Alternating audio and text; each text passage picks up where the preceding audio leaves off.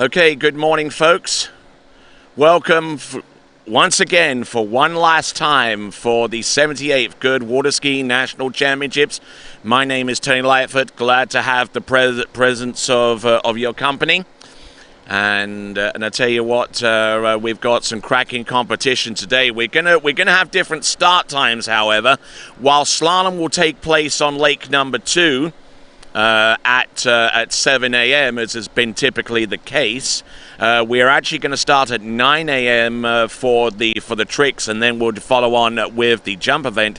So that gives you enough time, those of you that are watching the webcast on the Lake 1 webcast, to go out, grab yourself some coffee, grab some donuts, do whatever else, get a massage and all that kind of stuff, and then you could come back in time to actually watch the tricking and the jump event on the webcast on lake number 1. Those of you on lake number 2 will be seeing slalom in the next few minutes. So once again, we're pleased to have you on board, and wow, it's been an absolutely scintillating previous 4 days. We're into day number 5 of quite possibly the longest water ski webcast ever conceived, and you've been watching in your numbers, and it's great to see such a healthy response to this initiative that was brought forth by actually Jeff Surday and the Water Ski Broadcasting Company. Water Ski Broadcasting Company came through with the idea and the concept to have the Nationals webcast, and Jeff Surday brought together the crowdfunding initiative to raise the funds to make this happen.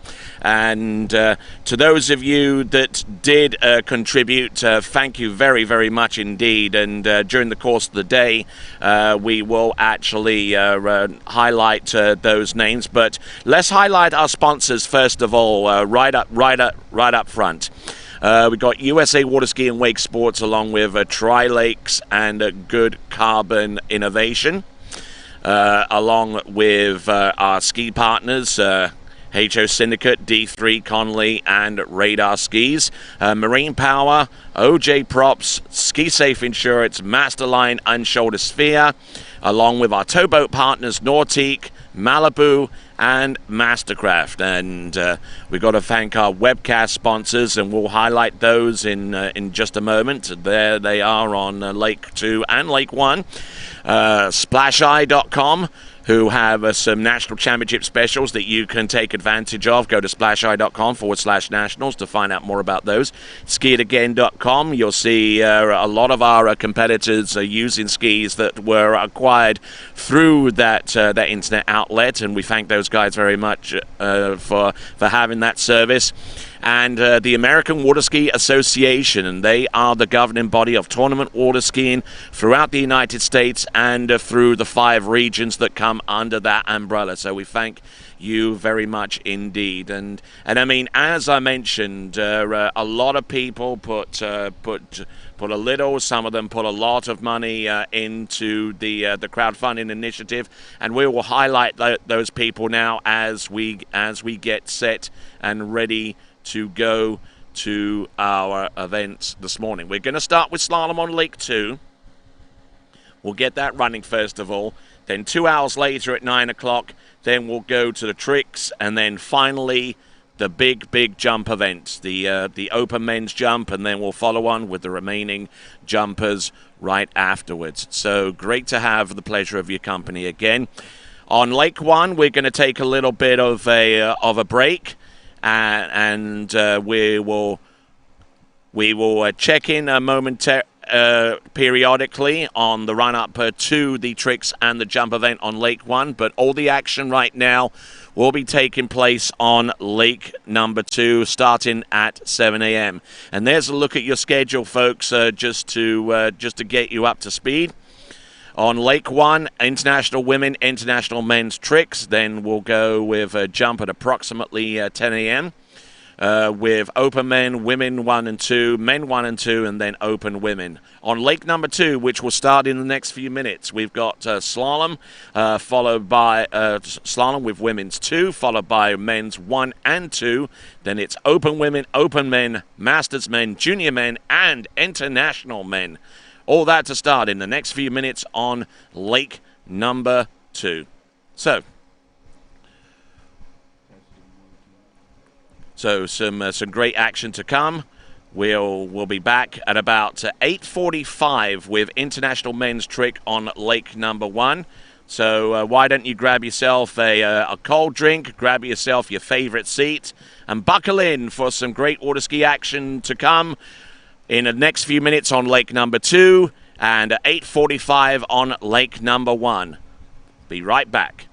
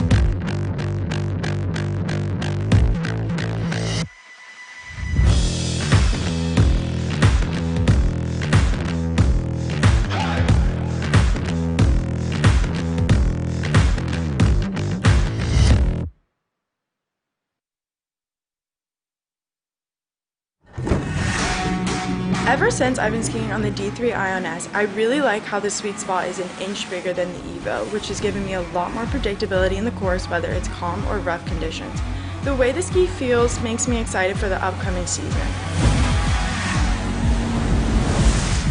I think a characteristic that most skiers can appreciate about the Ion is its consistency and predictability. I feel pretty confident coming into the tournament season that I can show up and score what I'm capable of because of this ski.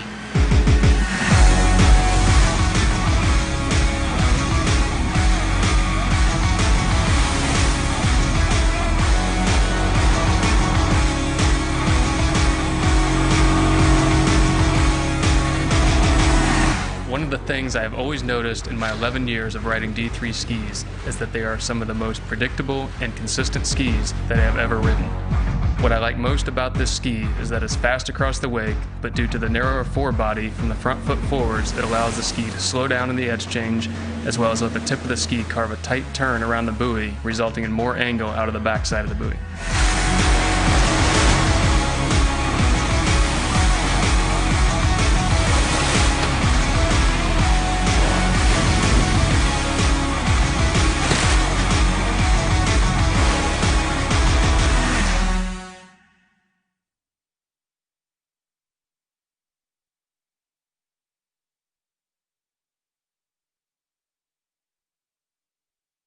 This is a hat. You can get one anywhere, but today you're in Louisiana. You forgot your favorite one at home, of course, so you got this one and some change.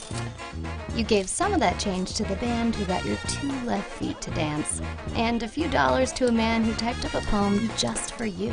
You saved the rest for a dozen fresh oysters in a Sazerac, one to feed your face, the other to feed your soul. The hat, it's your new favorite, because today you're in Louisiana. Mornings on the lake. The first time I got up and stayed up. Learning how to drive. Teaching our dog to swim. Long summer days, big sprays, and even bigger laughs. These are the moments that made up my childhood, that brought our family together, and the memories I'm now making with my kids. Being on the water isn't just something we do, it's who we are. Make your memories with Mastercraft.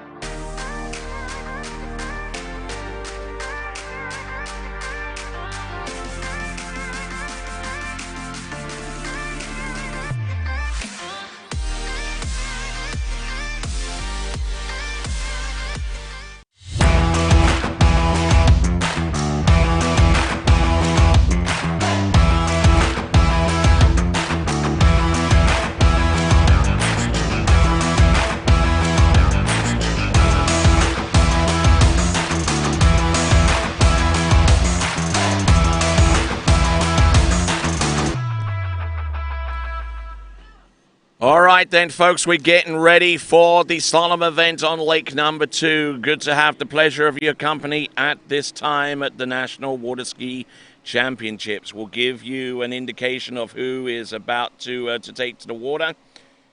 On the running list for Lake Number 2, we have Brittany Granger taking to the water first. Then we've got Camille Tyler, followed by Carrie Lee, Emily Danmeyer, Jenna Gilbert, Jasmine Gagner, Megan Lambert, Carly Burmaster, and Jennifer Caldor. And that is going to be actually women's 2. And then we'll go into a huge division. It's going to be men's 1 slalom skiing, and we've got a whole slew of competitors up there, and give you the number count on that one. We're going to have actually 30 competitors in men's 1, so it's going to take a while for us to resolve that one. And we're going to have Blake Cudstill, Daniel Petraska, Joseph Skelton, Calvin Neff, Colton Stephenson, Luke Carnes, Ty Vio, Cody Overmeyer, Parker Schull, and Aaron Goldstein. The first third of our competitors, 10 competitors there I just mentioned. And then right after men's 1, we go into men's 2 slaloming, and right after men's 2, we're going to open women, then open men. So we got a whole slew of slaloming to come your way. And we're glad to have the pleasure of your company at the Water Ski Nationals for 2020. And we'll be back in a few moments with Brittany Granger to take to the water first.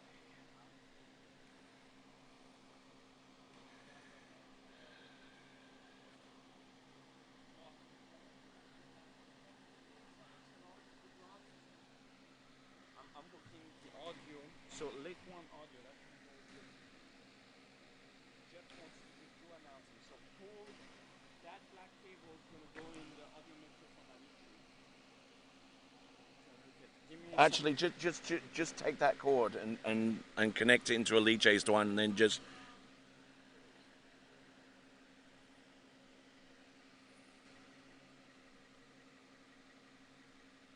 First skier, Brittany Granger, 26 minus 15. At 26 mile an hour at 15 off, we've got Brittany Granger, 26.15. Brittany Granger, 26 minus 15.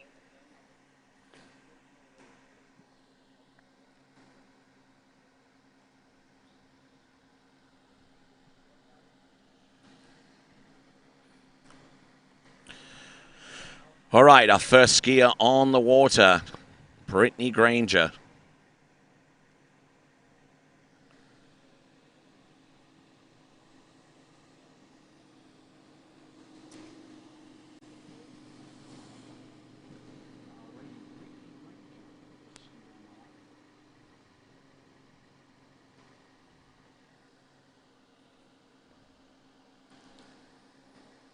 Looking all right on the opening pass at 26.15. Looking very, very stable indeed.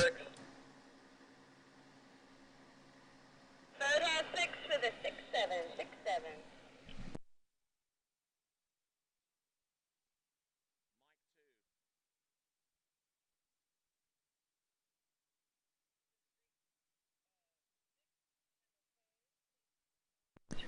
All right then, folks. For those of you that are watching on Lake 1's coverage, you're seeing bonus coverage from Lake number 2. 26, 28. We're going up 2 mile an hour to 28. We've just seen Brittany Granger go through on the opening pass of 26 miles an hour at 15 off.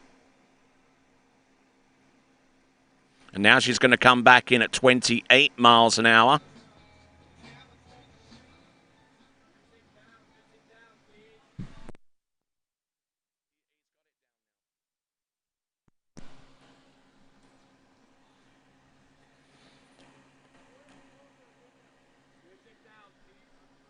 It is.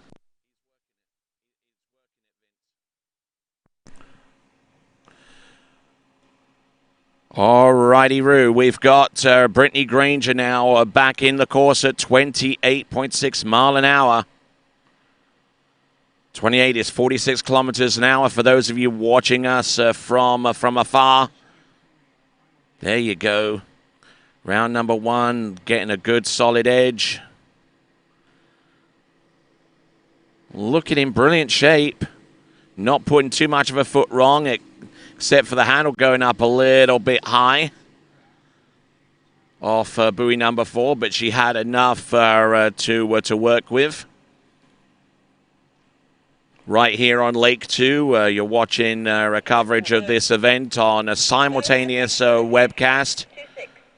On Lake 1 right now, those of you that are waiting for international men's tricking, that will come at around about 9 o'clock this morning. But for those of you watching on Lake 2, you are right on time with our first competitor, Brittany Granger. Now, she's 2 passes to the good right now, and 30 miles an hour is going to be the pass for her next. I beg your pardon.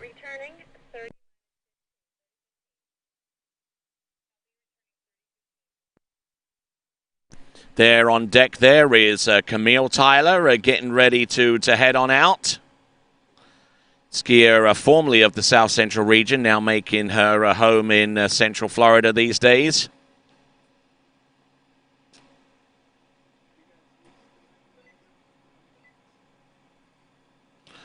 Here comes Brittany Granger.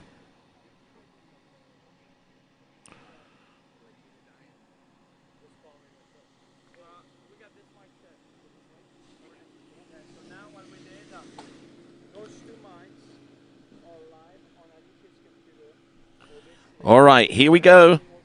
Brittany Granger on 30 miles an hour. Now the difference is stark between 28.4 mile an hour and a little over 30 miles an hour. It may actually feel like it's the same increment, But the difference between skiing 28 miles an hour and 30, it's just one of those breakthrough phases of slalom skiing. You know, when you're at this stage and you're learning the ins and outs of slalom skiing, you will definitely notice a big old significant speed increase there. And hey, my good friend, Mr. Jeff Surday is morning, Tony. Is in the house. How's it going today? It's been going pretty good. You've been around here for the last 4 days, and how's it gone in your perspective? Awesome. Been a very smooth nationals. Officiating crew's doing a great job. So been running smooth. Got done early yesterday. See, we've had 42,000 views here on the webcast. Oh, more in excess of that now. So what do we got here? Women's 2 slalom? Yeah, we are on women's 2 slalom, and those of you watching on Lake 1 expecting the International Men's Tricks, you're watching bonus coverage on Lake 1 as well as Lake number 2. Primary action right now, our only action is on Lake number 2, and this is at 32.3 mile an hour. This is Emily Granger. Brittany Granger, I beg your pardon, and just getting a little bit delayed off number 2. Number 32 mile an hour was just a pass too far. And as you can see, going through the entrance gates, leaving a lot towards the boat. Managed to get round number 2, but just couldn't get enough of that turn off to make a break on 3. And there you go. That is a Brittany Granger with a buoy count of 2 at 32 mile an hour. That is 2 at 32 mile an hour for Brittany Granger as we now get focused, quite figuratively and literally, on Camille Tyler as she gets ready to hit the course at... So, for those of you wondering on buoy count, because it's even more important now than it ever has been because of zero-based scoring. 2 at 32 miles an hour, which is 62 buoys. Now, Camille Tyler.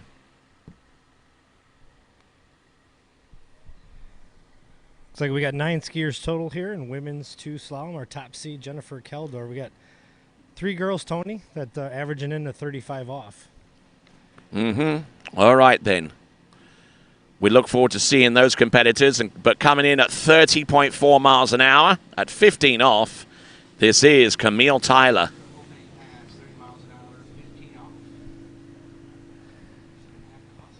Ooh, and arriving narrow at some of these turns, Jeff, at 30 miles an hour. Now she's really going to have to step up her game if she's to continue any significant length down this slalom set. Yeah, just a warm-up pass for her, so just getting dialed in. Camille from Orlando, Florida, originally from Texas.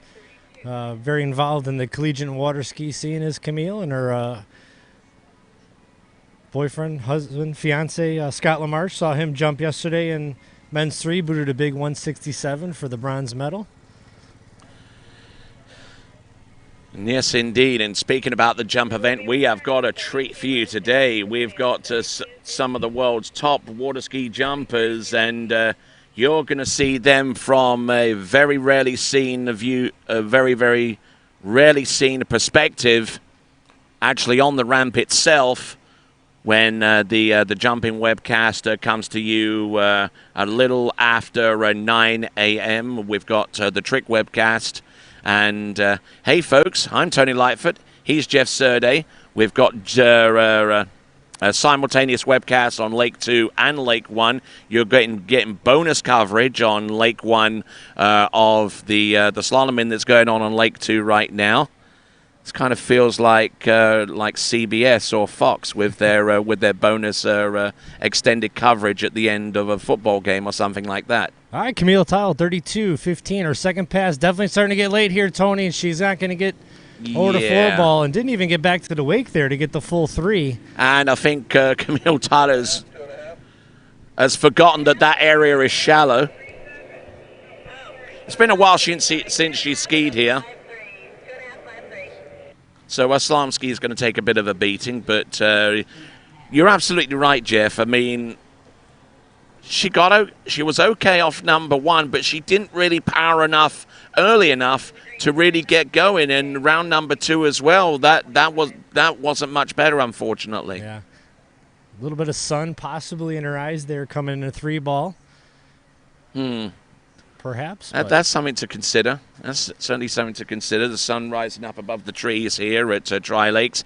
And now we've got a familiar face here at Tri Lakes, Carrie Lee. Yeah, Carrie Lee from here, lives right across the street. Hasn't skied at Nationals in over a decade, I believe, Tony. So good to see her back here in the Women's 2 event, going for that overall title. She tricked very well yesterday. So Women 2 will be slaloming and jumping today to wrap up their events. This is our last day here at the Goode U.S. Nationals, day number 5.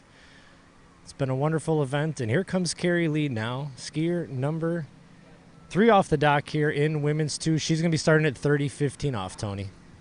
All right, let's see what she's got for us here. 30 miles an hour, 15 off.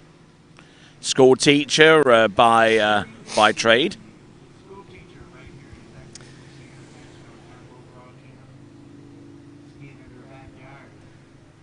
Dealing with a little bit of an injury here, Tony. She had her knee drained just a couple days ago, but I think she's still going to tough it out. Gets through that opener, no problem. Let's take a look at this replay here. Carrie Lee, 30-15. Left foot forward skier.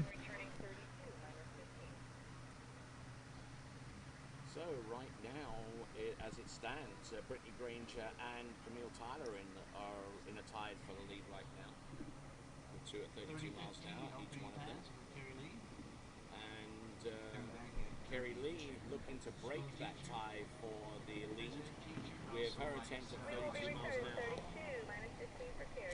Seeing a lot of ex-collegiate skiers here on this running order, Tony. Camille Tyre, not sure if Brittany Granger skied in college, but Camille did for a number of schools. And Carrie Lee went to Lafayette, I believe, Raging Cajuns. Yes, your alma mater? Yes, indeed. And actually still got some video coverage of that event. I think she was at UL Lafayette around about 2014, 2015, something like that. But let's have a look and see. Carrie Lee. 32-15. Take us through it, Tony. All right, let's have a look. A little on the back of the ski off the entrance gates, but bringing the handle in sharp, and that's the main difference between Camille Tyler. There we go. This is Carrie Lee. Looking a lot more aggressive here, is well used to the conditions here at the early part of the morning. And she's taking the lead. Carrie Lee. All right, 32-15. Let's take a look at the replay here. Nice zero ball, drops in through the gate, good angle. Takes advantage of that onside turn at number 1, nice tight line. Now into the offside, she navigates her way through that, no problem. Still ahead of the course here. Cruising through this pass, nice and early, wide, lots of space. She's got about 3 or 4 knee braces on there, Tony. And that's her second pass, 32-15. She'll be coming back the max speed here in women's 2, 34 miles an hour, Carrie Lee.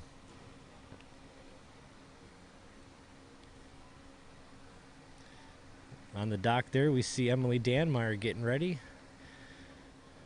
Next off the water.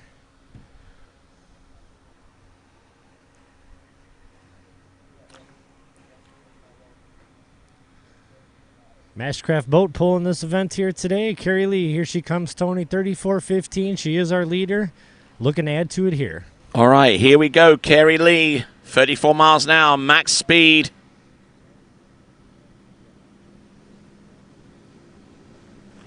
Oh, look at this, getting in deep here. Oh, nicely done. And normally known for taking a bit of a slam dunk on a 135 side, but holding everything above the water. And, I tell you what, looking in good shape. She could be in a shot with a medal here if she keeps this going. Yeah, only 6 skiers to go after her, so with her being in the lead, she's on the bubble there for a podium spot. Carrie Lee, very strong skier, very into CrossFit, so And you can see her strength there, no problem, 34.15. So we're going to have our first women's 2 to shorten the rope here. As Carrie Lee will be coming back at the orange loop, 16-meter, 22 off.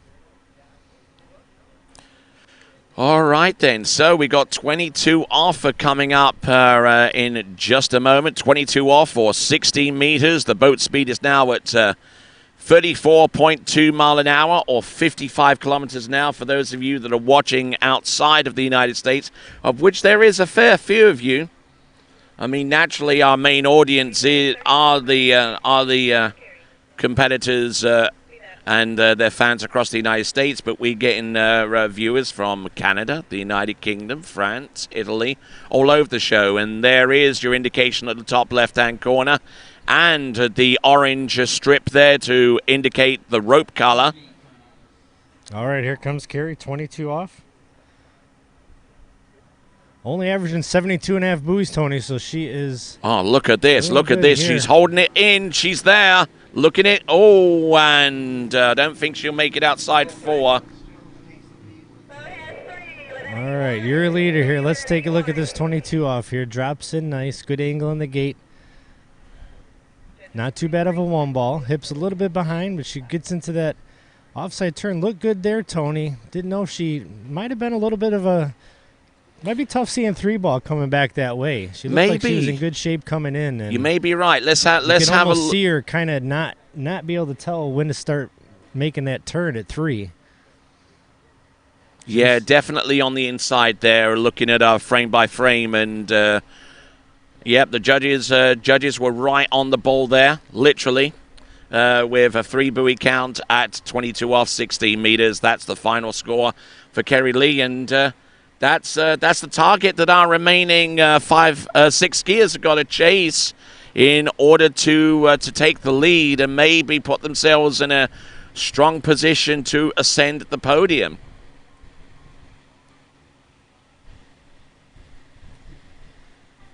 All right, looks like we're stopping the boat here for a little bit. Nope. Quick adjustment to the camera, and we're going to have Emily Danmeyer, who is a scorer here at this tournament, Tony, and has just been named the chief scorer of next year's Goode Nationals up in Wilmington, Illinois. So that's where the Nationals are going to be next year? They are going to be in my backyard. So hoping to see the Water Ski Broadcasting Company there. That'd be great. Mm-hmm. All right, Emily Danmeyer. Formerly Emily Van Treese, who and Emily used to ski at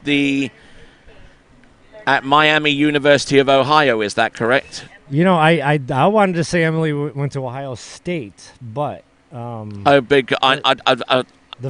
I know that her husband went to Ohio State. Okay, I could be wrong. I think she might be Miami. Yeah. I mean, of course, the Danmeyer name has got to be very familiar to you, Tony. Can we get a playback of Kyle Danmeyer's jump there, Vincent? Still the most viewed water ski video of all time. All right, Emily Danmeyer, 30-15 here. Emily definitely excels in the trick event. Don't know how she ended up yesterday, but very capable of tricking close to 4,000 points. Yeah, I'm sure Mom Libby is back home. Husband Jeff taking a look and watching Emily here bright and early at 7:15 in the morning. All right, check this out, Tony. Just got word from one of our webcast sponsors, skiitagain.com. They are running a national ski promo today only. $10 off a slalom trick or wake tog and $15 off jump togs while supplies last. And I didn't know what a tog was, Tony, but I believe those are the nice covers that you put around your ski. Yes, indeed. And that special only available today while stocks last. Yeah, so make sure you go to skiitagain.com. Looks like for the promo latest code info. 2359C there. So take advantage of that.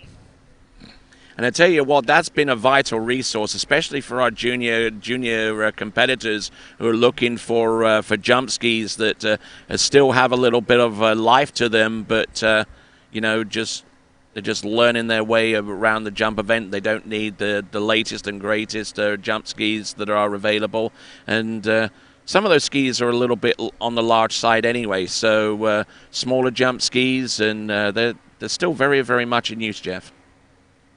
Yeah, I've had success in skiing or selling every ski on there, no problem. It's a great resource. So Emily Danmeyer now dropping in 32.15, pass number 2. Nice and wide on number 1. Look at her go around number 2.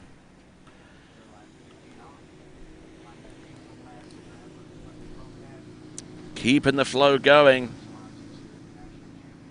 And getting round number 6. And what speed is this? This is 32.15. 32.15. So another skier that's gone through 32 at 15. That actually puts her in second place right now. But looking so smooth out there. Hardly breaking a sweat here. 34.15 now. Coming up next. For those of you that are watching on Lake 1, you are watching bonus coverage of the webcast that's currently going on Lake number 2. I'm sure those of you that are on Lake 1 are absolutely chomping at the bit to watch the jumping competition preceded by the tricks event. We've got Jenna Gilbert at dockside waiting for her turn to take to the water. We've got Emily Danmeyer, and this section of the event being powered by Mastercraft, one of our official towboat partners of USA Water Ski and Wake Sports. Here comes Emily Danmeyer at 34 miles an hour, 15 off. Take it away, Jeff.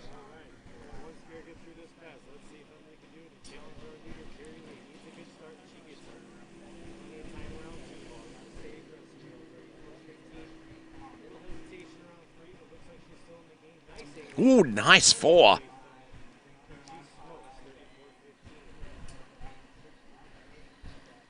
Man, that number 4 looked pretty good, Jeff. Using something almost akin to like one of those Super Mario Brothers power-ups, you know, because and I mean I'll illustrate this to you. I mean, round buoy number 2, she looked pretty good, and she just stood there and just took the pull. Round number 2 and number 3. Now take a look at number 4.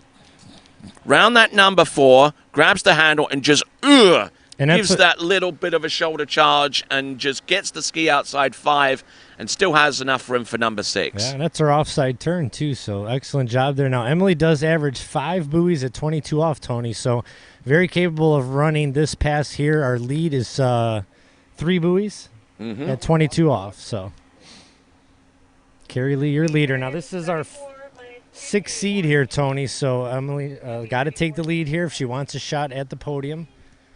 All right then, folks, and thanks a lot for you joining us. I'm on the right-hand side of the screen as you're looking. There's Jeff Serda in the middle. There's the master himself, Mr. Vince Stadelbauer, and he's actually watching his own webcast right now for the first time at this event. Here comes a few words with here. So Emily Danmeyer, 22 off now. She can run it. Ooh. Coming in 2 now. She's got to get around 3. Good turn. Oh, she loses her hips around 3. Now she needs a power up. It's now. Oh. All right, 4 buoys at 22 off there for Emily. Let's see where things went awry here. Drops in through the gate now. Left foot forward. Needs a good turn out of 1. Stands up a little bit, but still gets some decent angle. But starting to run down course to 2 ball. Here comes 3 ball. She had a good turn there, but it just dropped her hips and couldn't get any pull from the boat over the 4, and that just put her late into 5.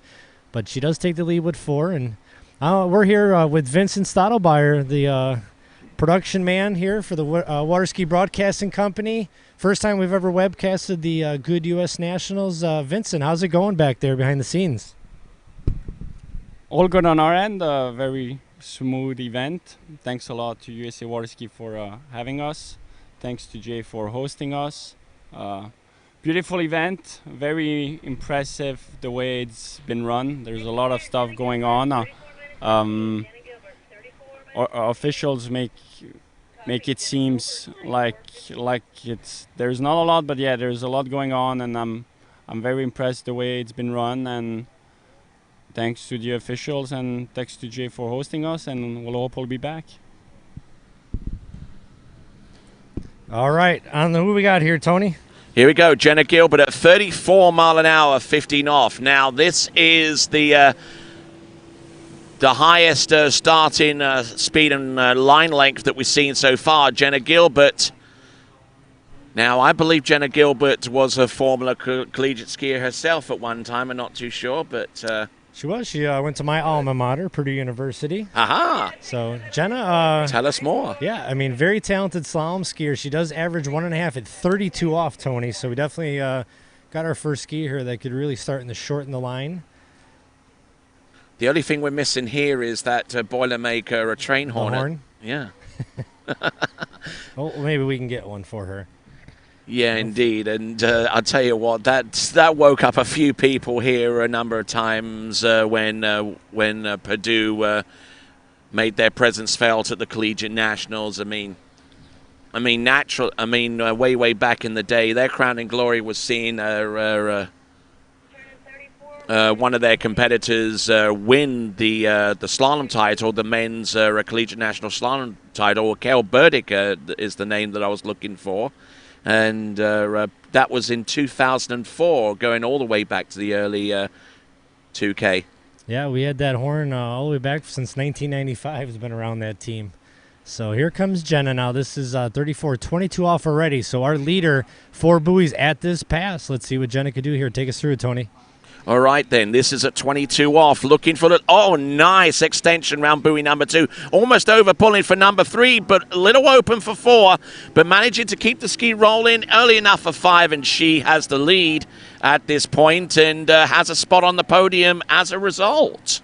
Yeah, good for Jenna. I'm sure she'll be happy with the podium spot, but I think she wants to... She wants to do more. She wants to take that title. She's only, a few buoys off her average from our top seed. So all 5 of these girls now all got a chance to take this women's 2 slalom title. And what I'm seeing here with Jenna Gilbert, it looks very, very measured right now. She's not trying to overski this pass, and she extends out and lets the ski roll, but she doesn't let it roll all the way. And it almost seems to me that there's a little bit of impatience to get the handle back, to get the other hand back on and go cross course. And sometimes when that happens, the ski hasn't generated enough angle, and sometimes you end up narrow approaching the next buoy. All right, hope her fellow Boilermakers are at home watching her.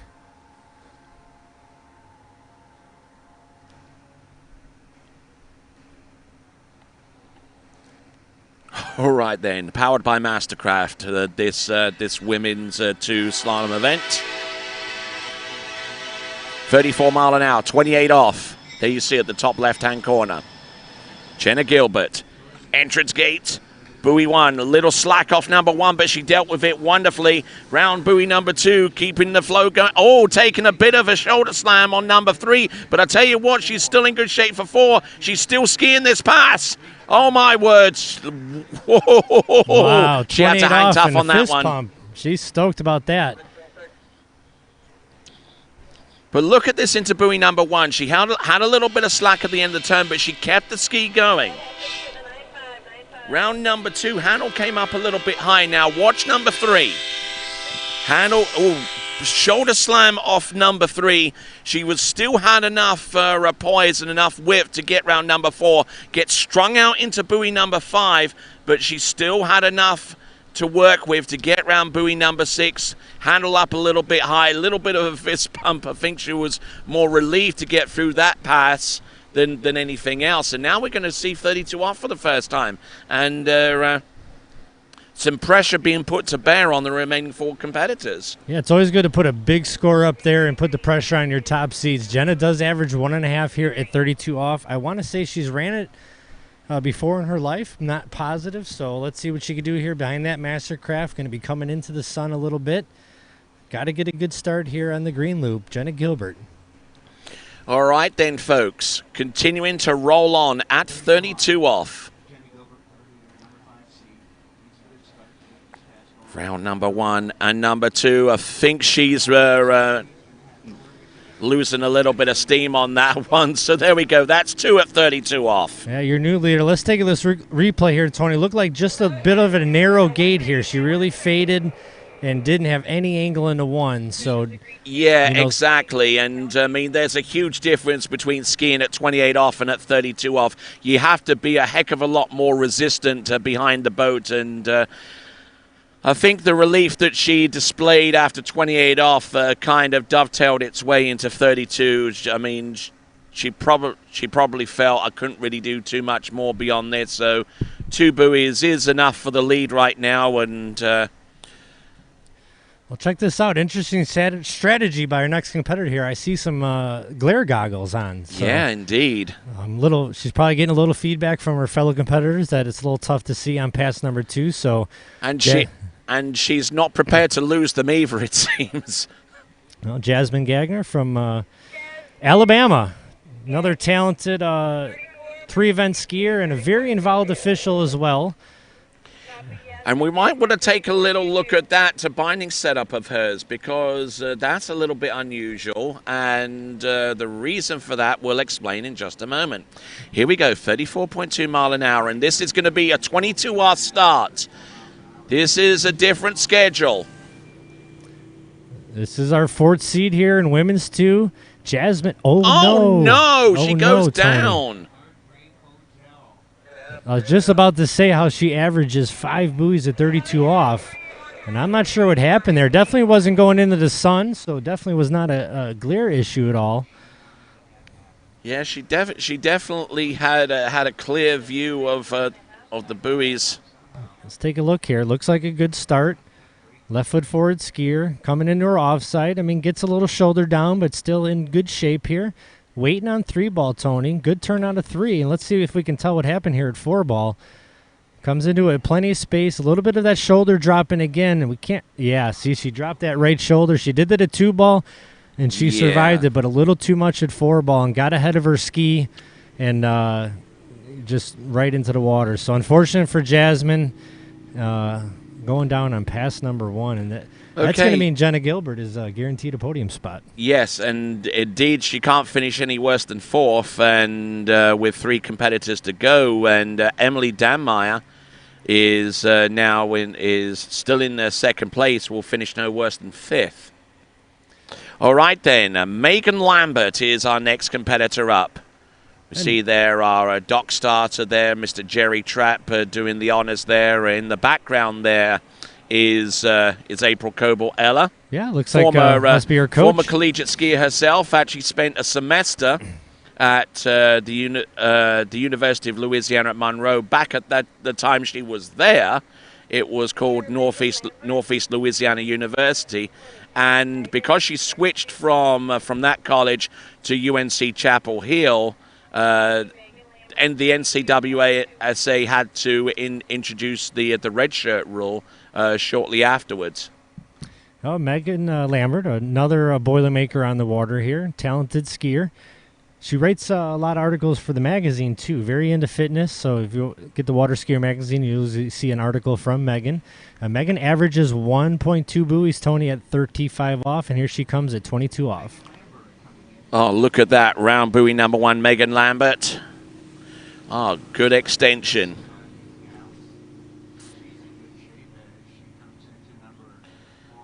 Definitely seeing some good technique from our ladies towards the tail end of this competition. Our 3rd seed here in women's 2 slalom, Megan Lambert. All right, and you see some elements of good technique here through the entrance gate, using the edge and the width generated by that edge to determine how much you extend into each turn. And that's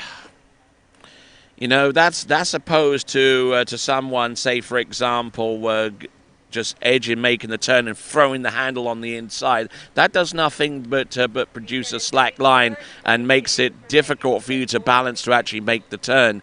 So for those of you out there that are learning how to slalom and how to work into some better technique, that's something that you should really try and key on, is you you make your weight crossings, trying to make sure you maintain some cross-course angle right off the second wake and not let the boat pull you into the inside so much. That way it means that you have good extension into the turn, a more rounded turn, and a more comfortably obtained angle afterwards. Absolutely. I'll add to that here right after we see Megan's. So she must have started at 32.22 because she's still at 22 off here, Tony. This is 34.22, Megan Lambert's second pass. This is where it starts to be felt a little bit more around buoy number 2. Good turn off that number 3, and Hannah coming out higher number 4, but she has enough water speed, has enough turn on the outside, and good skiing there from Megan Lambert. Yeah, so going back to that, what you were talking about there, Tony, I always like to think of that as a 3-phase step. So first you have your lean, your edge. Second phase is the edge change, and the third phase is letting go. And what you see a lot of beginner skiers do is they have the edge, or they have the angle, and then they edge change and reach at the same time, and kind of do 2 phases. And that does exactly what you were talking about. So you got to hang on to that handle with 2 hands through the edge change. And it's called BAP, back arm pressure. Yes. And if you're looking for some tips on water skiing, well, we're sitting right here at one of the best ski schools in the nation, Bennett's Ski and Wakeboard.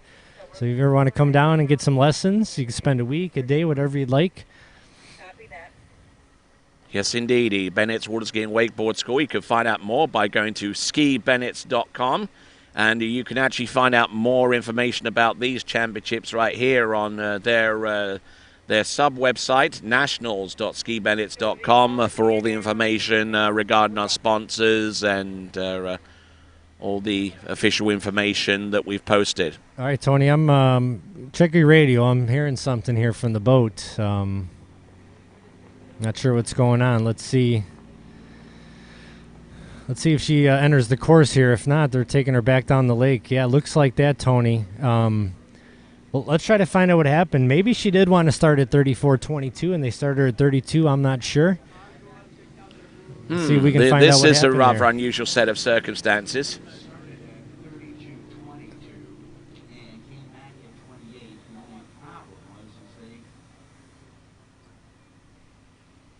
Waiting here. Ah. That's an interesting one, Tony. So did you Is get that a zero-based scoring issue? Well, not really a scoring-based issue. It looks like she started at 32.22, and she wanted to go 34.22, but instead they shortened the rope. So that pass she just made was 32.28 instead of 34.22. Now, she doesn't have to redo that. She could come back in. She could have come back in at 34.28 because of zero-based scoring, but looks like Megan has chosen to just redo it. And come back at 34.22. That's what we're hearing. Okay, 34.22 is the next run. Now that brings several issues. Just zero-based scoring in its concept and its execution. Now, I think the genesis of zero-based scoring a little bit comes through ski score and that kind of thing, because typically what I like to do whenever I'm teaching someone how to slalom at this level is, instead of them having to wait to get to a maximum speed before they try a shortened line length, I would actually have them ski at like 30 miles an hour and do like 22 off to actually get used to the whole notion of skiing with a shorter line, because the shorter line speeds things up, and the slower speed slows things down and allows the skier to progress a lot better. All right, this is at 34. This is at 22 off. Nicely done. Ride. And good effort. Yeah, so choosing to redo that. Like I said, she could have gone right up to 34.28. Maybe she's playing the glare, wants to take a certain pass it a certain way, so Megan's going to redo her 34.22. So she'll be coming back at 28 off. We've had one fellow competitor of hers that has run the 28, her fellow Boilermaker, Jenna Gilbert. So Megan's going to have to run this pass to challenge our leader with just 2 skiers to go here after Megan. All right, then. So Megan Lambert there And obviously, if you want to find out a little bit more about zero-base scoring, or indeed our slalom event in its entirety, you can go to usawaterski.org and look under disciplines, under slalom, trick, and jump. Within that subset of the website, you'll find the rules and the events and all that kind of stuff. And in the rule book, there is a section in slalom called zero-base scoring. They've actually got a table that gives you the buoy counts for full passes for each particular line length and its associated speed. And you can check that out, find out more about that by going to usawaterski.org. All right, here we go. Megan Lambert, 34.28, the money pass. Let's see if she can get through it. She's around number 1, handle a little bit high. Coming in at number 2, starting to get down course. Starting to run late. Another slack around 3, but she's still in the ball game. Needs a good turn out of 4. She gets it. Coming in the 5 ball with plenty of time. And she looked better at the end than she did in the beginning, Tony. And we got another skier through the 28 off pass. Oh, nice. Nicely done. And Megan Lambert with that successful run at 28 off, that vaults her immediately into second place. She was already in second place by the sheer fact that she skied through 22 off the previous pass. And she is hunting down that lead score of 2 at 32 off. And, Yeah, well, Megan's average is actually 1.5 buoys at 35. So wow. So she's capable. Yeah, I mean, 28 off is a money pass for her. Should be no problem. And we'll see if she can navigate through this 32 off pass here as she comes back in. All right, that Mastercraft. So coming up next, it's the mean green, and I'm not talking about North Texas either. I'm talking about the line length of 32 off. Yeah, our leader right now is 2 buoys here at this 32 off. You are watching Women's 2 Slalom. If you're just tuning in, thanks for joining us here at the U.S. Goode Nationals. Our last day, Tony. Here we go. 32 off. Take us through. All right, then. Gets a pretty decent pull out for 32 off, 30 meters. Good extension round. Buoy number 1 getting buckled over on number 2. Needs a piece of 3 for the lead and gets it. Look at it. Look at her go. She's good to go round buoy number 4. Continuing the flow round number 5. Oh, and down at around the 4.5 buoy mark. It's going to be 4.5 buoys.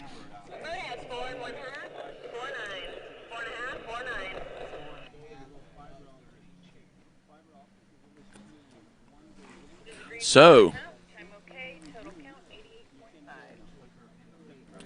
for a total buoy count of 88.5, it takes the lead. It's 4.5 at 32 off. And it is Megan Lambert. She was so close to running this one, Jeff. If she had just settled, she'd just let the ski turn and just let her outside hand hit the handle. We could have been seeing a successful pass at 32 off 13 meters. But as it is, 4.5 is enough for the lead as we go to our penultimate skier, Kaylee Burmaster. Yeah, that's a big score, Tony. 2 girls left to go here. That puts Megan in the lead. Jenna Gilbert right behind her in second place with her 2 at 32. And now it's going to make Carly and Jennifer have to go for it at 32. It's not like that was a score of 2 or 3 where they'd have to think about checking it up. I mean, she's got down to 4.5, so someone's going to have to run 32 off to win this Goode National Women's 2 Slalom title. Carly Burmaster here, 34.22. All right, at 34.22 off, little flat-footed into number 1, but good to go round number 2. Handle up a little bit high off in number 3, but managing to bring it straight back down. And now she's into a rhythm. Now she's into a good flow. Important to get that going right off the bat. And she'll have all 6 buoys at 22 off. Yeah, another skier averaging in a 35. She averages 1.7 buoys at 35 off. I don't know anything about Carly. So even at this stage, Carly Burmaster, by skiing through 6 at 22 off, has already vaulted herself up into 3rd place at this time. Megan Lambert in the lead with a 4.5 at 32 off, ahead of Jenna Gilbert with 2 at 32 off, and then there's a bit of a drop-off point there where we see 6 at 22 off for Carly Burmaster, and she's looking pretty good at this time. Well, it looks like they're getting the jump boats dialed in over there, Tony. We got an exciting day of competition. We got our international trickers coming up at 9 a.m. Men's 1 slalom is coming up right after women's 2. We have open slalom today. We have men's 1 and 2 jump. I get to be the boat for men's 1 jump. I'm pretty stoked about that, Tony. Going to be some good stuff. We got Masters men's slalom. I mean, what a slate of events here today. So tune in, SplashEye.com and Ski It Again webcast. Here comes Carly Burmaster, 28 off, Tony. Entrance gates, buoy number 1 on 14.25 meters. Takes a nice smooth hit off buoy number 2. A little bit open into number 4, but keeping the handle very close to her body. Nicely done across course. There you go. Well put together pass. Yeah, so 22-28 in the books, and now we get to come back already at 32 off. Chosen to take that 32 off down into the non-glare end of things. Women's 2 slalom here, just 2 competitors to go. 4.5 at 32 off is our lead by Megan Lambert. All right, so now moving on up, as was the expression in the Jeffersons. What do you think, Tony? Is she going to run 32? I think she's going to run it. I think so. I mean, she needs more than 2 to ascend another rung of the ladder. That's the score from Jenna Gilbert, and more than 4.5. Well, essentially running it will give her the lead at this time. There's only one more skier to come, and that's Jennifer Caldor. All right, here we go. Behind that Mastercraft boat coming around the turn island here. Carly Burmaster. This is big, Tony. This is 32 off. 4.5 is the lead, so she needs to get full 5 buoys to take the lead. Let's see if she can run it. Take us through it, Tony. All right, let's have a go at 32 off. A significant change up in line length between this pass and 28 off, where she ran. Oh, and she goes down on buoy number 2, trying to get that second hand on way too early and load up. Yeah, another skier just kind of getting her body or upper body ahead of the ski. When you do that, you're just in no position to handle the power of that Mastercraft boat. Let's see. She drops in here at 0 ball. Looks like a good gate. Hips her up. Coming around number 1, her offside turn. Got a good angle. 1 ball looks good. Pull into 2 ball looks great, Tony. Nice pre-turn, but just got that shoulder down. Just went for the handle and just threw her weight on the back of the ski, and she was just all kinds of unstable off that turn. And she knows it, too. You can see the frustration in her face. 1.5 at 32 off. Puts her into 3rd place. And looking at our leaderboard right now, we got Carrie Lee in 5th with 3 buoys at 22 off. Emily Danmeyer in 4th with 4 buoys at 22 off. Carly Burmaster, who we just saw, in 3rd place with 1.5 at 32 off. Jenna Gilbert, 2nd place with 2 at 32 off. And your leader with 1 skier to go, Megan Lambert, 4.5 at 32. No runoffs at the moment, Tony. Well, I tell you, and I mean, everyone from Emily Danmeyer up is guaranteed a spot on the podium.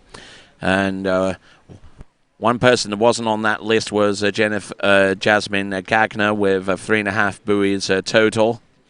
And Jennifer Caldor, who skied collegiately as well. And Jennifer, who comes to us originally out of the Midwest, I think she's a Minnesota native, if I'm correct. And we'll see what she's got. Yeah, she definitely from Minnesota. Very talented slalom skier. Top seed here in women's 2 with an average of 2 at 35 off. I believe she's won national slalom titles before, perhaps back in women's 1. Starting off at 22 off. 22 off start.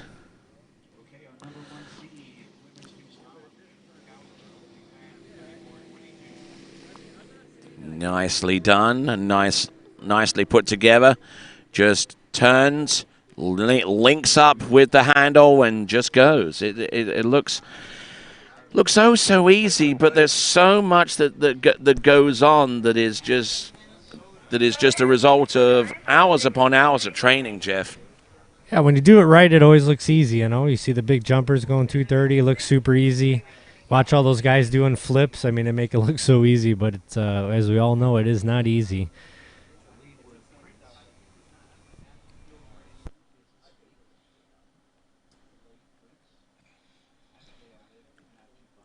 And just look at the angle that she generates across course. It looks just effortless. Yeah, she gets her ski underneath that rope quick and hips up, and she's ready for that zero off right away out of the buoy. So if she can generate that angle and speed right away, carry it cross course. And now it actually gets physically easier so far as the line length shortening is concerned, and I'll explain that in so much as at 22 off, you actually hit the rooster hump at 22 off, and sometimes that's a little bit of a distraction for a lot of skiers, but now she's past the hump, as it were. She gets a cleaner angle and track towards each buoys at 28 off. Take it away, Jeff. All right, here she comes, right foot forward, looking good in the 2. Just feeling out the wakes, the boat, getting a feel for the course out there. Nice hips up, and Jenna Caldor is looking great here this morning. She looks dialed in, Tony. That's a complete 28 off. Yes, indeed. And skiing behind the Mastercraft towboat, one of our official towboat partners of USA Water Ski and Wake Sports. And we certainly thank those guys very much indeed. Mastercraft, Malibu, and Nautiques for providing us with the very best that they produce. Good extension round buoy number 3. It's looking good on that D3 slalom ski, and still see a lot of competitors use those yellow gloves. I got them myself. They're really the best. They well, it depends, what kind of, if you like Kevlar or not, but or the kind of softer Amira Palm gloves. Well, Tony, this is it, man. This is 32 off our top seed, so 4.5 is the lead. So for Jenny Caldor to take home the good title, she needs 5. Well, I mean, she's already on the podium right now, but she can ascend each rung, provided that she gets past 1.5, then 2, then 4.5. All right, more than 4.5 is necessary for the win. Here comes Jenny Caldor. This is 32 off. Oh, look at this, round buoy number 1. Can't afford to make too much in the way of mistakes. Oh, nicely done. Handle up high. There you go. We'll take a peek. Oh, no! It's 4.5. Oh, no! Oh, my word. We're going to go to She did not just do that. Oh, we're going to have a runoff for the women's 2 National Good Slalom Title. Check this out, Tony. I'll tell you where she started to get a little bit late here. Good 1 ball. She was so early in the 2. It looks like she didn't want to overturn it, so she stood up right there at 2, and that started to get her down course a little bit. A little bit of slack at 2 and 3. But she looked fine here out of 4, Tony, and she looks like she came into 5, and I'm just going to check it up, take it easy right there, and she got on the back of the ski. I mean, 9 times out of 10, that move would have worked. This was that 10% of the time that it didn't. She looked like she just was going to stand up, but she stood up so far in the back of the ski and had a little bit of slack, and it wasn't a tight enough line for her just to ski away. And this is going to be exciting. Women's 2 slalom runoff for the national title between 2 Boilermakers. Or I'm sorry, not 2 Boilermakers. My bad. Between Kenny Caldor and Megan Lambert, right? Yes, indeed, and. I think Jenny Caldor actually skied for Madison, didn't she? Wisconsin Madison, I believe. Would have to go back into our records to find that out for certain. But I think she skied for one of the University of Wisconsin schools. Whether it's Madison, whether it's La Crosse, I'm not too sure. But I tell you what, Megan Lambert's only been off the water for a few minutes, so they should still be relatively fresh. And they're both going to go in at 28 off for their opener in the runoff.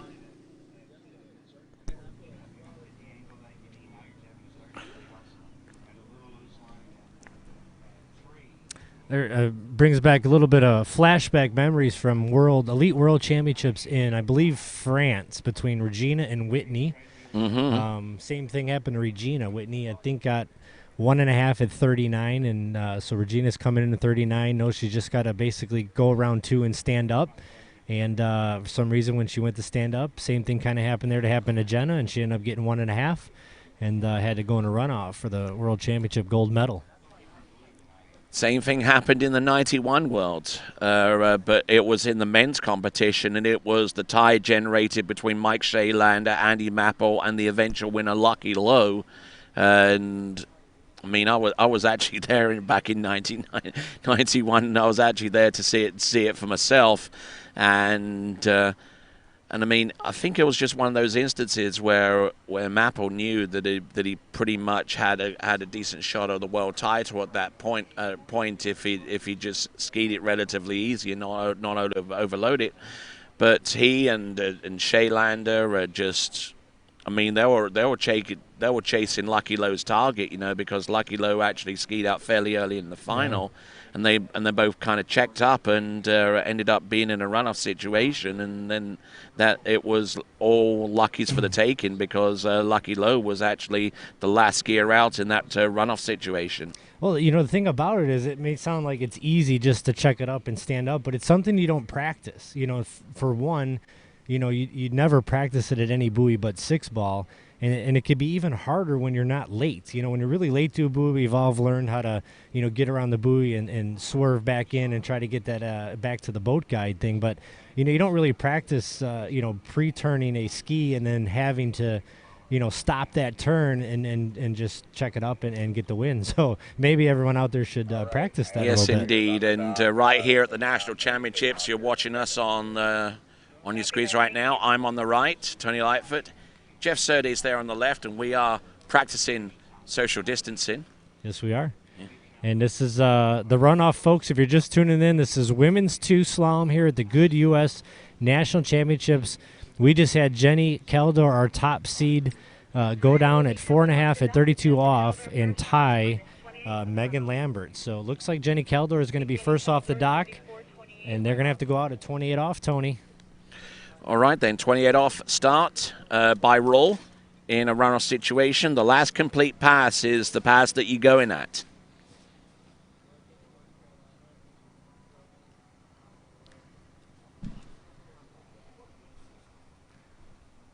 Well, I'm sure Jenny's got to gather herself here. She's probably really disappointed in herself for not taking care of business when she had the chance to take care of the business. But you got to gather your thoughts. You got to take a deep breath and say, all right, I still got a chance to win the slalom title here. Let's just breathe and come back in at 28 off. I mean, she's fresh off the water, so this is almost like a practice set where, you know, you try to run straight down the line. You didn't make it, so, you know, let's rerun my 28. So this should be no problem for Jenna to come out here at 28 off. Or could she be battling against the frustration that she felt having not gotten this title the first go around? We'll see if there's any hint of that for Jenny at 20 and off, 14.25 meter. Well, here's the good thing here. You know, when she was top seed, she knew what she had to do to win it. So sometimes that changes your strategy and how you ski. Well, now she's first off the dock in the runoff, so she's just going to go get as many buoys as she can. And it looks like she's skiing angry out there.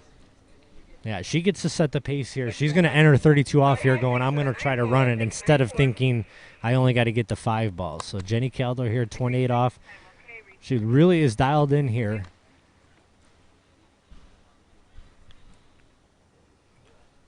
Looking in good shape, I have to say. Good extension.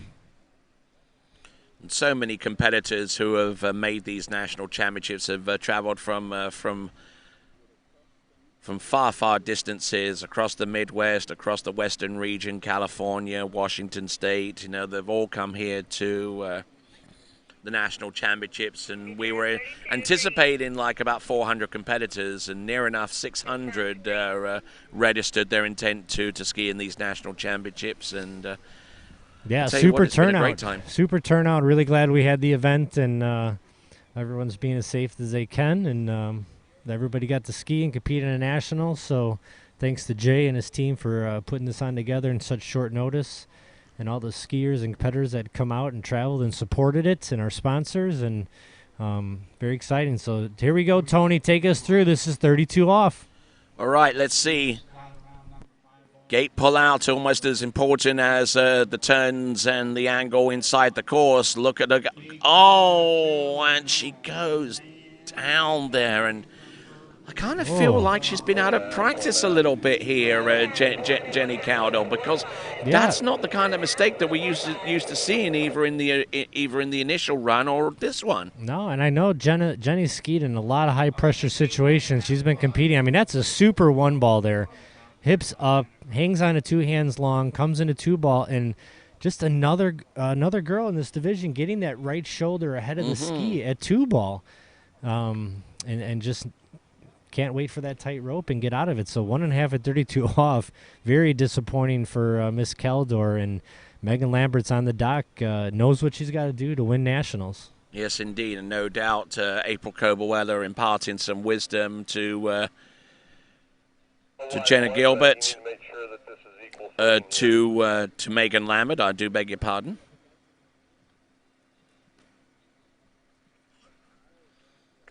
Let's see what happens from here on out. She's got to run this first pass, though.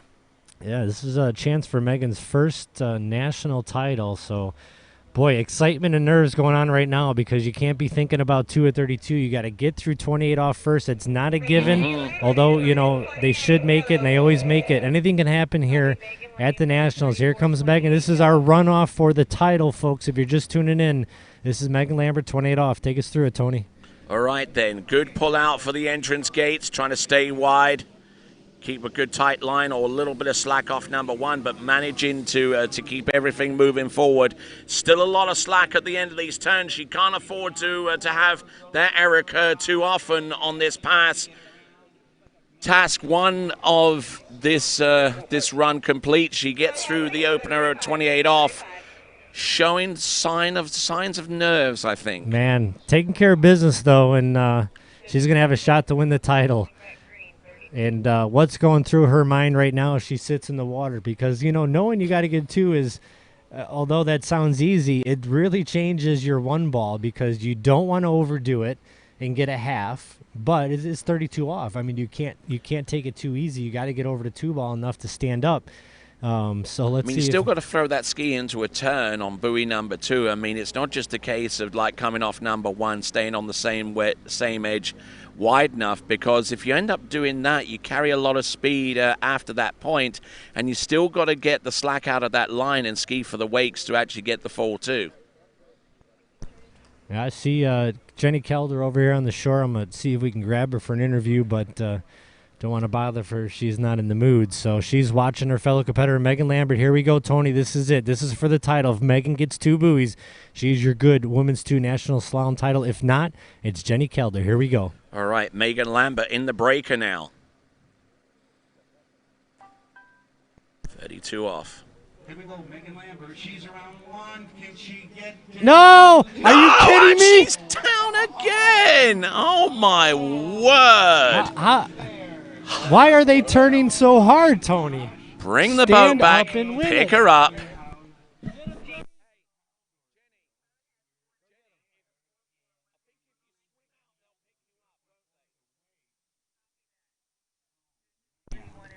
I mean, what is she thinking, Tony?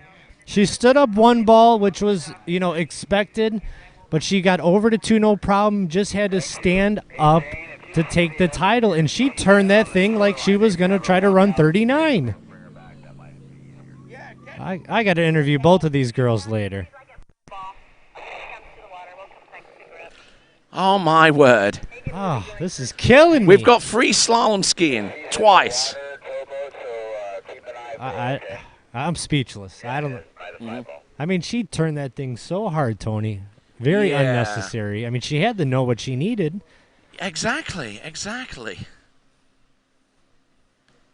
They're just trying to get value for their entry fee, I think.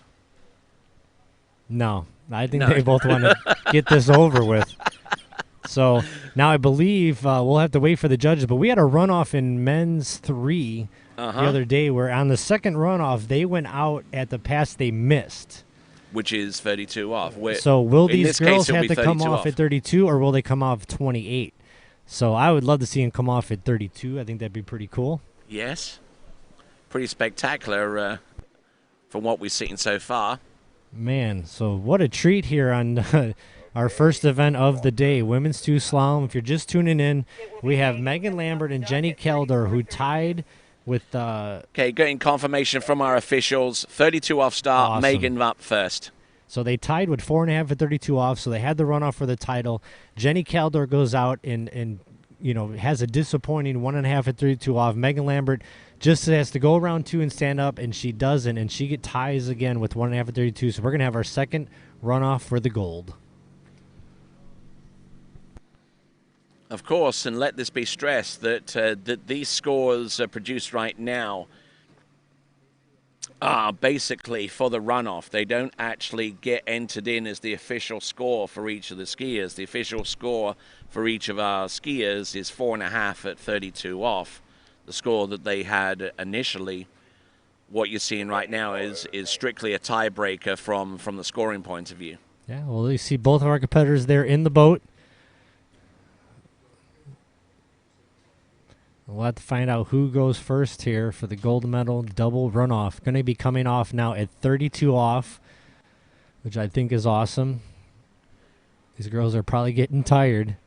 All right, then, and almost neglected to say good morning to those of you that are watching on our number one webcast on Lake Number One. You're watching bonus coverage right now prior to going to the tricks event and the jump event that will take place starting at 9 o'clock this morning. But you are watching bonus coverage from Lake Number Two, and great to have you here on webcaster for Lake One as well as right here on Lake Two, which is the venue for what you're going to see next, which is the second runoff. All right, looks like Coach April Coble-Eller giving Megan some tips here. Megan is going to be first out, I do believe, in this runoff. She's got a smile on her face. Now, both these girls are going to be able to look back at this. They both had a shot at it. Jenny had a shot to win it in round 1. Megan definitely had her shot to win it in round 2. So now, in fairness, what does April say at this point that she hasn't already said before? Well, April's been here before, right? A seasoned veteran pro athlete, so she's been in her fair share of runoffs. So I'm sure she's just telling her, take a deep breath here. At least they go out at 32, so it's kind of just go for it, right? We don't have that 28 off pass where you got to be careful, make sure you make no mistakes. I mean, this is straight in, 32 off. Just go out there and try to run it. So I've been in a similar situation before with runoffs, and I think way back in 1996 when I was skiing in the Splash for Cash, a British Pro Water Ski Tour, and I was skiing at a site called Holme Pierpont just outside of Nottingham, and it's no longer used for water skiing anymore, but it was actually the national water ski training site in Great Britain. I was actually in a head-to-head runoff situation to advance through to the next round, and I was actually skiing against a Portuguese guy, and had to come back in a runoff at 35 off, 12 meters, and I don't normally run, wasn't used to running 12 meters at that time regularly, and I just came in and just run 35 off, and people were like looking around like thinking, was the line even shortened at this point? And then I went on to actually win that runoff, and I think I actually finished 4th in that event eventually. But that's exciting. All right, Tony, back on the water now. This is it, folks. If you're just tuning in, this is the second runoff for the gold here in women's 2 slalom. Megan Lambert versus Jenny Caldor. Both females got to come in at 32 off, Tony. And here comes Megan. Take us through it. She's got to set the score here. All right, here we go. This is Megan Lambert. This now is 32 off. Straight in. Little bit loose line off buoy number 1. And number 2. And now it's a case now for Jenny Caldor. The target is set. Jenny's got to get a piece of 3. Yeah, just not a good start here for Megan. She let's see what happens. She got in, pretty strong in the gate, so carrying a little bit more speed in the 1 than she wanted. All that slack line there. Tried to keep the ski moving an angle, which she did a good job considering the amount of slack she had. but then just too much speed and down course in the 2, and she knew she couldn't turn it. Made the move. Instead of trying to go and get 1.5, she's going to stand up around 2 and at least force Jenna Caldor to have to get over to 3 ball. We'll see if that strategy pays off, Cotton. All right, then. There we go. A reference there to what was that? What was that movie again? Dodgeball. Dodgeball, Bold absolutely. move there, Cotton. Yes, indeed. So Jenny Caldor now is going to get redemption, a shot at redemption, as she gets to be second off the dock here in this runoff for the gold. She's got to get a piece of 3 ball for the title. What a fantastic competition here in women's 2 slalom to start off our day here at the Goode U.S. Nationals. Wow, I tell you.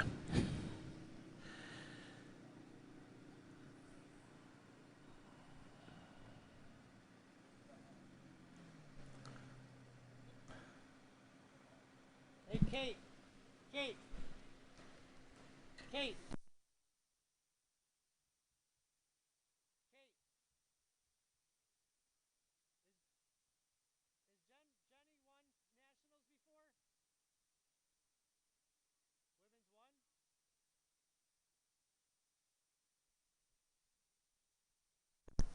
All right, so I just got word, Tony. Jenny Caldor does have a national title under her belt back in women's 1, so has not won a women's 2-1, and it's she's got a chance right here. This is it. This is 32 off. She's coming in. She needs a piece of 3 ball. What is going through her mind right now as she gets ready to get pulled up by that mastercraft? Question is, what would Patches Houlihan have said at the dock? Here we go. Gold medal runoff. Take us through it, Tony. Needs a piece of 3. Okay, she needs a piece of 3, which she's capable of doing. Round buoy number 1. There you go. Rears up on the ski. Round number 2 gets it to go. There you go, Jenny Caldor. Right. Your national title. Doesn't need to ski anymore. There we go. Let's look here. She comes in a little bit of a narrower gate than I expected, but maybe that was the strategy. Really narrow as she dropped in there at 0 ball, but keeps a tight line at 1 ball, doesn't overturn it, just keeps the ski angle over to 2, enough to be able to turn her good side here, keeps her shoulders level, and she knows she's got it right there. Skis all the way over to 3 ball. Thought about turning it and getting some more, but checks it up and takes home her second U.S. Nationals Goode title. There you go, and I think she's actually just too tired to raise her hand at this point. There you go. Maybe not. There you go. Jenny Caldor, native of Minnesota, making her way back to the dock. Good effort there.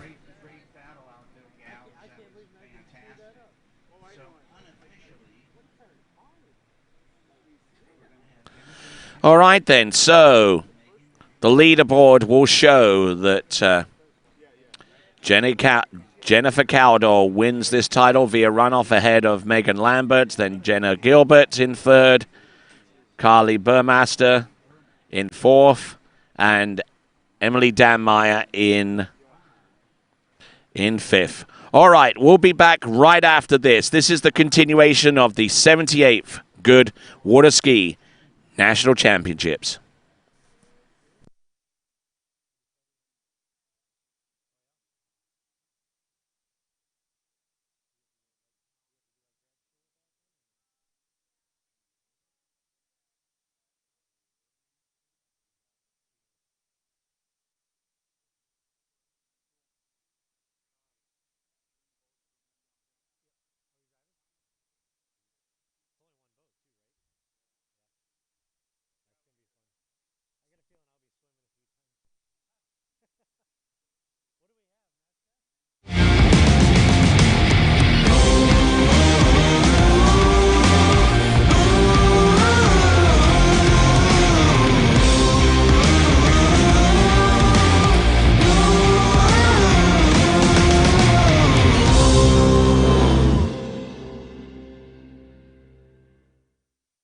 This is a ticket stub. You'd normally toss it out, but not today. Today, you're in Louisiana. Today, you took a face-flattening high-octane airboat through the marsh and ended up back in the time of dinosaurs. Today, you savored seafood that hadn't crossed state lines. Today, you danced till your soul felt good and your souls ached. That ticket stub, you tuck it away as a reminder, because today, you're in Louisiana.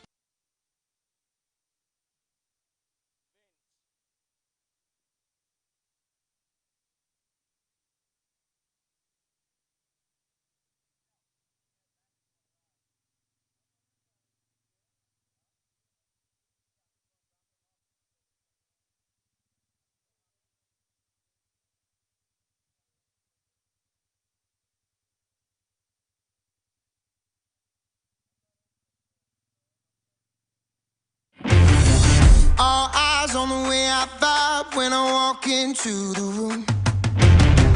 Wind blows underneath the soles of my brand new pair of shoes. I got the attention, I'm on a mission. No sweat in the way I step, I got a fresh new attitude. Oh my, my, my, oh my, my, my. Call me a king, you can buy me a crown. This is a shrimp po' boy. It could just be a sandwich, but today, you're in Louisiana. Today, you got up with the sun to enjoy the best bass fishing on earth. Today, you walked historic halls where ghosts might pay a visit, but spirits are always present. Today, you wandered into a hole-in-the-wall cafe and fed your soul with a frosty local brew and this shrimp po' boy. Anywhere else, it's just a sandwich.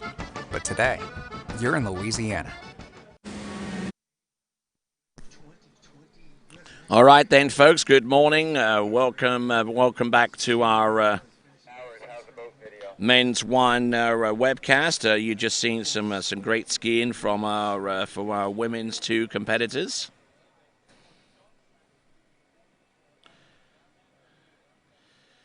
So just buckle in and get ready for some more great slalom action. We got Blake Cudsall, our first competitor up in Men's 1. Then Daniel Petraska, Joseph Skelton, Calvin Neff, Colton Stephenson, Luke Combs, Ty Vio, Cody Overmeyer, and Parker Shaw will be our first few competitors out. We have 30 skiers in this division, and we'll keep you right on track with what's going on. So, those of you that are watching on Lake 1's coverage, you're watching a bonus coverage of the skiing that's currently going on Lake number 2.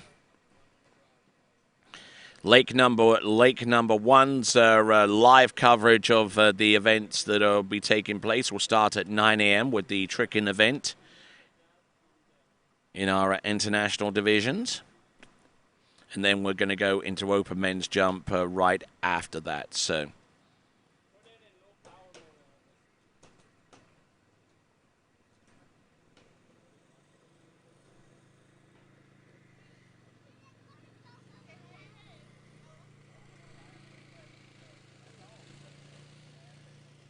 Skier coming in, Blake Cudzall, 30 miles an hour, 15 off. 30 miles an hour, 15 off. at 15 off, 30 miles an hour, Blake Cudsall.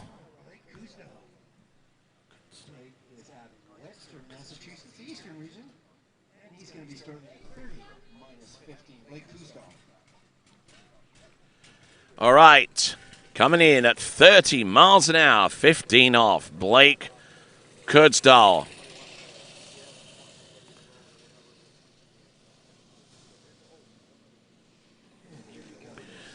Nice effort. A little over the tip of his ski off buoy number 2, but managing to roll into his edge round number 3 and 4.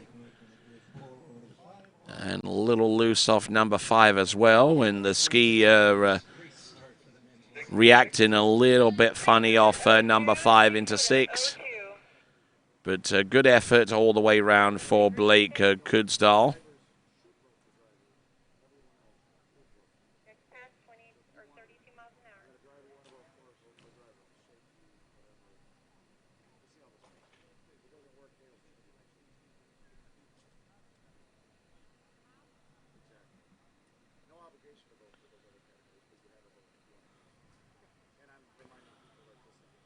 So Blake Kudzall getting ready for 32 mile an hour now.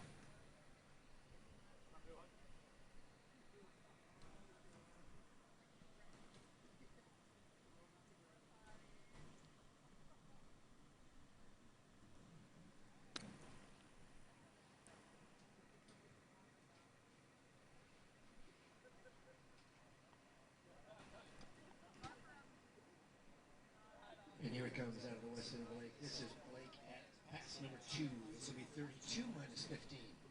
Up the boat speed by 2 miles per hour. Again, his top speed for this division is 36. He's working his way up there, taking a couple of warm-up passes. Ooh, getting in all kinds of shape off at number 4 at 32 miles an hour. But he has plenty left to make this happen. Blake Kudzall now. Looking at 32 miles an hour. His next pass is going to be 34 miles an hour. Still on the same line length for 15 off. Matter of fact, with the advent of zero base, the score, he could have actually gone in at 30 miles an hour on a shortened line length and then ascended all the way through the speeds until he got to the maximum, and then he could shorten the rope from there. Normally in the past, in order to get to a shortened line length, you actually had to physically ski through the longer line lengths to get there at max speed. But there's nothing stopping you from, like, saying wanting to select 12 meters or a 35 off and starting at 28 miles an hour and just ascending through the speeds until you got up to the maximum. You'd still be scoring buoys, and in much the same way as you would using longer line lengths on each pass. But it's just a different way of getting there.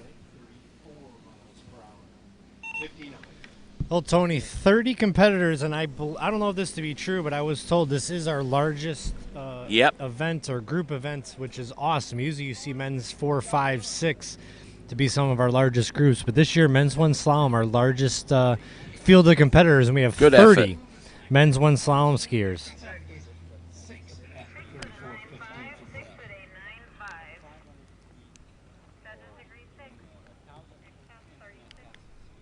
And he'll show us what 36 miles an hour slalom looks like here in just a second or two.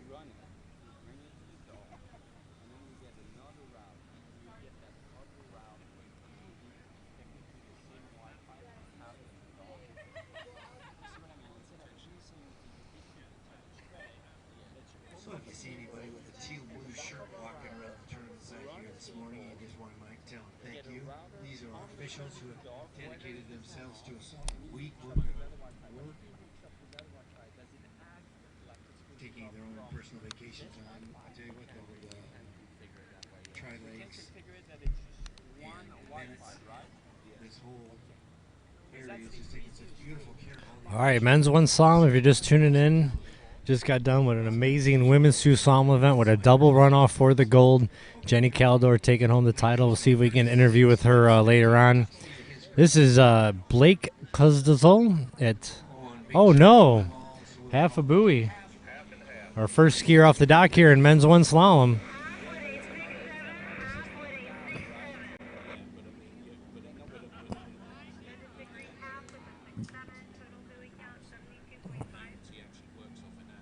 I'm not sure what happened there.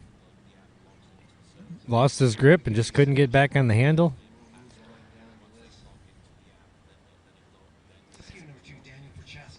Like I said, we got some great skiing here today. Open men, international men, men's 1 and 2 jump.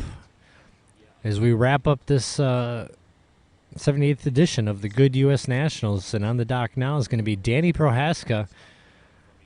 Good trick skier, trick close to 4,000 in the men's ones event. I believe made the podium.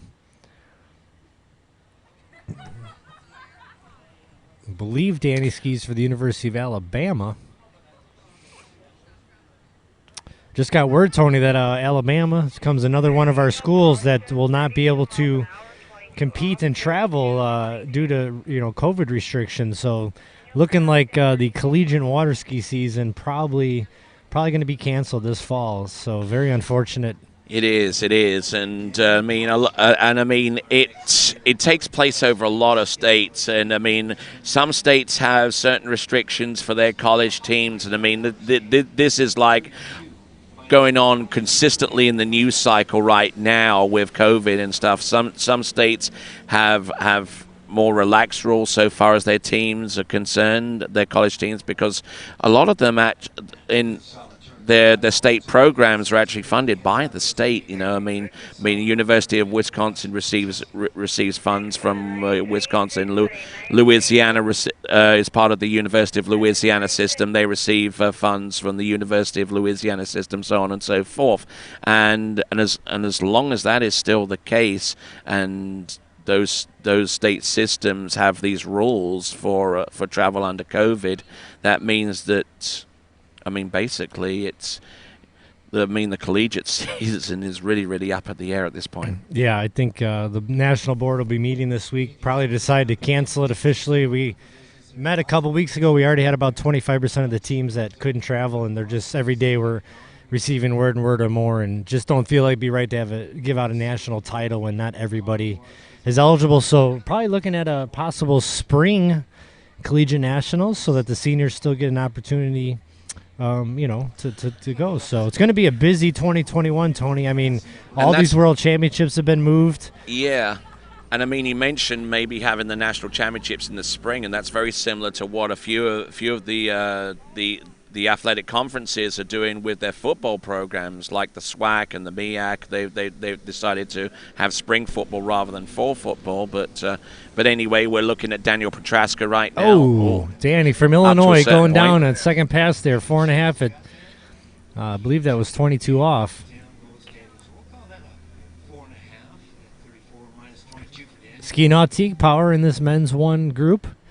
And that's another situation as well, because he came back at 22 off at 34 miles an hour. He actually started at 22 off, 32 miles an hour. So he started in on a shorter line length than 18.25 meters or 15 off.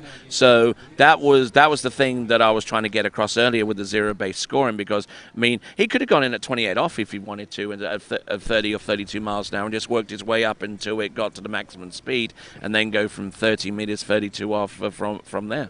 Yeah, I mean, it's been amazing to see how many skiers take advantage of that new rule. I mean, I think it just goes to show you that perhaps, shortening the line maybe a touch easier than the faster speed, at least with that 15 and 22 off. So I think it's been great the skiers have been able to take advantage of that, and really would like to see IWWF endorse that, because the problem right now with these skiers skiing Class L is they don't get credit for that 22 off. You still got to make your max speed in IWWF for your world ranking scores. So we'd really like to see them adapt that. And Joseph Schouten now next on the water, scouting at 32.15. Yes, indeed, and I'm sure the IWWF World Tournament Council is looking at the prospect of adopting zero-based scoring on an international level. But as Jeff said, it's not endorsed at L class level, which is where IWWF jurisdiction comes into play. But here we go. Look at this nice skiing there for Joseph Skelton, skier from the University of Louisiana at Lafayette. Oh, really? Did not know that. Yeah, skied for that team. Actually recently graduated from UL.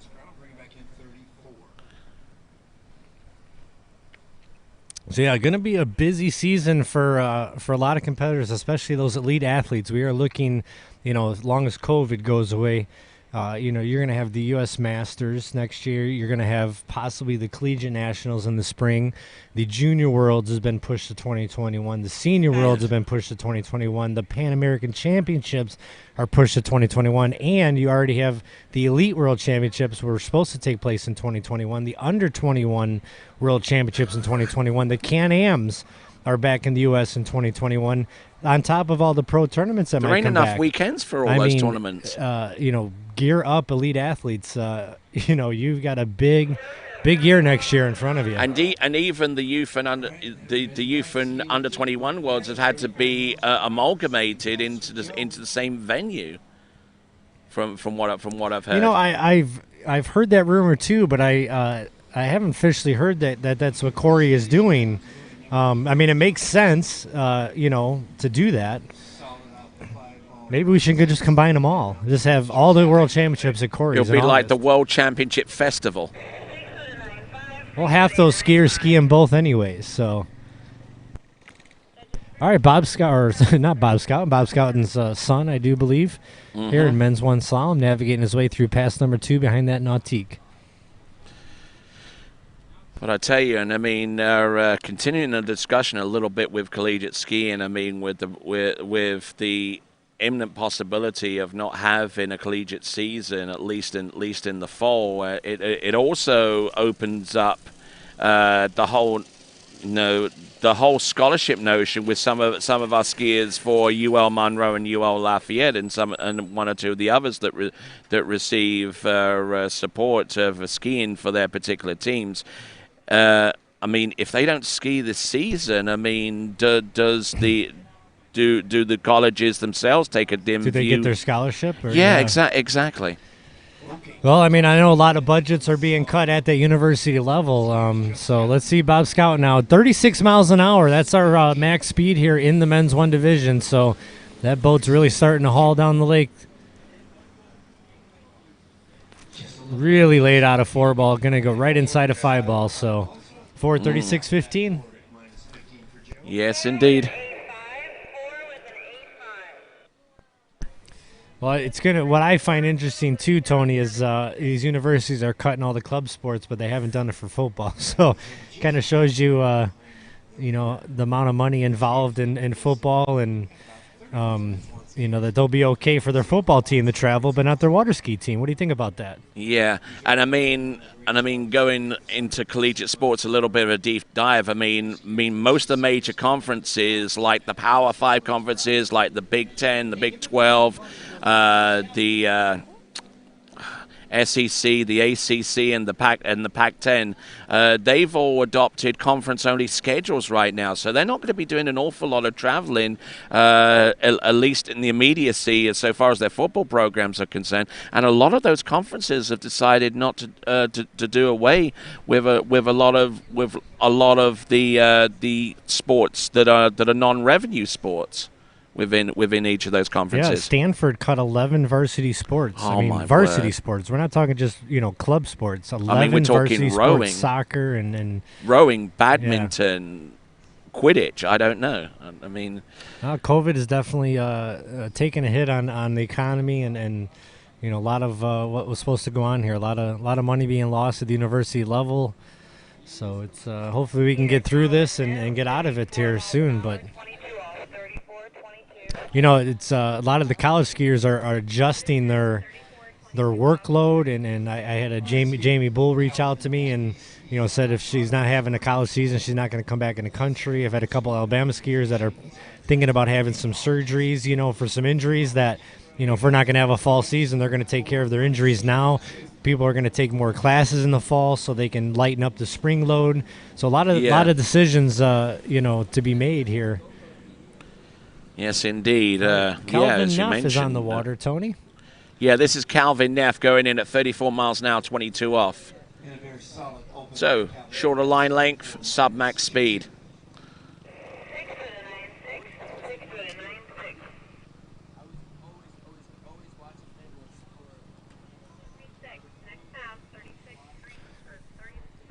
All right, so he'll be coming back in at the max speed, 36. 30 competitors here in this men's 1 group, so we got a long way to go. Looking at some of our top-seeded scores here, Tony, I believe we got some guys that can get into 39, maybe even 41. Let's see, our top seed, Garrett Reese, with a 110.8 average, which I believe is 2.8 at 39. Oh, yeah. So Ben Lutz with an average of 2.5 at 39. And then Landon Giels also with an average into 39. So going to be an exciting event here in men's 1 slalom. Yeah, got some good, strong competitors coming up on this list, and you're watching it here on Lake 2. We got a simultaneous webcast going on Lake 1. You're viewing bonus coverage of Lake 2 on the Lake 1 webcast. All right, I believe our first skier in at 36.22 off here, Calvin. Let's see if we can get through it. Running late, but still in the game here. All getting pitted out a little bit off of buoy number 4 and just couldn't really get his position back on 5 to go cross course again. Well, I do believe he takes the lead, though, with 4.5 at 22 off. And, when you're seated this low, sometimes your goal is just to take the lead when you go out there. We say it, I skied my seed. And that's kind of the internal goal with a lot of these skiers is, just do what they should have done. If you're seated 25th, you try to get 25th place at the best. So it looks like Kelvin did that. Yep.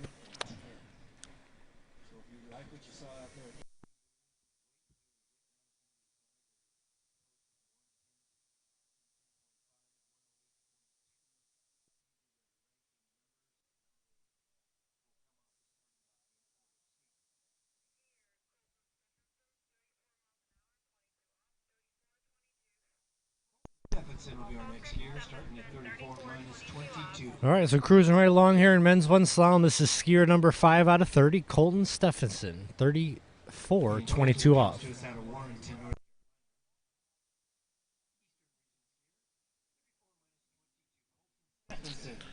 Okay, Colton Stephenson now, 34.22. A lot of competitors are definitely taking advantage of going in at sub-max speed on the shorter line. And I'm sure that, and I mean, I'll continue on the issue with the IWWF, and I mean, I'm sure that that Jose, who is the president, and Candido Mose and Bob Corson and the like are watching this and seeing the advantages of having the zero-based scoring system. It's a little bit harder so far from the scoring point of view, but so far as the skiing point of view is concerned, it definitely opens up a lot of opportunities.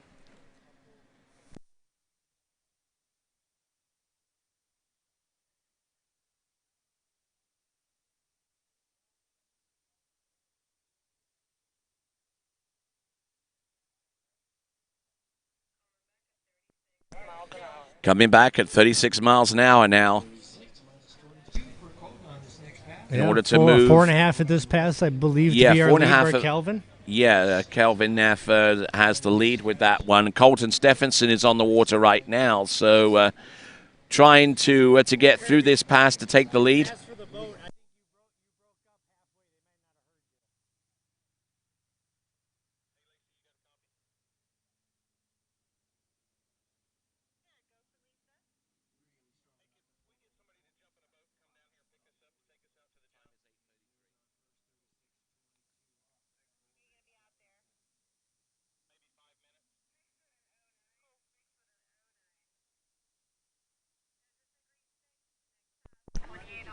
All right, first skier to navigate through 36.22, so he'll be coming in at 28 off. Your leader right now, Colton Stephenson. Men's one slalom here at the Goode U.S. Nationals. Day number 5, the final one. It's been a great week, Tony. I mean, just perfect week.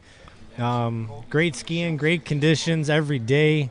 Webcast has been a huge hit with over 40,000 views this week, so it's been great, everybody tuning in. We should go over 50K by the end of today, and with the residual views that we anticipate, we'll probably get pretty close to 75,000 views. And thank each and every one of you for taking time out. And a lot of you folks right now have been watching from your offices for the first few days. Now you're watching from your homes, and we thank you for your continued support. Yeah, all right, here we go. 28 off behind the Nautique. Your leader right now, Colton Stephenson, 36 miles an hour. The yellow loop. Oh, gets in deeper round one. Oh, my word. Ouch. Medical personnel only. Medical personnel. Trained swimmers. Wow, big hit out of one ball there and tried to hold on to it. So good spill here in men's one slalom. Definitely need to see this on the instant replay, and if we can get a frame-by-frame on this, Alice. Just gotten over the tip of his ski and just absolutely... See it? Oh, Matt, look. By now you should let go of the rope, don't you think there, Tony? And just... Oh! That's That going to hurts. leave a mark. Yes, indeed. Let's hope he's not jumping later, because... Yeah, that's a souvenir for the fans.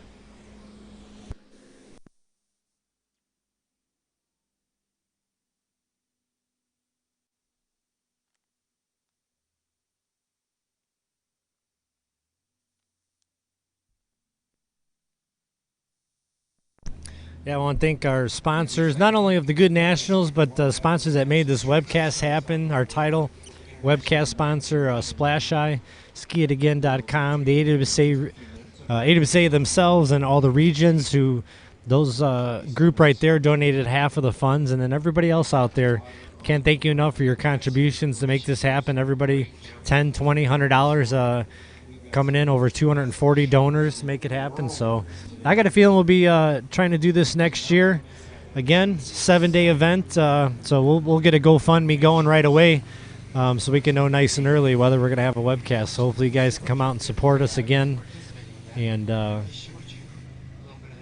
make it happen in Wilmington, Illinois next year, going to Kansas in 2022.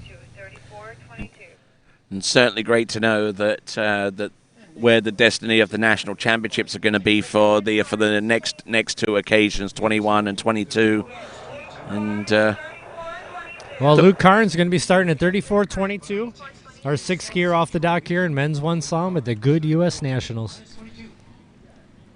All right, here we go. 34.22 off, another competitor. This is starting to become a habit now with 34.22.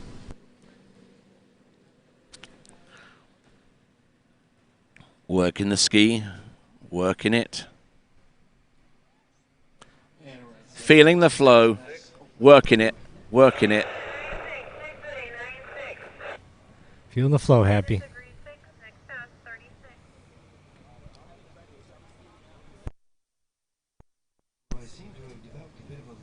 We're out there getting our jump camera ready. We got international tricks coming up at 9 o'clock and open jump at 10 a.m. this morning. So if you're just getting up here Saturday, thanks for joining us. We got men's one slalom.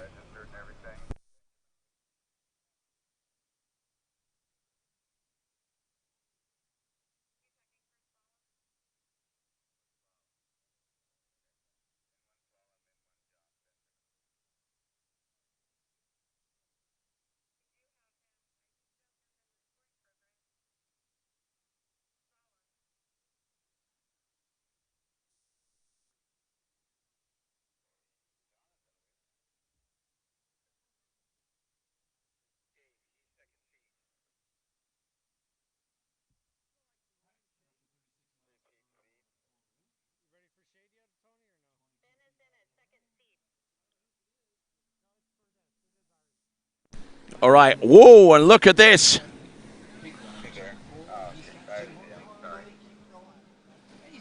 Just managing to get round all 6 buoys at 28 off. Actually, that was at 22 off, I beg your pardon.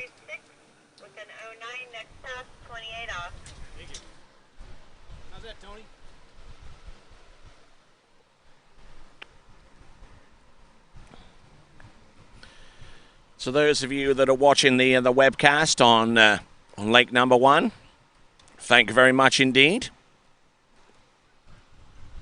In a few minutes, we'll be transitioning from trick, actually from slalom, and transitioning from slalom to tricks on the Lake 1 webcast, and in preparation for International Women and International Men trick. And after that will be open men's jump and the remainder of our jump event. This event is being pulled by Nautique, an official towboat partner of USA Water Ski and Wake Sports. Luke Carnes now. This is now at 28 off at 36 miles an hour. Now he's gotten to maximum speed. He can shorten, and unfortunately,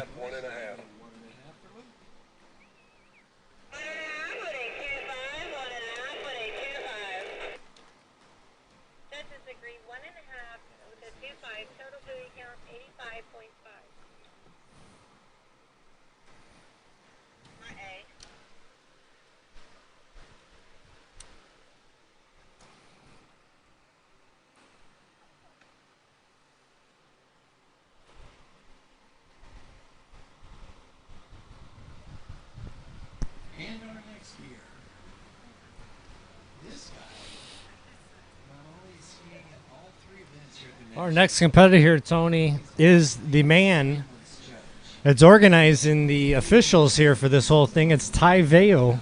His father, Tim, was scheduled to be the assignments coordinator, so we have this position called assignments. It's the person who schedules all of the shifts, who's going to work, what time, how many times they're going to work. I mean, it's one of the most difficult jobs of this tournament, and you're doing it for both lakes. So he stepped in for his dad, and Ty Vio's been doing a hell of a job here.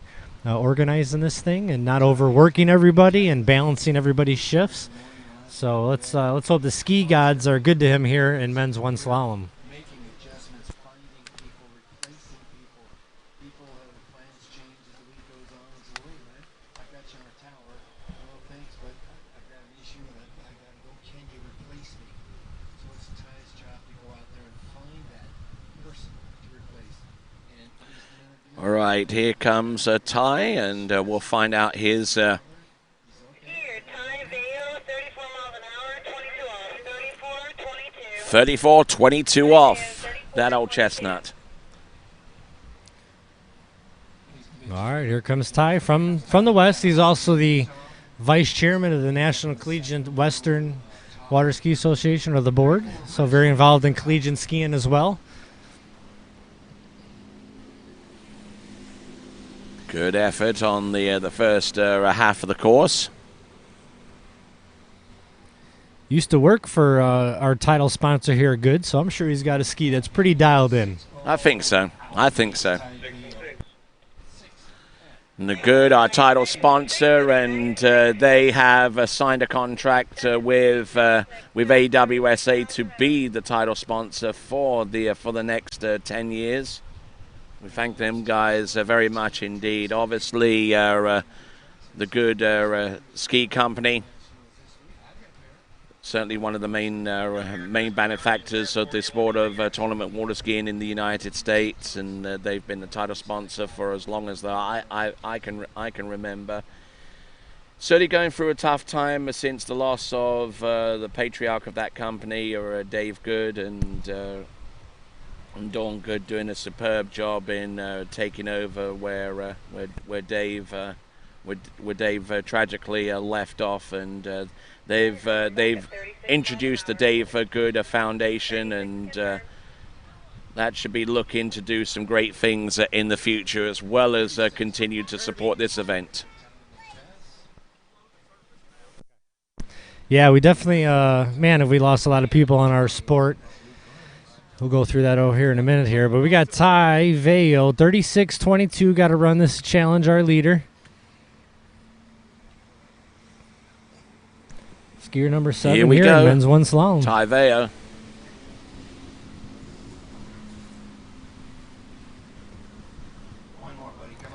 Oh, no, looked fine in the six ball there. I don't know if he couldn't see it or what.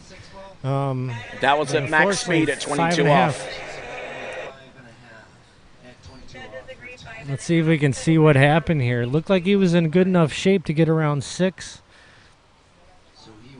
Yeah, definitely shouldn't be a glare issue. Looking down at that lake, looks like plenty. Talked to some of the women's too earlier. All right, it was actually then, folks, for those 2 and of 4 you ball that on was a little bit of Lake trouble. 1, we will be transitioning through to the live pictures from Lake 1 in just a moment. For those of you that want to continue on watching the slalom event, please transition through to the webcast that is going on Lake 2 for the continuation of the men's one slalom competition.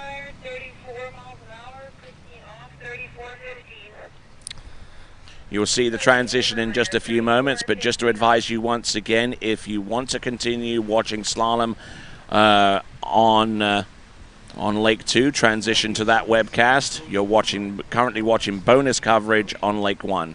All right, Cody Overmeyer now coming in from the South Central region. Kirby, do you copy?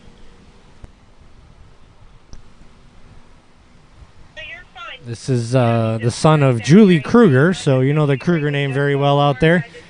And young man skis, I think, for Texas State, maybe Texas A&M, one of those Texas schools. The uppity up.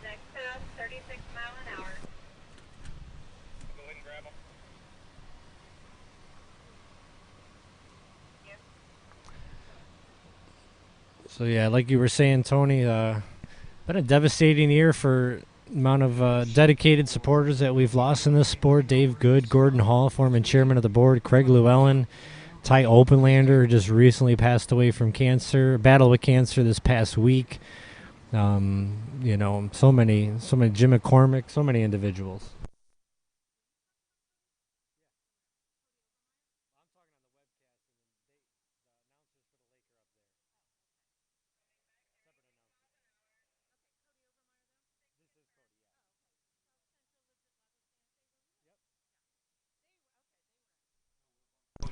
All right, Cody, 36 now, 15 from Lago Santa Fe, hosted the Nationals back in, I think 2004-ish. They had back-to-back years. One of the rainiest Nationals we've ever had. Literally about 9 hours straight of Nationals that flooded the lake to the extent that we had to cut all the jumpers down to 2 jumps. That was a challenging year. So, and Cody navigates his way through 36-15, no problem.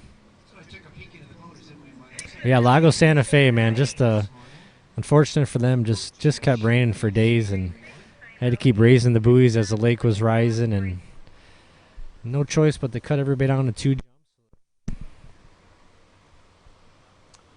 I actually remember myself, I was in a runoff in men's 2 slalom. I was the next skier in a runoff, and that runoff did not take place.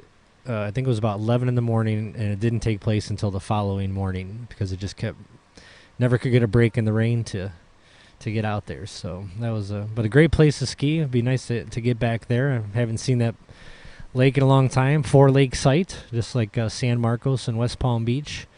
So it takes a lot of lakes to put on these Nationals. We have transitioned into some 2-lake sites lately. It started off in 2010 and 11 with the first try at it. And then obviously here, we did it in Idaho in 2015, a 6-day event.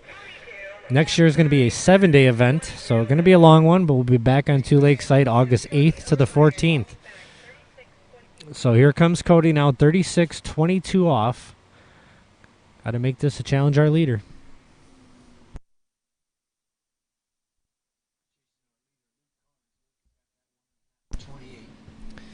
1.5 28 off is our leader. Catching up with Cody Overmeyer at 22 off. Cody looking good. Oh, he was looking good at 22. Overturned it. Big turn around the 4 ball, and he spins out. So not going to get through that 22 off to challenge our leader. 1.5 28 is the lead here in men's 1 slalom. If you're just tuning in, that's skier number 8 out of 30. Now over on the Jump Lake and Trick Lake, we are getting ready to go live with international tricks here at 9 a.m. this morning. And then we will open Jump up at 10 a.m. on the dot with Open Jump. Yes, indeed, a lot of action coming up, and the international men, international women tricks will start in about 10 minutes. And there is your schedule, folks, of remaining events. Men's 1, men's 2 slalom currently taking place on Lake 2, actually men's 1 slalom. Then we've got Open Women, Open Men, Masters Men, Junior Men, and International Men. Then on Lake 1, starting at 9 a.m., which is less than 10 minutes from now, Trick International Women, International Men. And then starting at 10 a.m., Open Men's Jump, Women 1 and 2, Men 1 and 2, and our final event of these championships, for all intents and purposes, is going to be the Open Women's Jump. I mean, Tony, can you get a better schedule in one day No. than that? Open, international, men's 1 and 2, and women's 1 and 2. I mean, No. every jam-packed event. And taking into consideration that right now that we're running slalom with men's 1, it's actually our largest event at 30 skiers. Yeah, I got the international events. That's kind of been a new thing we started doing. Just a way to really give the staff here at these host sites. A lot of the staff that have hosted nationals like San Marcos, Kansas, and Jay's here. Got a lot of international staff that have been putting in hundreds of hours. So giving them the opportunity to go out and get a score in a record tournament. So I think that's been great. We got plenty of time on our hands today. You know, there's only 3 or 4 of them, so we got to see them jump yesterday, and we're going to get to see them slalom and trick today. And we got Parker Shull on the water next, 32-22. All right, here comes Parker Shull.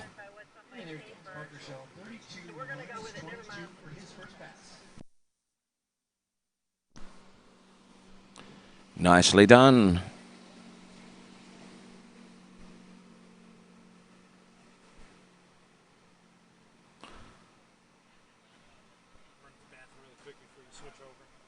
Okie dokie, looking good, looking good. Parker Scholl on that opener.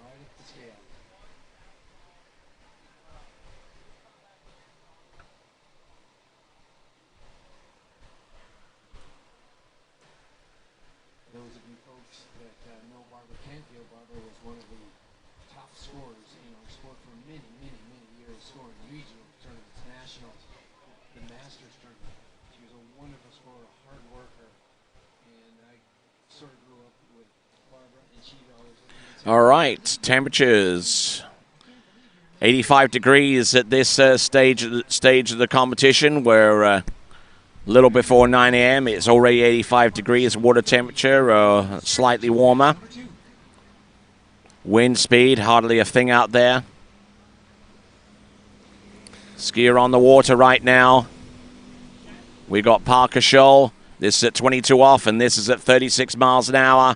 And he gets it to go. Nicely done.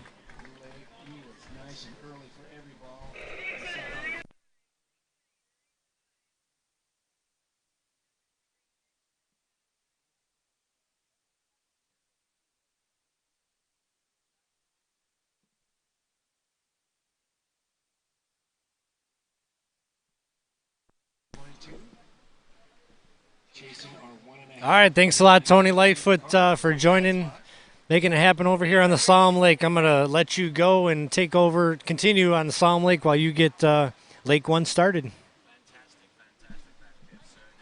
If you're still tuned in to the Slalom webcast, you could start up that trick and jump webcast too. We're going live here soon with International Tricks. Men's 1 slalom over here. We got Parker Scholl, skier number 9, on the water, pass number 3.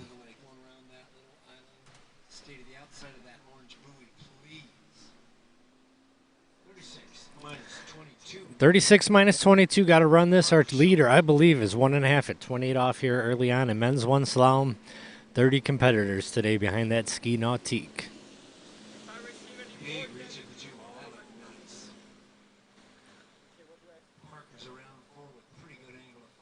All right. Excellent style there for Parker, and he's through 22, going to be able to challenge our leader.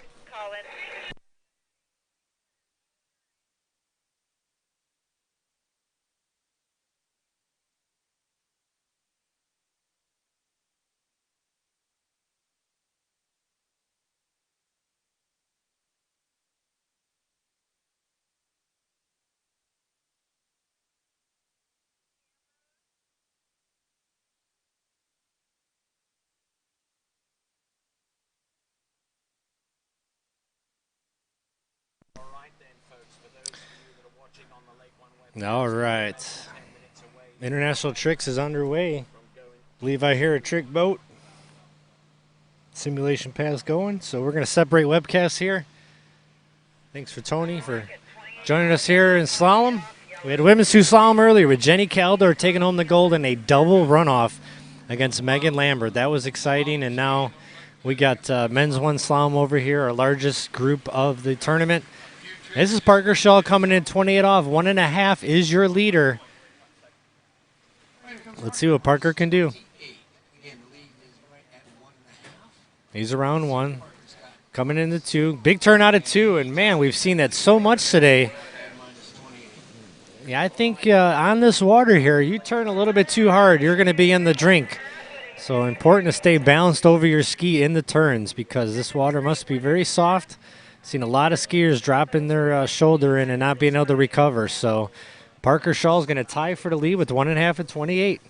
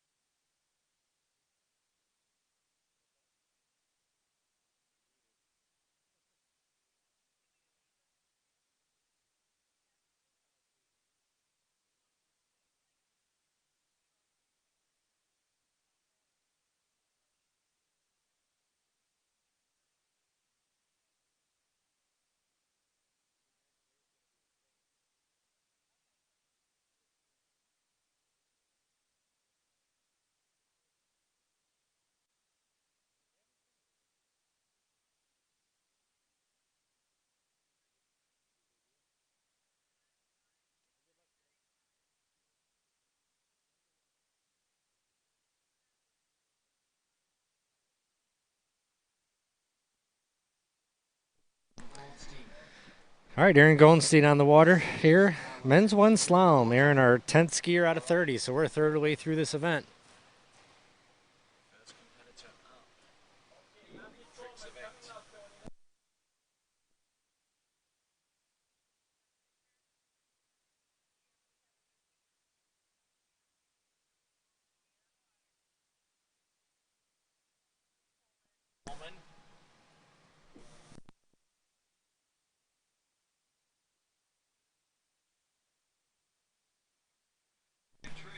Well, if you're watching men's one slalom here, tune into Lake One, which is just getting kicked off. Put both of those YouTube channels on.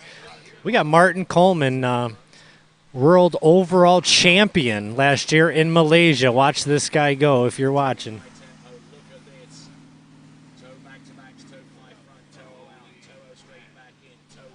All right, over on the slalom lake, I got Aaron Goldstein. Tommy, Colton is the current world overall champion. 36.2, Aaron Goldstein puts that one together and gets a solid 6. 6.08.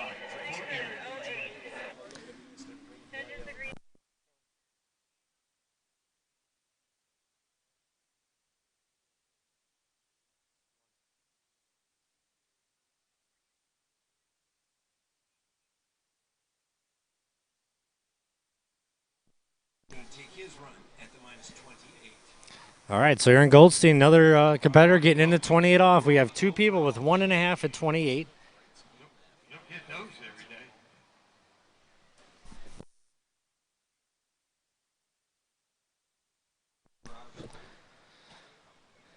Trick pass number 2, that was pretty impressive. Trick pass number 1. Suspect trick pass number 2 will be even more. Aaron, 28 confirmed. All right, here comes Aaron, 28 off, trying to challenge our leader. We got two guys at 1.5.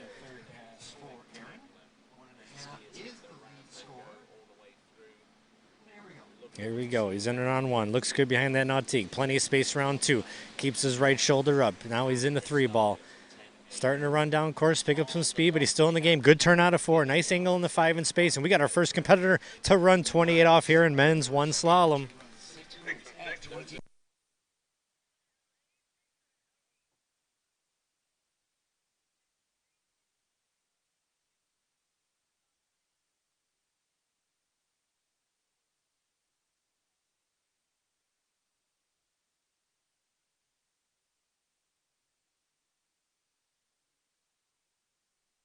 Going to be our first skier in a 32 off here. Men's one slalom, competitor number 10.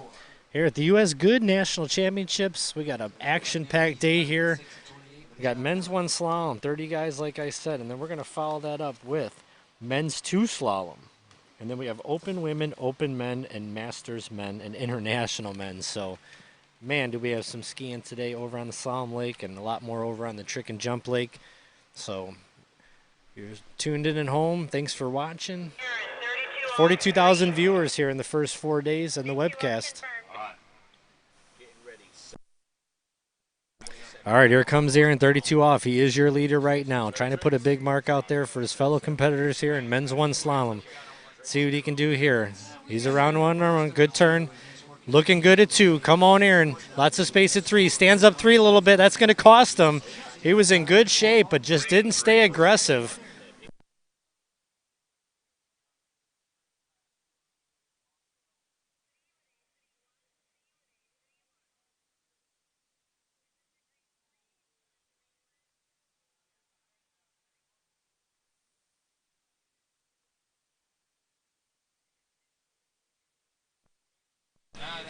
So Aaron becomes our new leader. 3 buoys at 32 off, 93 buoys. So good score. It's his average 93, so he did his average. Sometimes that's all you can ask for at the National. Ski your average. Never easy to do.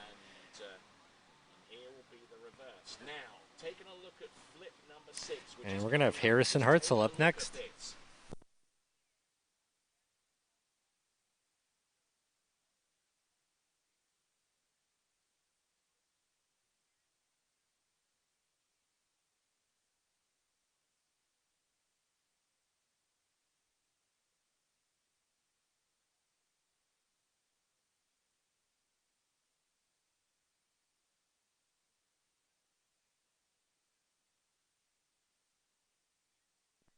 34-22. All right, 34-22 off for Hartzler. Pass number 1 here, 11 skier off the dock. Harrison averages a little over 3 buoys at 32 off as well. So the lead right now, 3 at 32.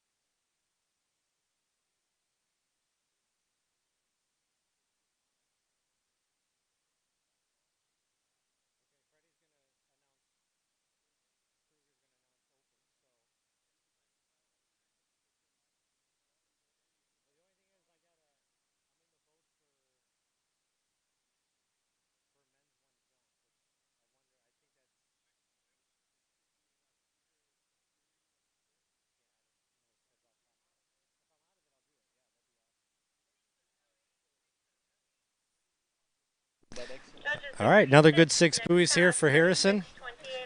He'll be coming back at 28.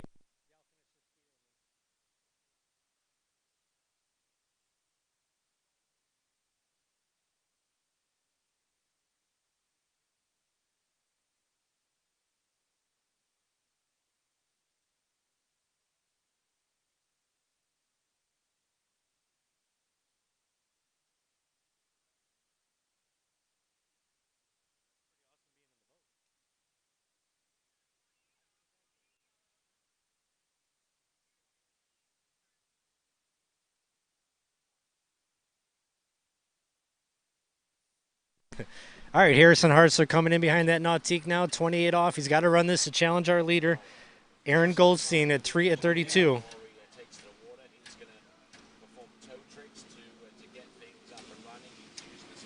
He's around number 2, looking good here. Come on, staying in it, skis moving, keeping aggressive. You got to stay aggressive on this lake. He's a little late in the 5-ball, needs a big turn. He gets it. He's going to have a lot of speed in the 6 and slack, and he pulls it off.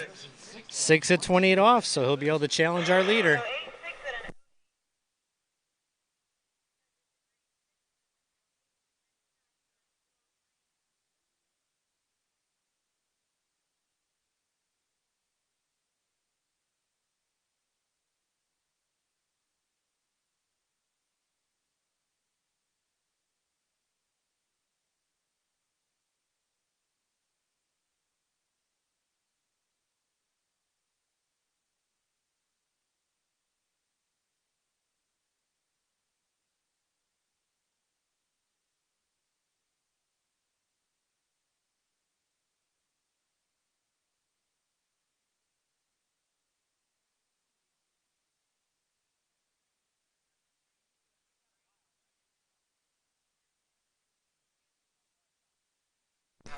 All right, we're coming in now at 32 off. This is Harrison Hartzler.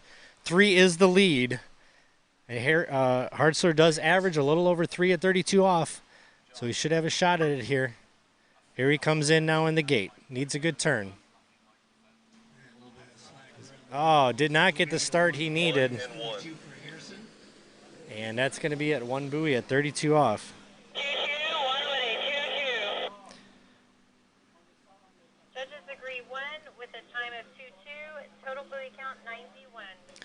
All right, well, my name's Jeff Surday. Thanks for joining us this morning. I am going to turn the mic over to Mr. John Wilkins, who's been helping us out all week on the Slalom webcast. And thanks for watching. That was an exciting Women's 2 event. We still got almost 20 competitors left here in Men's 1 Slalom, so stay tuned, stay with us.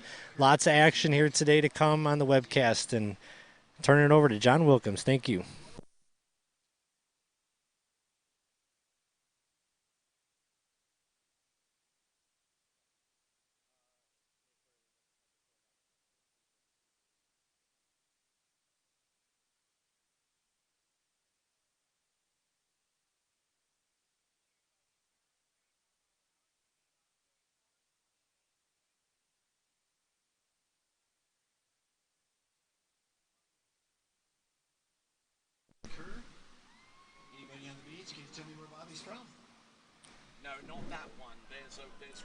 Well, good morning, everyone. This is John Wilkins, LP skier, if you know me from Ball of Spray.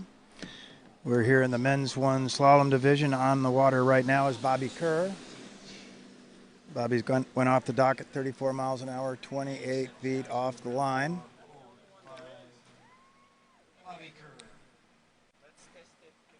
That looked like an unofficial 6. Boat judges, tower judges calling in score of 6.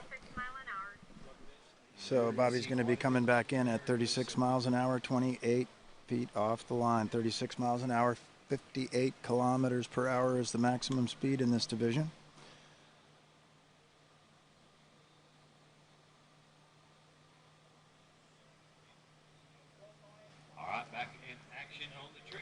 Currently our leader, Aaron Goldstein, 3 buoys, 32 off, 36 miles an hour.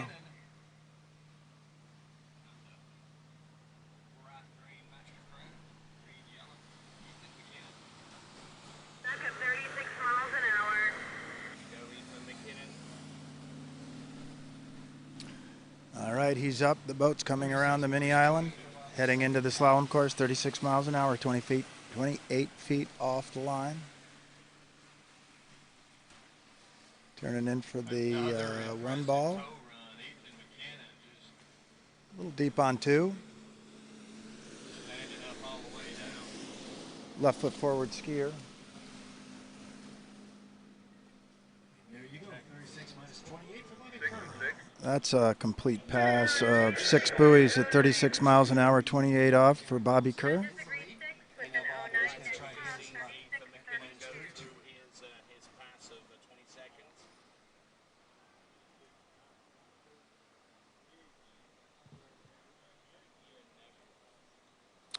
So this men's one slalom division looks to be a real exciting, really exciting event.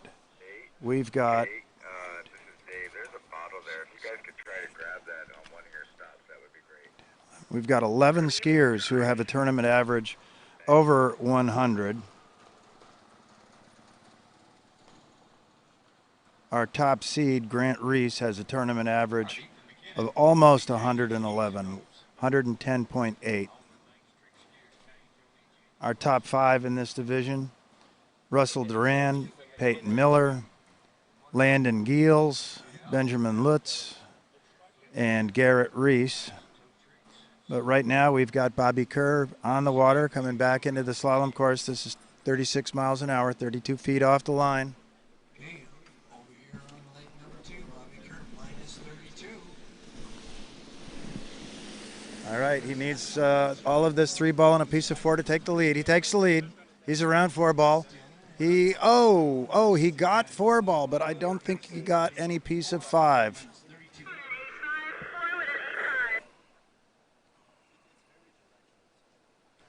So we hear the scores coming over the radio. That's a confirmed 4 at 32 off, 32 feet off the line. That puts him in the lead in front of Aaron Goldstein, who has a score of 3 at 32 off. So the mark to beat right now, Bobby Kerr, 4 buoys, 32 off, 36 miles an hour. I kind of prefer the metric. I kind of prefer the metric references. It's 58 kilometers per hour on a 13-meter line.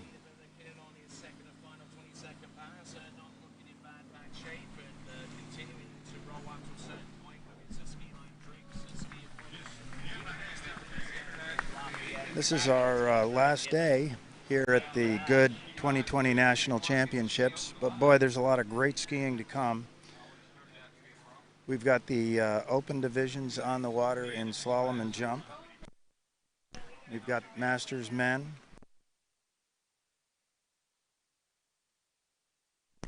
We've got men's 2 slalom. And we have an international men and international women's division. Divisions that appeared for the first time at the, I want to say 2016 nationals at San Marco River Ranch. And the international division allows non-U.S. citizen competitors or U.S. citizen, dual citizen competitors that have chosen to ski for another country. It allows these international skiers to come to the national championships and ski and get a score, but they're not going to take a national championship away from a U.S. National skier. In other words, a citizen of the United States competing as a U.S. competitor, competing at the nationals. So the international men is a new division, and I suppose if you win that, you get to be the international national. No, I'm going to repeat that: the national international men's national champion. How about that? So Blake Keller on the water right now. He went off the dock at 34 miles an hour.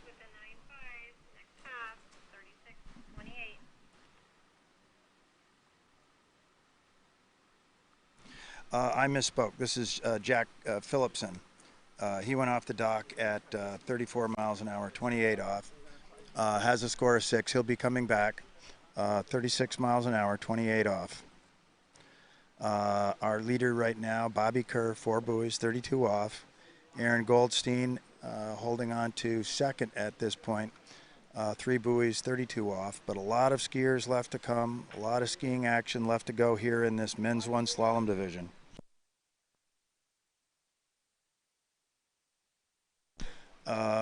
If you're hearing me, obviously, you're watching at home. The more viewers we get on our webcast, the better. And so you must have ski friends that maybe aren't watching, so send them a text message, send them an email, ask them to get on the webcast and watch. And right now, Jack Phillipson back in the course. This is 36 miles an hour, 28 off. And he ran that pass with no muss, no fuss. 6 in the pit at 28 off, 36 miles an hour. He'll be coming back in at 36 miles an hour, 32 off, 58 kilometers per hour on the green 13-meter line. He needs a piece of 5 ball to take the lead. If he wants that lead to hold for a while, he needs to run this pass and get a bite of the 35 off loop.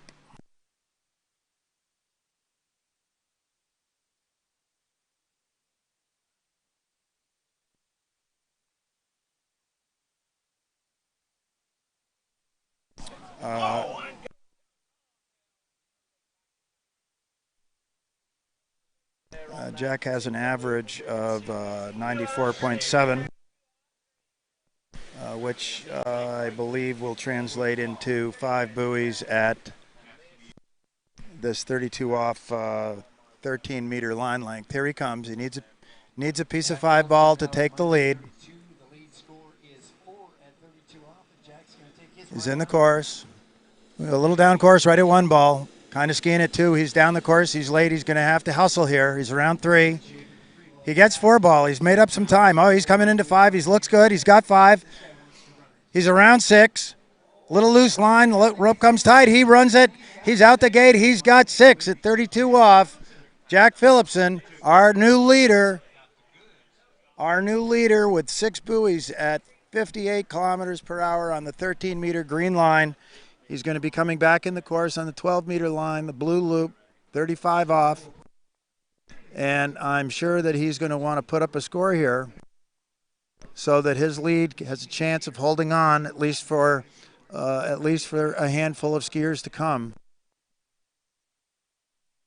The event is seeded, so the skiers with the lowest tournament average ski first, and the skiers with the highest tournament average ski last. So theoretically, each skier that goes should do better than the last fellow.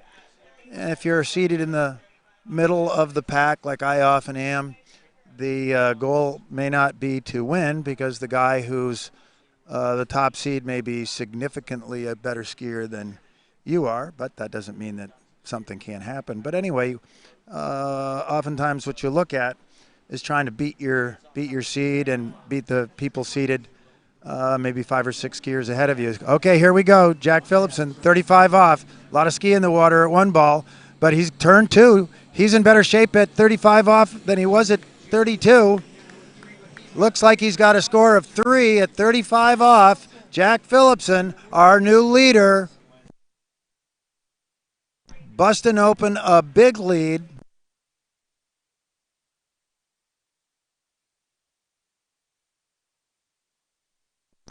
Jack Phillipson, 3 at 35 off to take the lead in our men's 1 slalom division.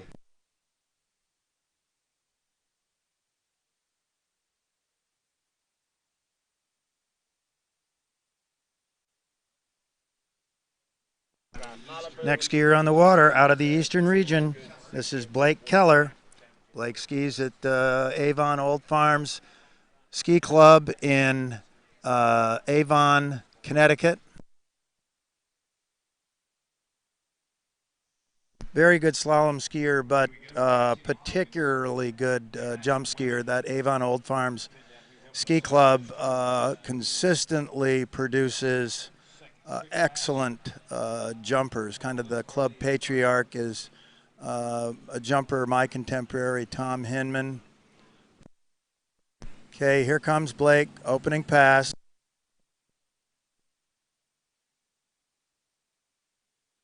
He's at 22 off. It's like he's skiing on a radar ski.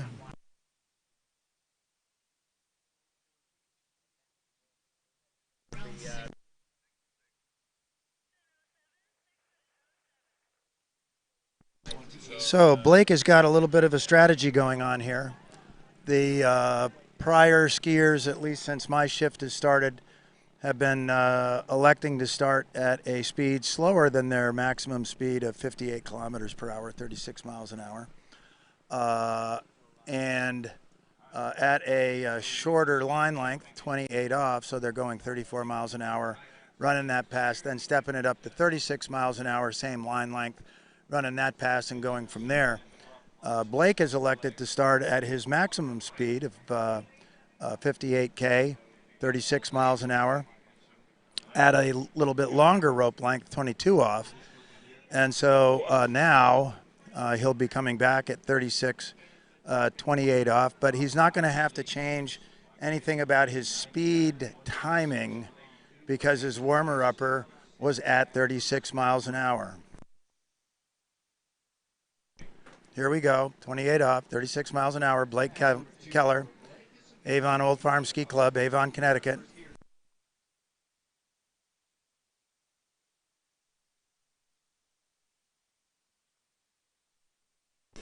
Nice position on the ski, nice acceleration out of the buoy, running a nice line in the slalom course.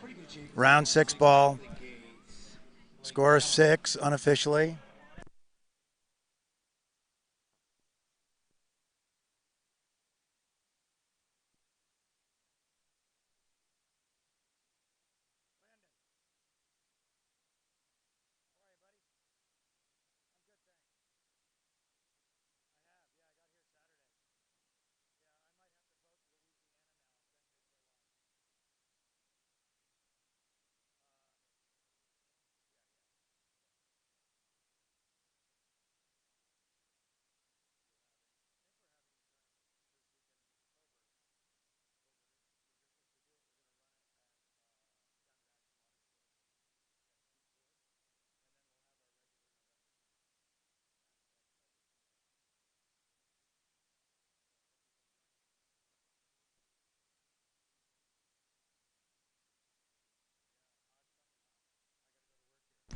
Okay, Blake Keller coming in 32 off, 36 miles an hour. This has become a must-run pass if he wants to take the lead. The leader is sitting at 3 buoys, 35 off. Blake Keller, Avon Old Farms Ski Club, Avon, Connecticut. He's just stroking this pass. Handle a little low there at 3 ball, but he's in good shape at 4. Long pull at 5. Oh, and he's not going to get 6 ball. He's not going to get 6 ball. He gets a score of 5 at 32 miles an hour, 32 off. That puts him in the second spot, but I'm sure that's not where he wants to be.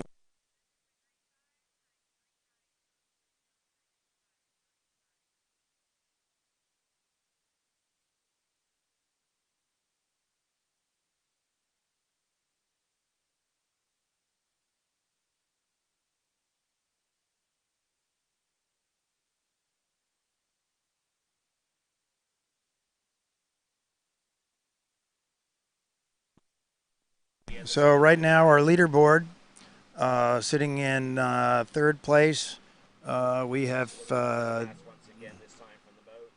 Bobby Kerr, 4 buoys at 32 off, aggregate score of 94. Second place, Blake Keller, score of 5 buoys at 32 off, aggregate score of 95. And Jack Phillipson, 3 buoys, 35 off, 36 miles an hour, aggregate score of 99. And I have to note, we have 5 skiers left to go between now and when we get to our first skier with an average above 100. That skier is Garrett Stalling. And all 5 of those skiers have a tournament average of less than 99. And so that score that Jack Phillipson posted, 3 buoys, 35 off, may very well hold for a little while.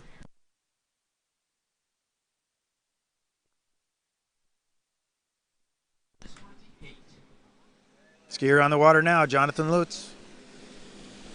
He's at 28 off.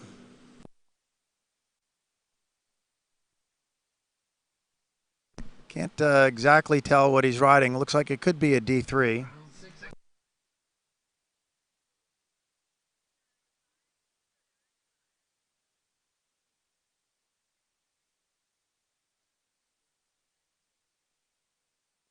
So Jonathan went off the dock at employing the strategy of starting at the slower than maximum speed, shorter line length, the 28 off line length. So that was 34 miles an hour. He'll be coming back at 36.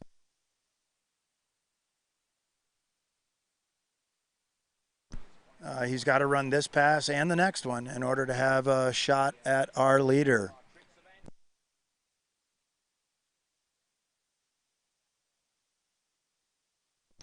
That leader is Jack Phillipson. 3 buoys, 35 off. On deck, we've got Matt Bishop, Matt Hartell, Ryan Shipper, and Austin Bykirk.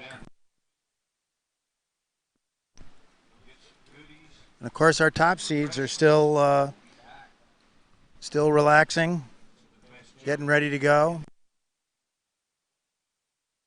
Jonathan's in the course. Oh, what happened there?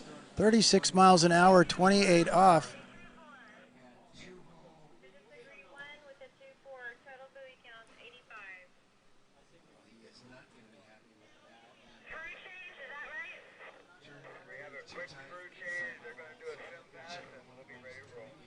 Well, what I'm hearing is that was a score of 1 at 28 off, 36 miles an hour for Jonathan Lutz. And I'm sure that's got to be heartbreaking for him. Given that I fell on my second pass in my slalom event, missing my 32 off pass, that ought to be a gimme. I can truly say that I feel his pain. In fact, if you want to get an idea of my nationals, if you know me, I'm a slalom skier that 3 events.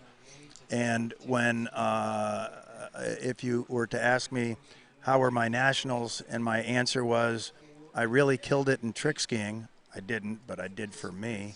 That tells you all you need to know about how I did at nationals this year.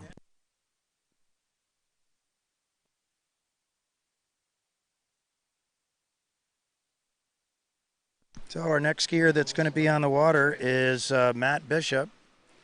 Matt is from the Charlotte, North Carolina area. He skis at Little Mountain Lake Ski Club in Maiden, North Carolina. If you haven't been to a tournament at Little Mountain, you really should give it a try. It is one of the finest one-lake, well, actually it isn't a one-lake ski site. It is a two-lake ski site, but they only use one lake for tournament skiing. And it is one of the best ski lakes that there is. So a tournament at Little Mountain is definitely a bucket list tournament site for anybody that's interested in high quality slalom skiing. Little Mountain is the home of the Queen's Cup, all women's big dog style tournament. It's held each September. This year the tournament was canceled due to the virus, but it will return in 2021. And if you're a female skier, that is definitely a ski tournament that you want to come to. It's a lot of fun. There's cash prizes, merchandise prizes. Everybody goes home with something. On-site banquet on Saturday night.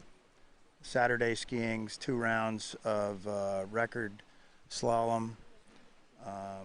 That's the elimination portion of the tournament. The top 8 scores of the day and the top 8 aggregate scores of the day move to Sunday's competition, skiing in a head-to-head format. First bracket is Sweet 16, then a bracket of 8, a bracket of 4, and finally the final pair.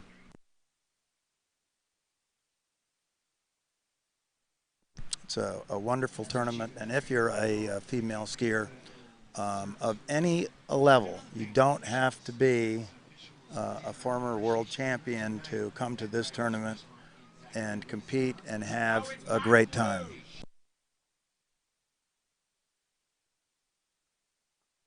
And while I'm talking about Little Mountain, I'll give a shout out to my friends there, Jeff Gilbert, Chelsea Mills, Graham Fraser,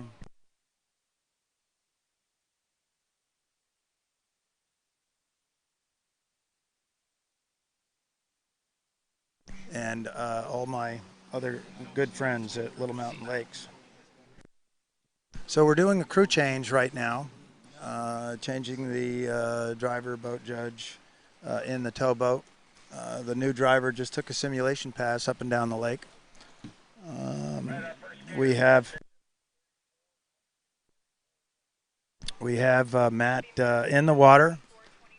Rope's going to be coming tight. Pulling him up out of the water right now. And here we go. Matt Bishop.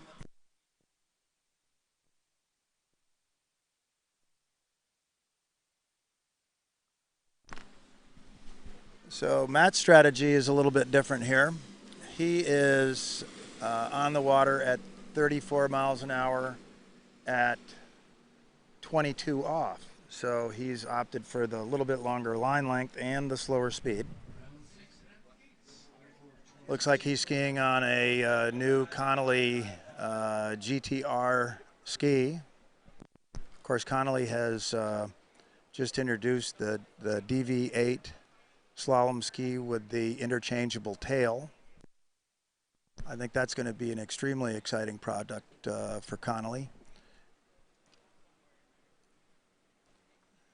The skier can choose to install a rounded tail, let the ski sit deeper in the water, a square tail, let the ski ride higher in the water, or a tail that's kind of in between and get kind of a in between sit in the water. That's all at the skier preference.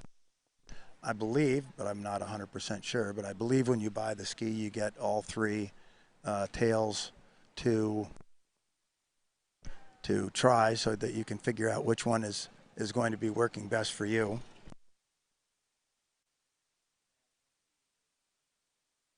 Matt Bishop's coming back into the course. I haven't heard if he's haven't heard what his plan is here. I'm assuming it's probably still 22 off, 36 miles an hour now. Looking at the rope, it is. That's where we are, 36 miles an hour. 22 feet off the line. Second pass for Matt Bishop. Made in North Carolina. Unofficial score of 6.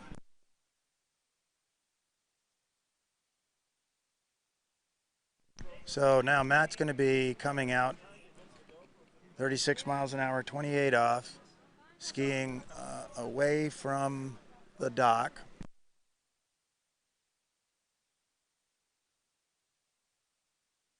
It looks like the sun is now high enough in the sky, so we shouldn't have any glare issues, but maybe anticipated glare was part of Matt's strategy when he selected his speed and line length for going off the dock.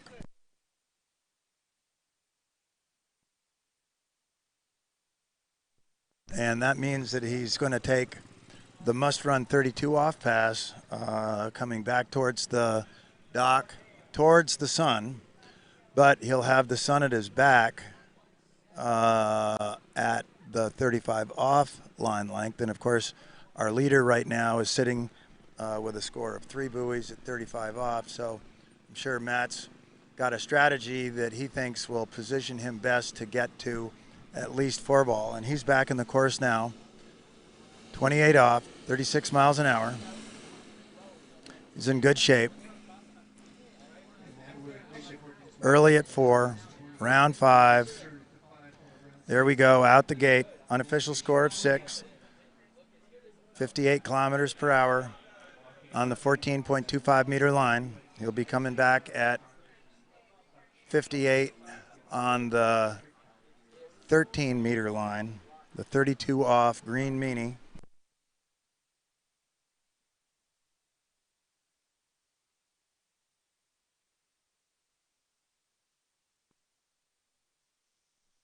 A lot of buzz at the site this week about all the new products being displayed. Radar has a new ski. HO has the brand new Omega Max, which is the Omega design that's a slightly wider ski. That's the ski that Chris Parrish is riding. I just mentioned Connolly's new ski. Chris Lapointe won the men's 7 slalom division. His wife was second yesterday in Masters Women, skiing on the new Lapointe LP1 ski. And of course, Jeff Rogers will be skiing on that in the Masters Men competition a little later on today. Here comes Matt. This is 32 off, back towards the dock. It's in nice shape. Early at 3 ball, standing tall on the ski. Oh, a high pull there at 4 ball. Now he's down course at 5. He's got to hustle to get over to 6. Does he get it? He gets it, but he does not. Oh, it does not look like he got out the exit gate unofficially.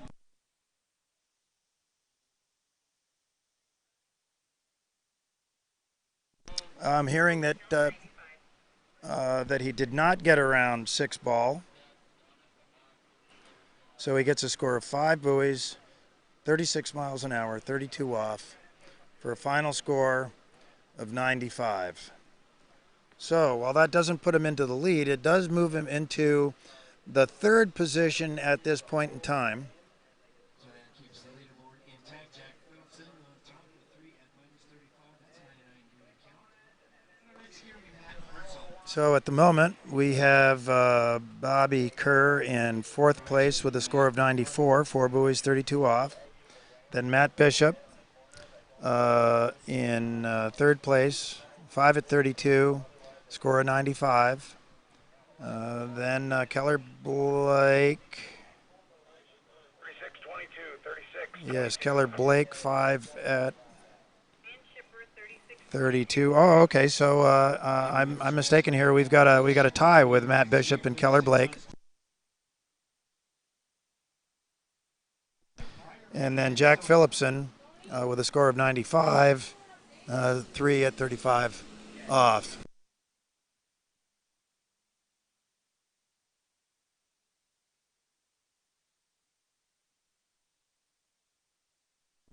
So our next skier on the water is Matt Hartel.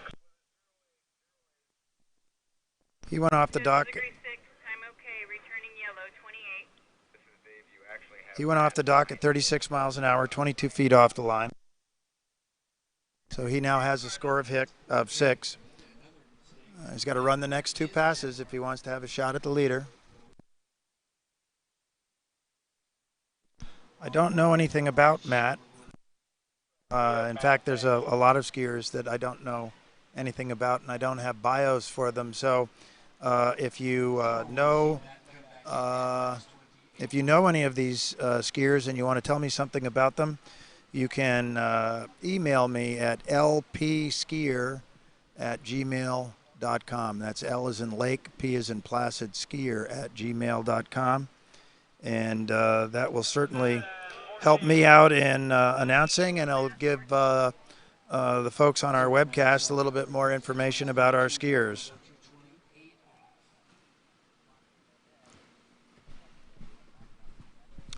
So, Matt Hartel coming back into the course. 36 miles an hour, 28 off. Oh, he's a little bit down course at 3 ball, kind of a high pull. He's down course at 5, but he's around 6 and out the exit gate. So he's got a score of 6 at 28 off. He'll be coming back at 32 off, which, as I've mentioned now repeatedly, is a must-run pass if you wish to challenge the leader.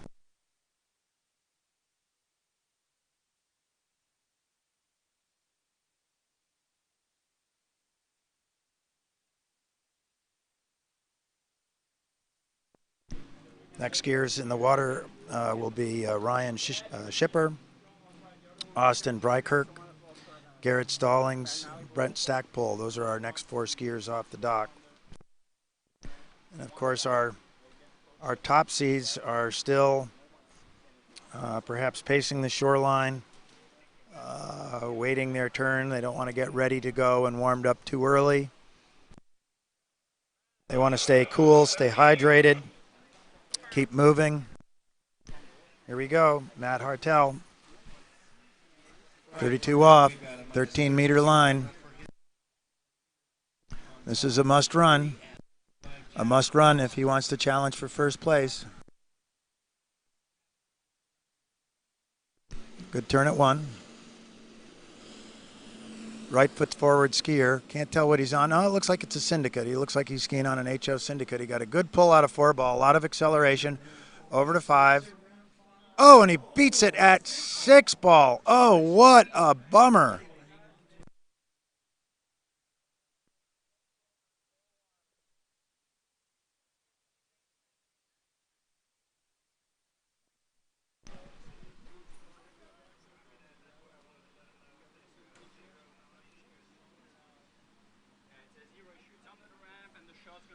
So the bad news is that Matt Hartel did not run his 32 off pass, which is, I'm sure, very disappointing for him. But the good news is that he got a score of 5.5, which at this moment in time moves him into the second place position with a score of 95.5 buoys. That puts him ahead of Matt Bishop, who just skied, and Blake Keller, who are tied with a score of 95, and it puts Matt Hartel immediately behind Jack Phillipson, our current leader, with a score of 99, 3 buoys at 35 off. So this is really shaping up to be an exciting competition. We've got a bunch of skiers. They're all crammed together here between 4 at 32 off and 3 at 35 off.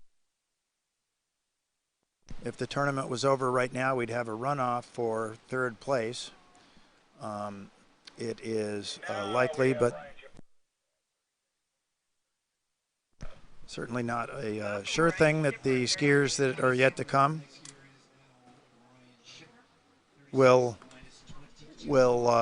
take the lead, but yeah, not a sure thing, but perhaps a likelihood. But before they can do that, they have to get by our next skier, Ryan Shipper, who's going off the dock 36 miles an hour, 22 feet off the line.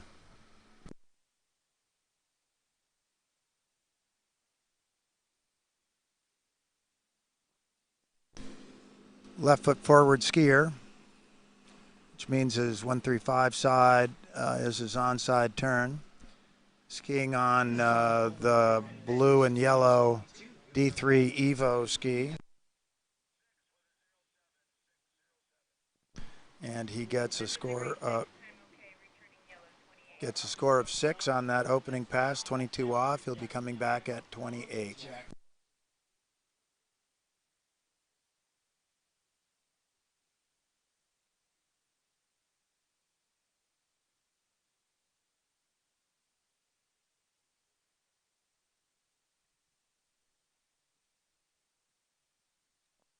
Let your friends know that may not be online, may not be watching this webcast.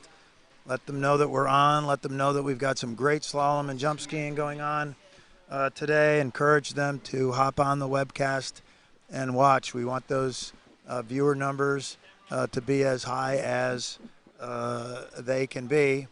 And of course, it's up to us to make the presentation as interesting as it can be so that folks stick on and watch. And everybody here is working really hard to make this webcast a success. So here we go. We got Brian Shipper coming back into the course, 36 miles an hour, 28 feet off the line. Ooh, deep turn at 2 ball, but he's recovered okay. Better turn at 4. Round 5, around 6, and he's got a score of 6 at 28 off.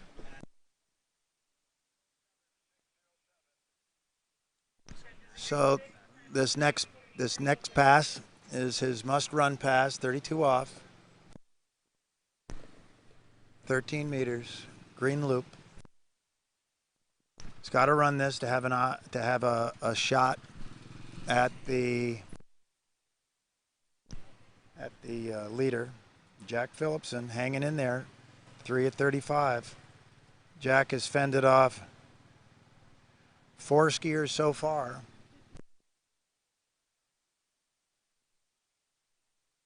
I was talking a little while ago about how skiers that are not seated at the top of the running order oftentimes will judge how successful their tournament was by how they ski against the skiers that are seated next to them in the running order. And at this moment in time, I have to say that Jack Phillipson has just had an incredible national tournament because he has beaten 4 skiers seated higher than he.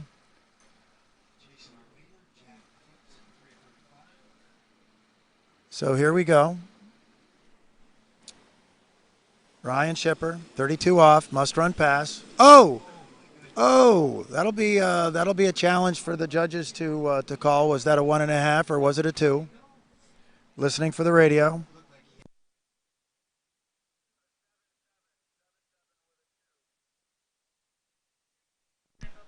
Okay, so he gets a full 2 buoys at 32 off.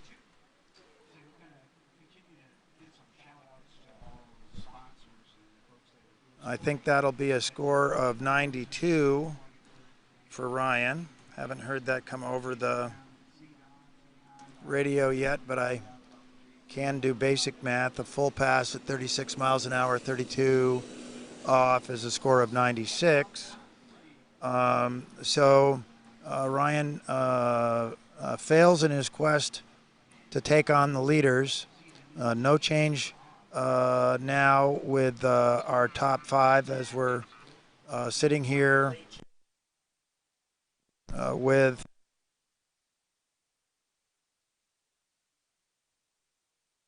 we have 12 skiers left to go.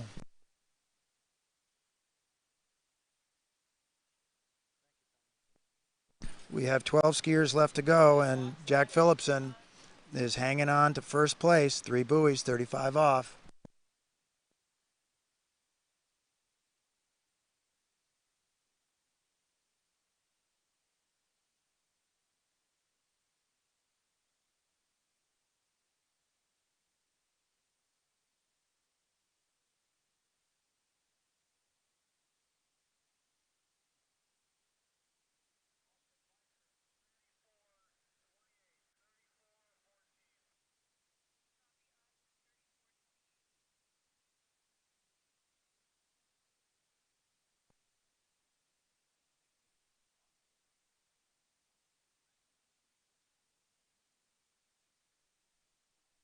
Austin Bykirk is our next skier on the water.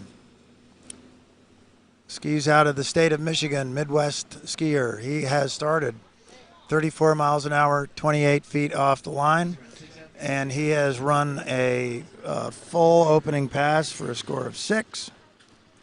And now he's going to be taking his must-run 32 off pass as his second pass of the morning, heading back towards the dock, back into the sun. Although the sun is high enough now, I don't think glare is a factor.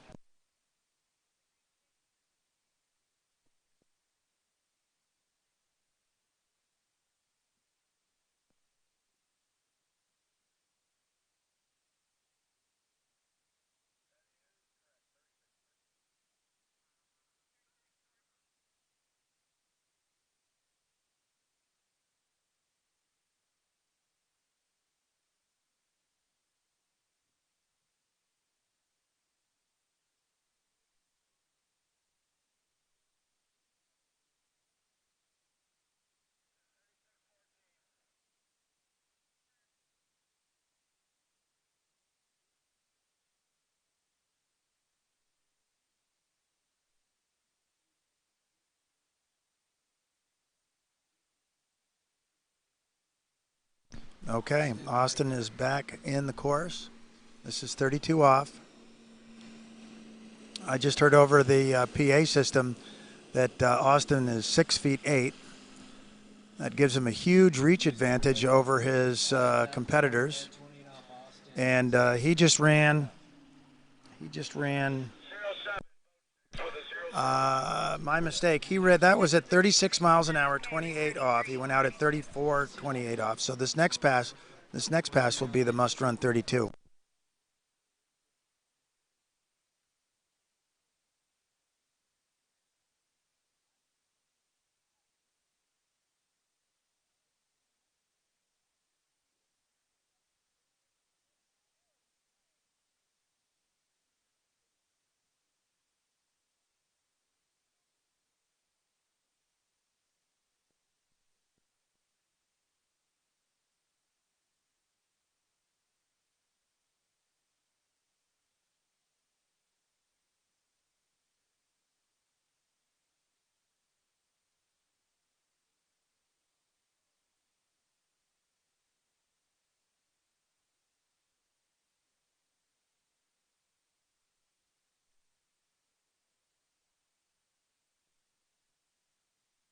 So I just learned a little bit of information about Austin.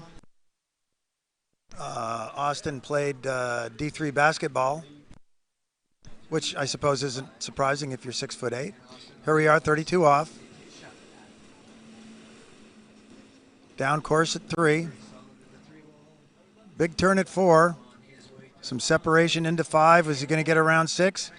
Oh, he gets around 6, but he doesn't ski away from it.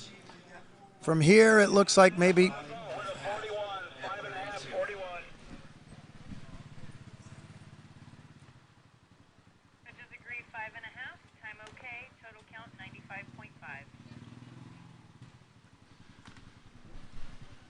So 5.5 at 36 miles an hour, 32 off for Austin Bykirk.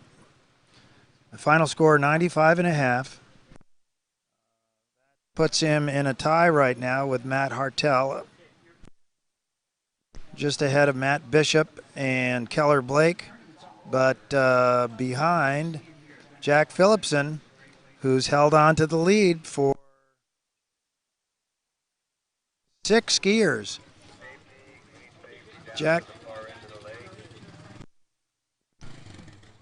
Jack Phillipson holding on to the lead, defending that lead of 3 buoys, 32 off for 6 skiers in the middle of this, middle of the running order on our men's 1 slalom event. Here we are at the Goode 2020 National Championships.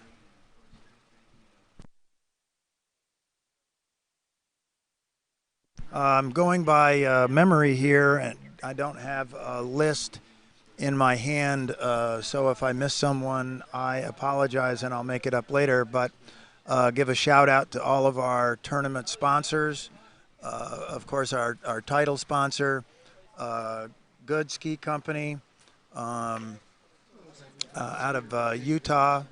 Their president and founder, Dave Goode, tragically passing away this past winter. The ski community misses him. I personally miss him. We were always seated close to one another here at the national tournament. We're quite friendly as competitors.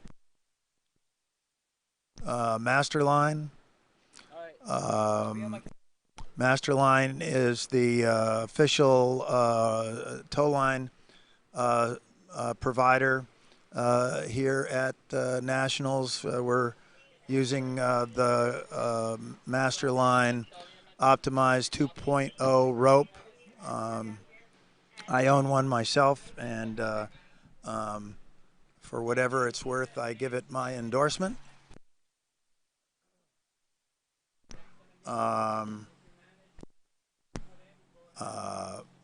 MOB bindings.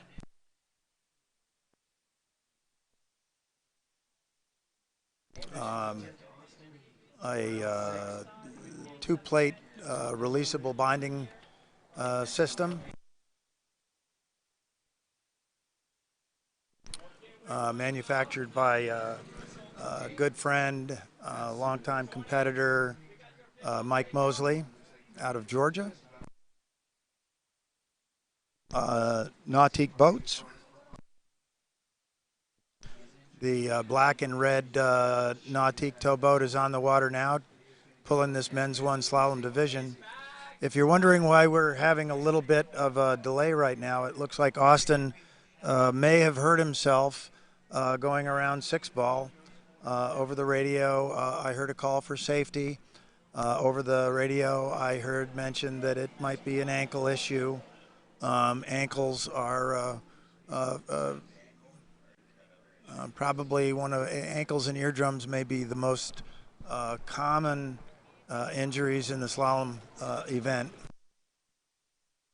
If you could see this, this is one of the coolest things that's going around Nationals. We've got if you know what a mule is, a Kawasaki mule, or one of those kind of large, it's more than a four-wheeler, but it's less than a car. The EMTs have a fully tricked out EMT truck built on one of those chassis.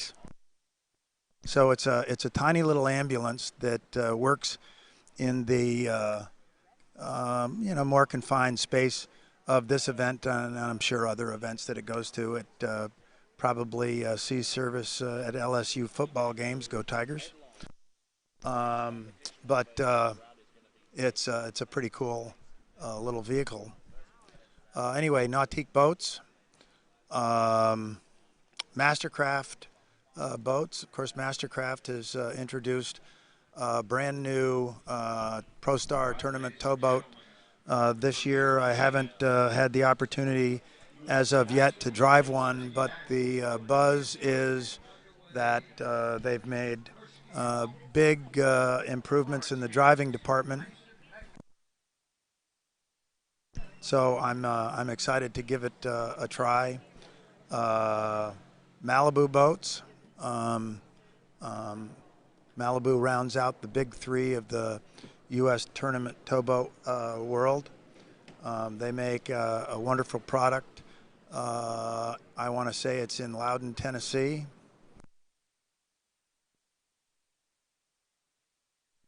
Dennis Kelly always is here at Nationals with the newest Malibu boat, and I've skied behind Malibu earlier this year. That's the boat we ski behind at Trophy Lakes,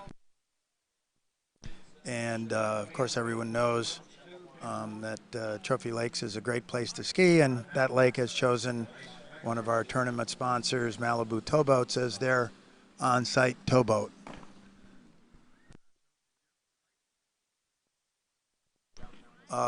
Connolly skis talked about, radar skis.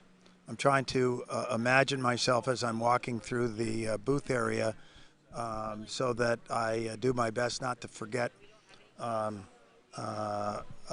of the sponsors. So Radar Skis, Brooks Wilson is here with Trent Finlayson and their crew. They're introducing a new slalom ski this year, brand new for 2020.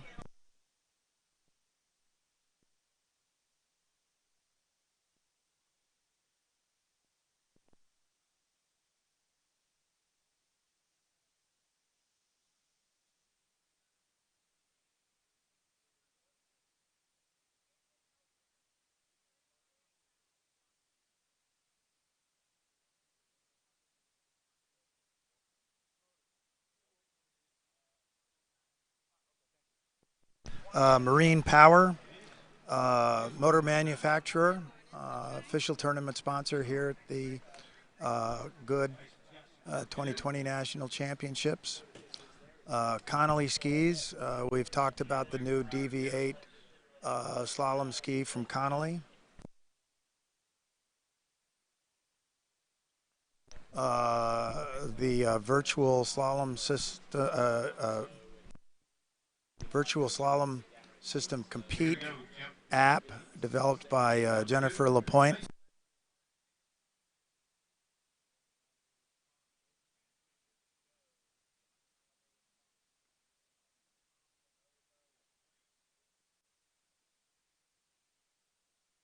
You can download the Compete app at the Apple Store. If you're Android, the app will be available for Android in September, and there's lots of new features coming in September. But the first thing that's coming in September over the Labor Day weekend is the virtual World Championships. You don't need to have a slalom course to compete in the World Championships, and you can ski in the tournament multiple times. So it's not like it's one and done like it is here at the Worlds. So that's going to be a really exciting event. Again, you can get the virtual slalom skiing app. I said virtual skiing system before, my bad. It's the virtual slalom skiing app. It's called Compete. It's available at the App Store.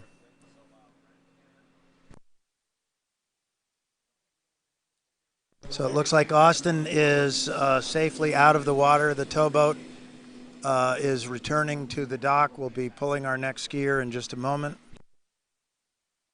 Next sponsor that occurs to me is HO. And as mentioned not too long ago, HO has introduced a new ski this year, the HO Max, HO Omega Max, which is a wider version of the Omega ski introduced last year, and that's the ski that Chris Parrish is skiing on. Of course, the American Water Ski Association doesn't necessarily sponsor the event, but it does put it on. We had a couple of other not official sponsors, but folks that kind of pitched in and helped raise some money for us to put the tournament on. One of those sponsors is, or semi-sponsors, is Ski It Again. I'm going to have to be reminded of the other one or two. I think maybe one is OJ Props, and I'll have to think on who the third one is. When it occurs to me, I'll mention them for sure. But in the meantime, we're coming back with Garrett Stallings.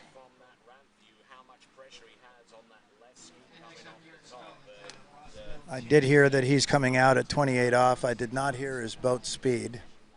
So we'll have to wait for that. When we get a time from the boat, we'll know.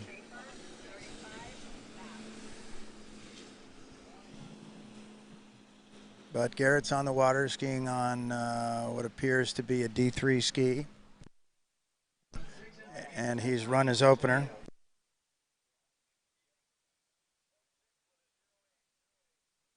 The boat calls in a score with a time of 0.8. That tells me that he started at 36 miles an hour. 16.08 being the actual time through the slalom course for the towboat at 58 kilometers per hour or 36.0 miles per hour. Is Garrett stalling slaloming?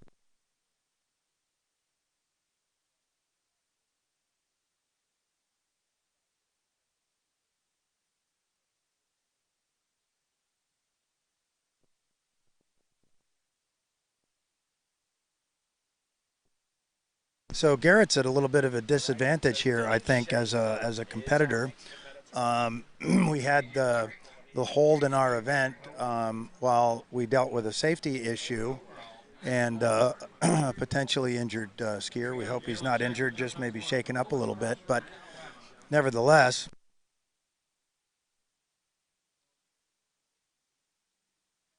Nevertheless, Garrett had to stand there on the start dock. He probably had his, he might not have had his ski on just yet, but he'd be standing there with his ski ready to go, and then he had to stand and wait and wait and wait, and that's probably a little bit of a disadvantage. But you wouldn't know it to see him on the water now. That was 36 miles an hour, 32 off.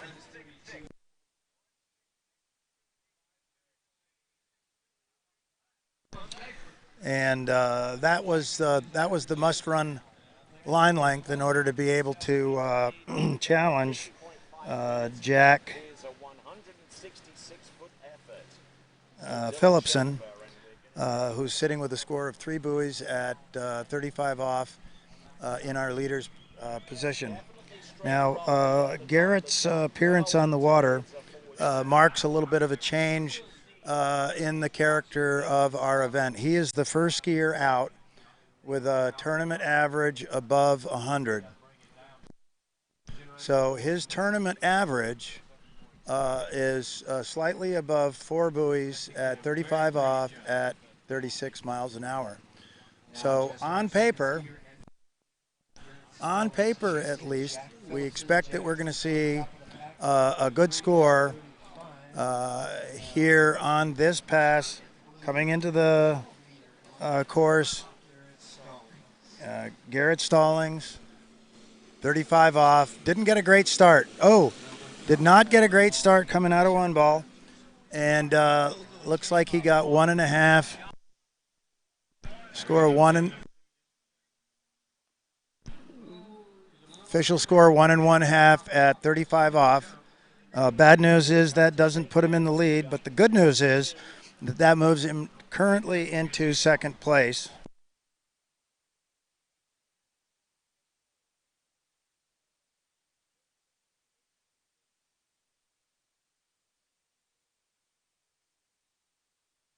I believe that gives him an aggregate score of 97.5. That's in front of everybody except for Jack Phillipson.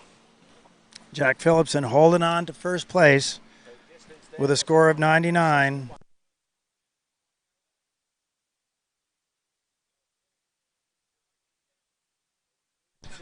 Score of 99 with 10 skiers to go.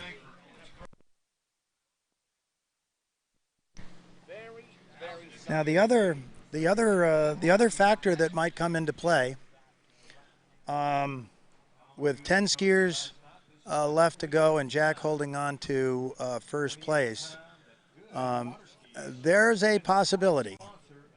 There is a possibility that we may have a tie, and that the tie may involve Jack Phillipson. And if that's the case, Jack is going to be in the disadvantageous position of having to sit on the shore and watch this tournament for some amount of time, trying to stay hydrated, trying to stay loose, but then having to come out onto the water cold and run his opener, which if there is a runoff that does involve him, will be at 36 miles an hour, 32 off.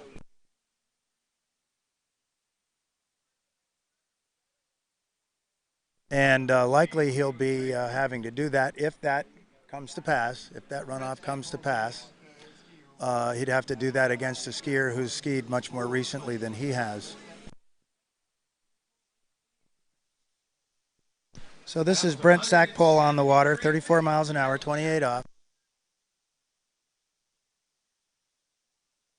Our next ski, Brett has a tournament average of 100.3. Same average as our last skier, Garrett Stallings.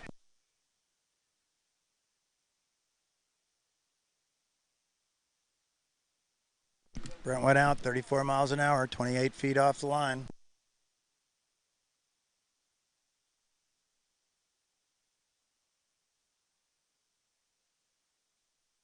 And our boat judge, Keith Lindemulder, the newly elected chairman of the board of the American Water Ski Association, just radios in. Skiers coming back at 36 miles an hour, minus 28.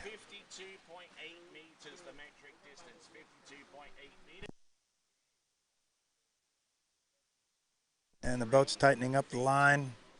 Going to drive around the mini island.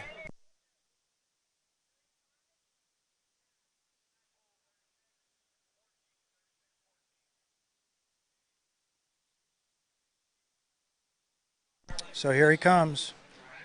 Brent Stackpole, 36 miles an hour, 28 off, 58 kilometers per hour on the 14.25 meter line.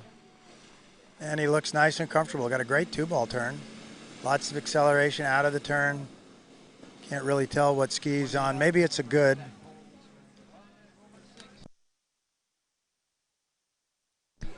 And Brent gets a full, complete pass of 6 buoys at 36 miles an hour, 28 off.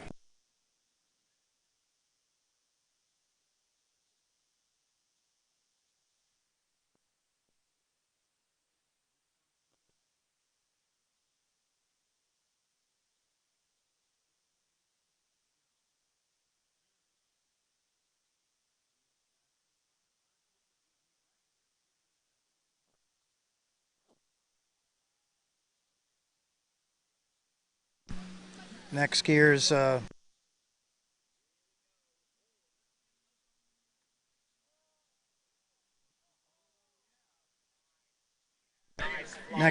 come. While Brett Stackpole is on the water, skiers on the dock are Cullen Parker, Austin Rogers, and James Weber.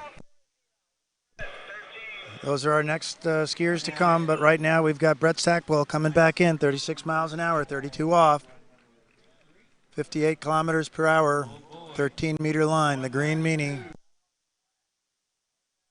This is a must-run pass. Score of 6, no continuation will put him in third place, I believe. But that is not what he's looking for, and that's not what he's going to get. He just smoked that 32 off pass. He's out the gate and has an unofficial score of 6.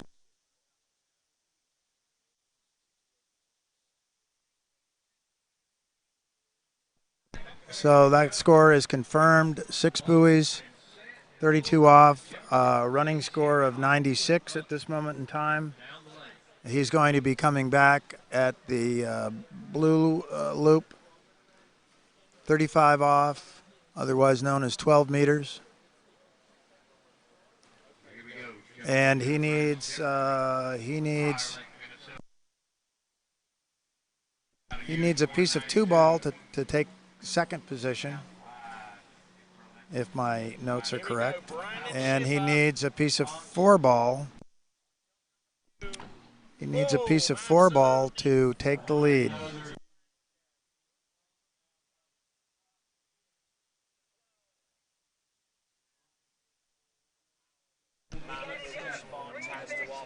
So Brent Stackpole, here we go. Coming into the course, 35 off, 36 miles an hour. Needs a piece of 4-ball in order to take the lead. Nice and wide on his gate. Nice 1-ball turn. Made the turn with a lot of speed, but blows out his tail at 2-ball. Blows out his tail at 2-ball. That's going to be a tough call between a quarter and a half. Let's see what the judges call.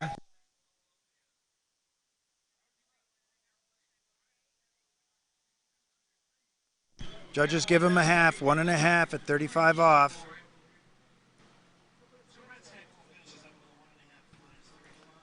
So that puts him into a tie with Garrett Stallings, the last competitor at 97.5. Aggregate score 1.5 at 35 off the line. And this is unbelievable, folks. This is unbelievable. Jack Phillipson, who skied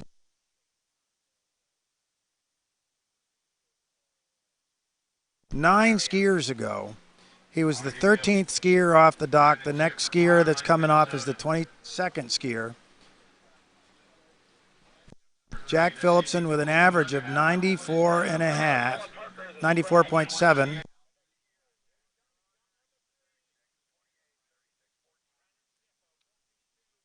Jack's score is held on for 9 skiers, all of whom have a higher to considerably higher average.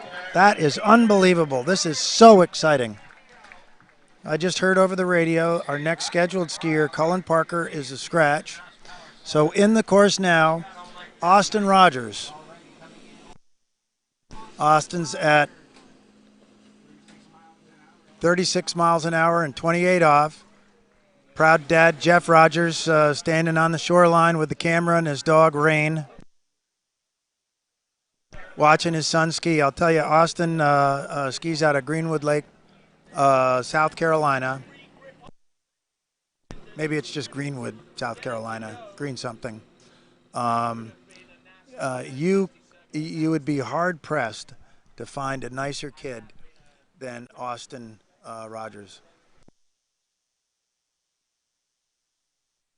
He has literally given me the shirt off his back. He had a Rogers well drilling sweatshirt on one day, and I said, hey, if you ever get a chance, Austin, I'd love to have a Rogers well drilling sweatshirt. And he took it off and handed it to me, literally giving me the shirt off his back.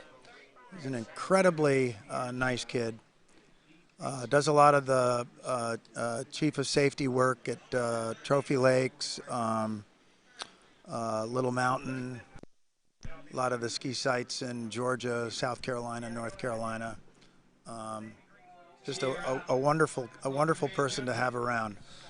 And here he comes back in, 36 miles an hour, 32 off. Nice turn at 2-ball. Wow, great turn at 2-ball. A little bit longer turn at 3s. Right foot forward skier. Gets a better turn on that 2-4 side. And he's out the exit gate. Unofficial score of 6.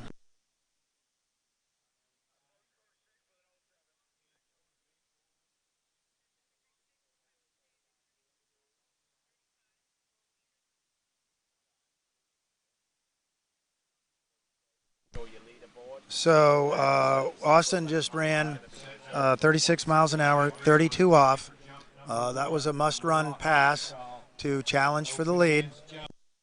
So he's going to be coming back on his third pass at 35 off, 36 miles an hour.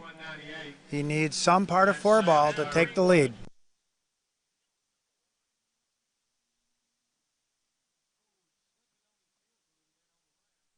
Boy, I'll tell you what, if you're not keeping an eye on what's going on over on Lake One in the jump competition, you're really missing some wonderful jump water skiing. So keep an eye on what's going on Lake One. Tony Lightfoot doing the commentary there. Very exciting jump competition. But right now we've got Austin Rogers coming back into the slalom course, 36 miles an hour, 35 off. Let's see what he can do. Dad's standing there with the camera on him. Ooh, a little bit of a stand-up around 1-ball. He's around 2. Can he get around 3? He's around 3-ball. Oh, and he loses the handle. He loses the handle coming out of 2-ball. Coming out of 3-ball. Unofficially, score of 2.5 at 35 off, which for the last several skiers is our best score but it fails to knock our leader, Jack Phillipson, off the top of the mountain. Jack's 3 at 35 off, still hanging in there as our first place scorer. Austin Rogers just moving into second with 2.5.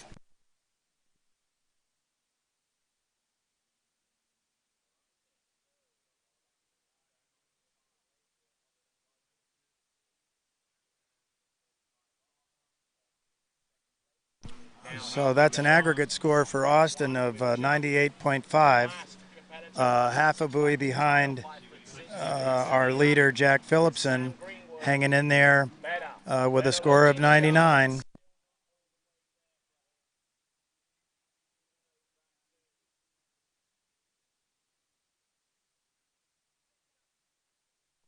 Austin Rogers was the 10th skier that Jack Phillipson has held off to hang on to his lead.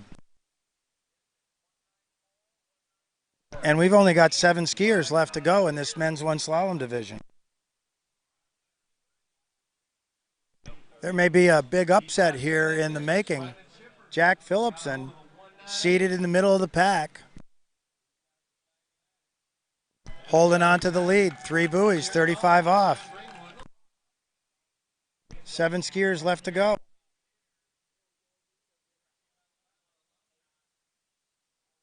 Seven skiers left to go. The worst he can finish, the worst our leader, Jack Phillipson, can finish now is 8th place. He was seated 22nd. So he has beaten a huge number of competitors in this men's one slalom division. That in and of itself is a huge victory for Jack Phillipson. What skiing that boy put up on the scoreboard. And of course he's not a boy, he's a man.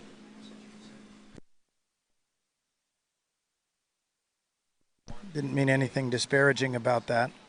James Weber on the course right now. I think he started at 36.28, but I'm not.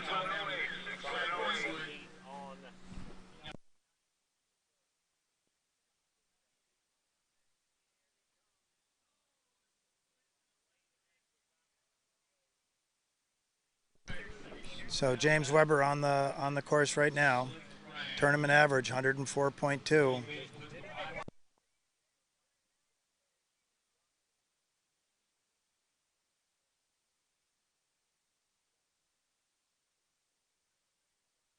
So he went off the dock at 36 miles an hour, 28 off.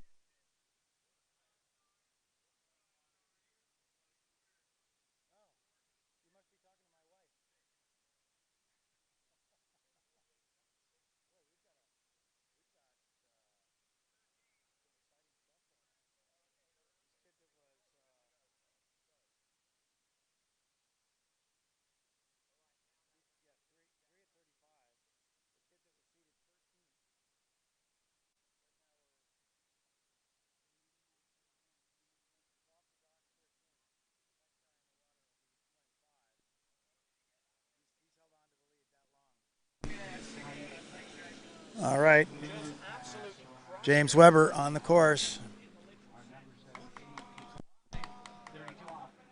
32 off, just ran clean pass at 32 off, which he did seemingly with ease. Looks like he's riding a Connolly GT ski. And so as we sit here right now, Austin Rogers, 2.5 at 35 off, is sitting in second place. And Jack Phillipson sitting in the lead, score of 99. So James Weber on the water now, needs a piece of 4-ball to take the lead from Jack Phillipson, who's held the lead for over 10 skiers.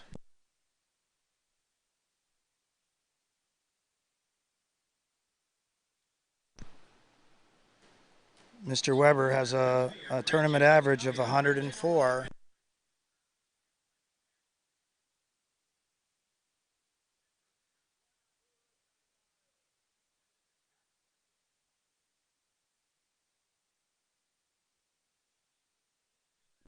$102 Score of 102, I believe, is a complete pass at this line length. So he's got a tournament average of a couple at 38.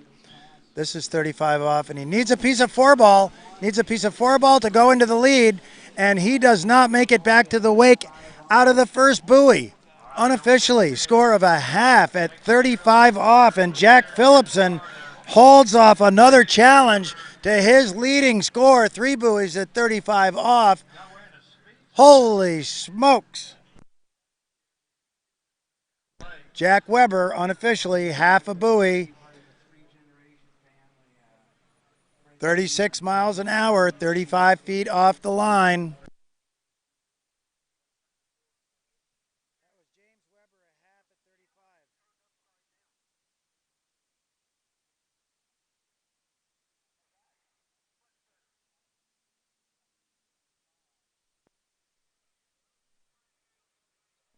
So our beautiful black and red Nautique towboat cruising back down to the start dock, going to pick up our next skier. Getting down to the brass tacks, our top 6 seeds. Next skier on the water is going to be Ryan Bridgeford, Russell Durand, Peyton Miller, Landon Giels, Benjamin Lutz, and our top seed, Garrett Reese, all left to go. Jack Phillipson, 13th skier off the dock. He's held off 11 challengers to his leading score.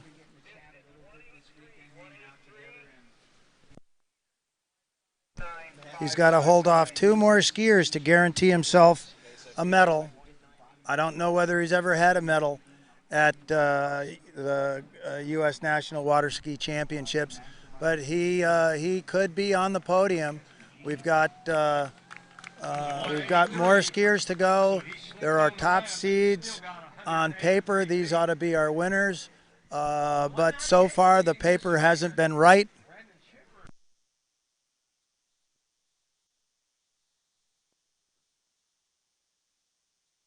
Okay, here we go. Next skier, Ryan Bridgeford.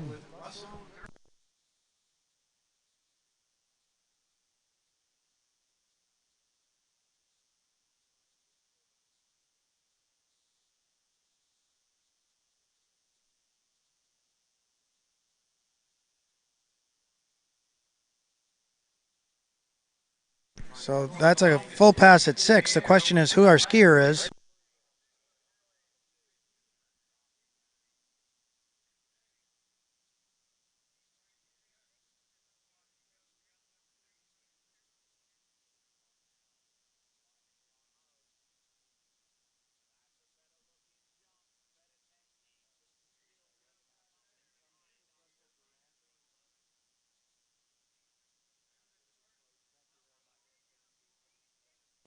Okay, there was a little confusion on the radio, but this is Ryan Bridgeford. He started at 36 miles an hour, 28 off. He ran that first pass, and will be coming back at 36 miles an hour, 58 kilometers on the 32 off green rope, otherwise known as the 13-meter line.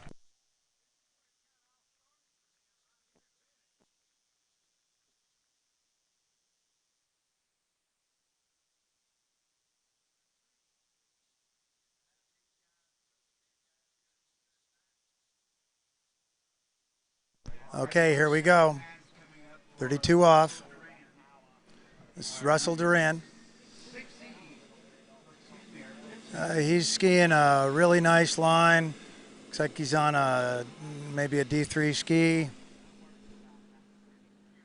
Right foot forward skier, so his onside is his 1-3. His onside is his 2-4 side, and he's got a score of 6 on the 32 off must run pass. Okay, so our next challenger to Jack Phillipson, hanging in there with a score of 36. I'm sorry, Freddie Krueger is jumping over on Lake 1. And I have just got to watch this. Keep an eye on Lake 1, even if you're watching the slalom on Lake 2.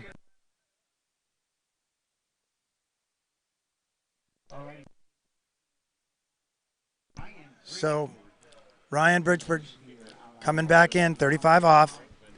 He needs a piece of four ball to take the lead away from Jack Phillipson, who's defended that lead for at least 11 more highly ranked skiers.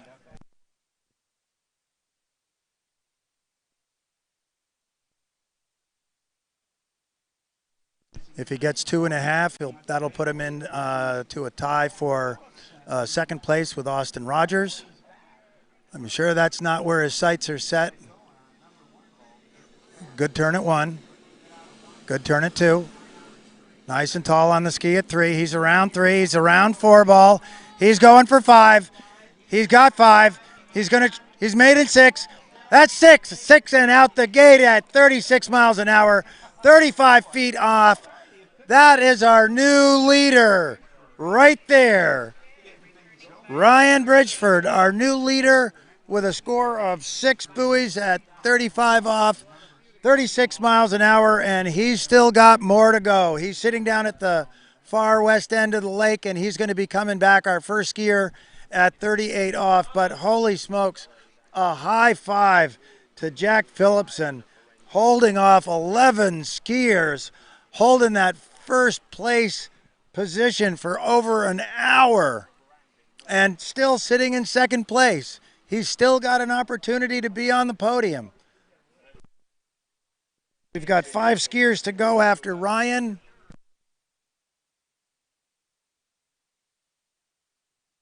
So he's still got an opportunity to get on the podium. But right now, Ryan Bridgeford, he's going to be coming back in. He's going to be coming back into the course. 38 off. This is our first men's one skier at the 38 off purple line length. He's around 1. He's got a good turn, a lot of ski in the water. Maybe lost a little more speed than he wanted. He's around 3. He's going for 4. He's around 4. S turning, tight line, back to the rope. I'm going to give him a score of 4. Question is, did he get there before the boat guides? We got to wait for the judges on this. Could be 3.5, could be 4.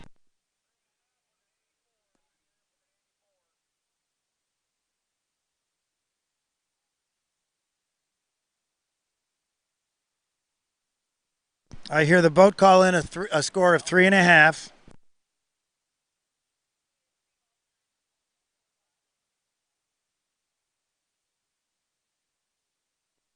Hear the boat call in a score of 3.5. It looked to me like he had a tight line. His body was supported by the ski. He had the handle in his hand. The question was, did he get back to the line of boat guides before the 5-ball boat guides? And he was right there. And from where I was standing, I couldn't tell if he got there before or after the boat guides went past. The towboat is called in that he got there after, giving him a score of 3.5.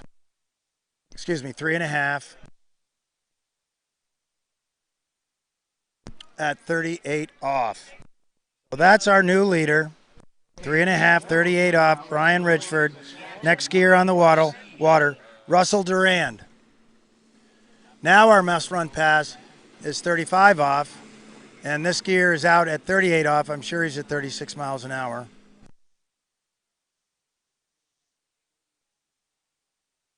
Boy, he gets a lot of angle, and his opening pass, which I'm now sure was 36 miles an hour and 28 off. He just ran that nice, easy, and beautifully.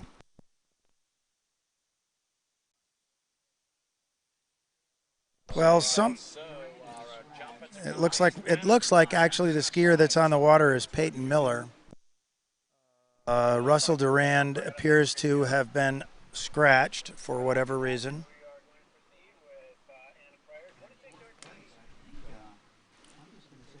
So that's really good news. It's bad news for Russell Durand, of course, but it's really good news for Jack Phillipson, because that increases the odds of him being able to make it onto the podium. Right now he's sitting in second place, and we've got 4 skiers left to go. So if one of these 4 skiers stumbles before 3 ball at 35 off, that'll put Jack Phillipson on the podium. But right now we've got Peyton Miller on the water, and he's running his 32 off pass. We've got a little bit of cloudiness right now, and the sun's really high in the sky. Certainly sun is no longer any sort of a factor for our skiers. There's just a breath of wind, under 1 mile an hour. Certainly wind being absolutely no factor whatsoever. Actually, with the clouds coming in, and they don't look like rain clouds; they're just clouds. They're providing a little shade. Actually, you can feel it cool off here on site with as the clouds come in a little bit. I don't think anyone is going to complain about that.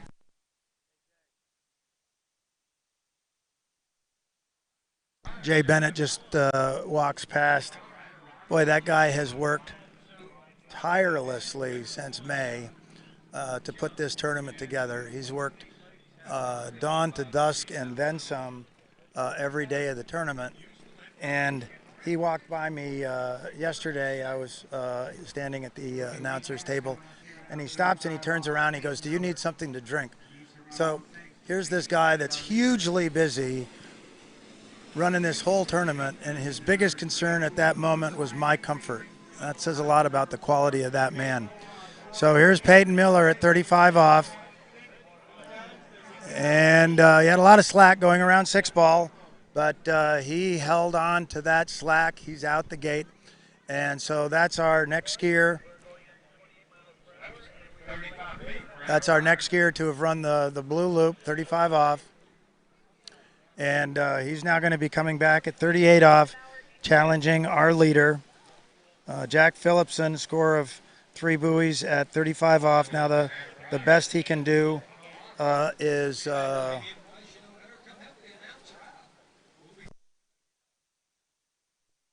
the best he can do at this point, I think, is 3rd place.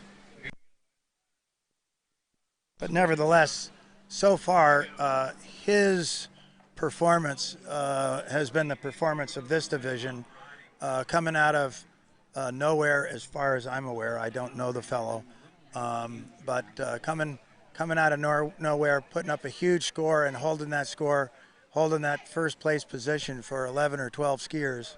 He's really had one heck of a slalom tournament. So here we go, coming back into the course, Peyton Miller, 38 off.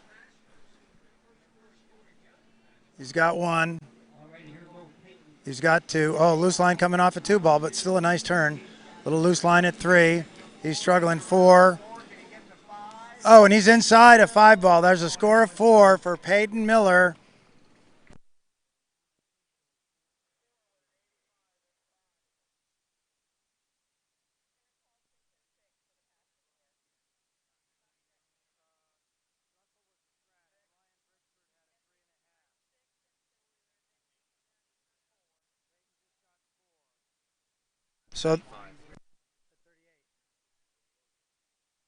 So Peyton Miller, 4 buoys, 38 off. That's our new leader.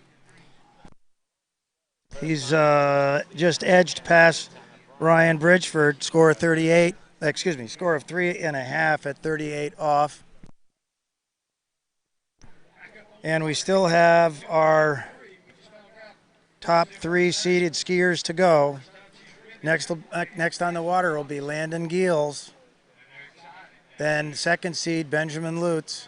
And our top seed in the men's 1 slalom division, Garrett Reese.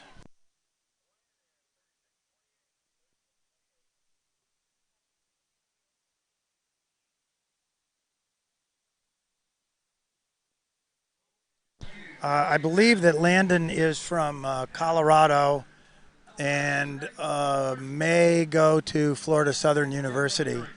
We see him at La Pointe Ski Park at our spring and fall tournaments, so I'm assuming that that he's a student nearby, and Florida Southern would kind of make sense for a skier of that quality. That's not to take a dig at Rollins, also an excellent water ski team. Landon runs his opener like it's a walk in the park. 6 in the pit at 28 off. He's going to be coming back 36 miles an hour, 28 feet off the line. We've got 2 more passes that he has to run before he'll have an opportunity to challenge our leaders. 4 buoys at 38 off, currently being the leading score. I've seen Landon run this 38 off line length. I know he can do it. The question is, can he do it on this big stage? And that's going to be the challenge.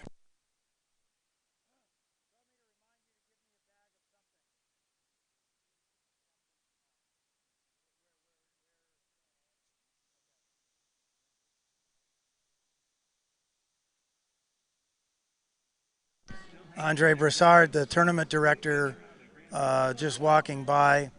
What a job that man has done putting this tournament together, working tirelessly along with Jay Bennett and the other folks from the Bennett Tri-Lakes ski site. Okay, Landon Gills, 32 off. Making it look easy out there. Can't tell what ski he's riding. Maybe I'll get a better look at it coming the other direction. Well, all the usual suspects are here. Regina Jaquis just went by. April Coble is here on her nice blue bicycle.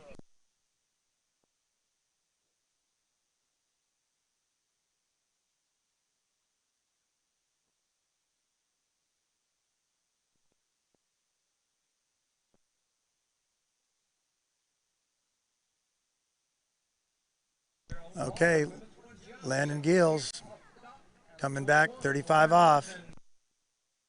Must run pass if he wants to challenge for our leaders. 4 at 38 off. The current leading score held by Peyton Miller.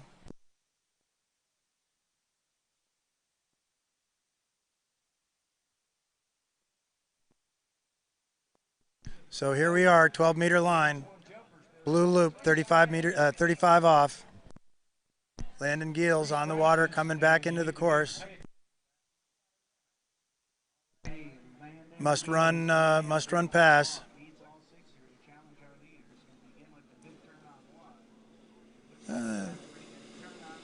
So Landon's into the meat of the course, skiing smooth and easy. Beautiful turn at 4-ball, right on the backside of it. Handle a little low at 5. He's around 6-ball and out the gate. So there's an unofficial score of 6 at 35 off for Landon Gills.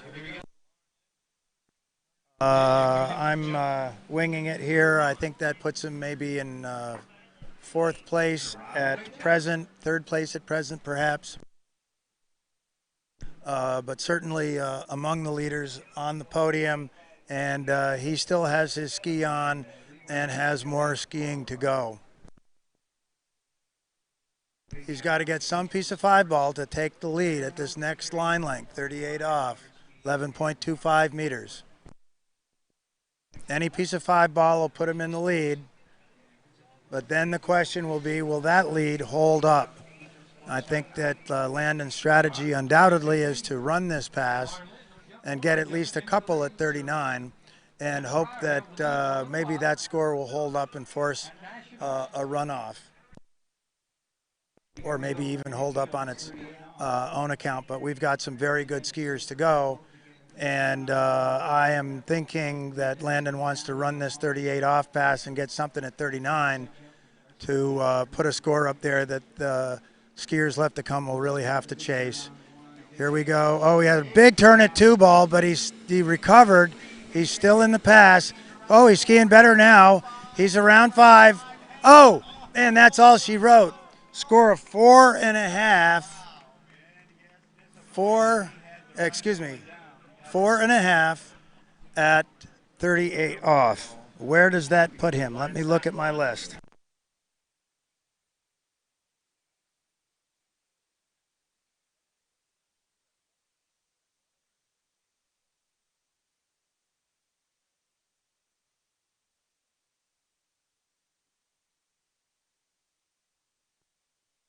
So that puts him into the lead. He got that piece of 5 ball that we were talking about. He got 4.5. That puts him ahead of Peyton Miller. Currently in the lead with 2 skiers to go. So Landon Giles has guaranteed himself at least a 3rd place finish in this good 2020 Water Ski National Championships Men 1 division.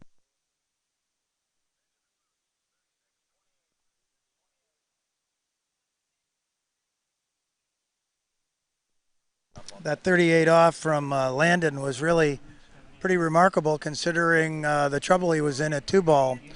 But now we've got Benjamin Lutz on the water. He's at 36 miles an hour, 28 off.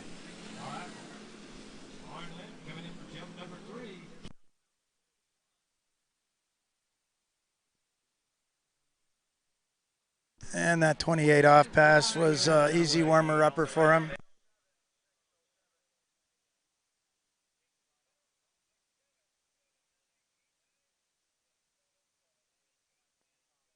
Well, Jack Phillipson's chances for a medal are diminishing, but the excitement quality of his ski ride cannot be diminished. He skied an incredible score for him, posted a score of 3 buoys at 35 off the line, 36 miles an hour, and that score held for 11 or 12 skiers. So he has crushed his seed. Whether he podiums or not, he still had an incredible slalom event at the national championships.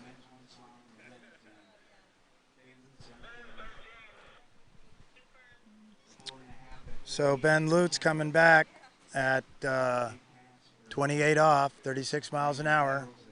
Boats lining up for the 55s coming into the course. He's got to run this pass to be able to take a shot at Landon Giles, our leader. Looking like he's in nice shape.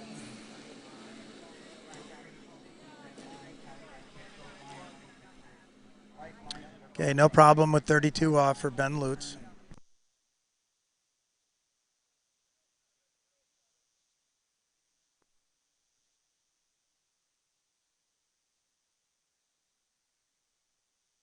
So the next pass is going to be 35 off. Must-run pass for Ben Lutz.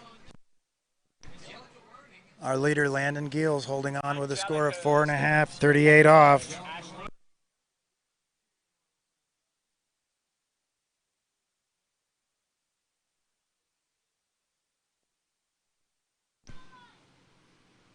Ben's tournament average is almost 2 full buoys more than Landon. So on paper, we would expect to see Ben exceed Landon's score. But by golly, this isn't paper. This is the Nationals, and anything can happen. Anything can happen, and Landon has got a great score, and it's put the pressure on our final 2 skiers. They know that if they want to be on the top of the podium, they're going to have to ski very aggressively. They're going to have to run, or at least almost run, a full pass at 38 off. And Ben Lutz back in here at 35. Can't tell exactly what he's on. Looks like it could be a D3. All right, 35 off, 6 buoys, Ben Lutz. This next pass is the critical one. 4.5 buoys is our leader, Landon Giles, Colorado skier. Being challenged by Ben Lutz. Ben is our 2nd seed. The lead is held by our 3rd seed. Our top seed, Garrett Reese, on the dock, waiting to go, watching what happens on the water. Having to decide whether to go with his initial game plan or whether to change it for any reason in order to challenge the skiers that have already posted scores.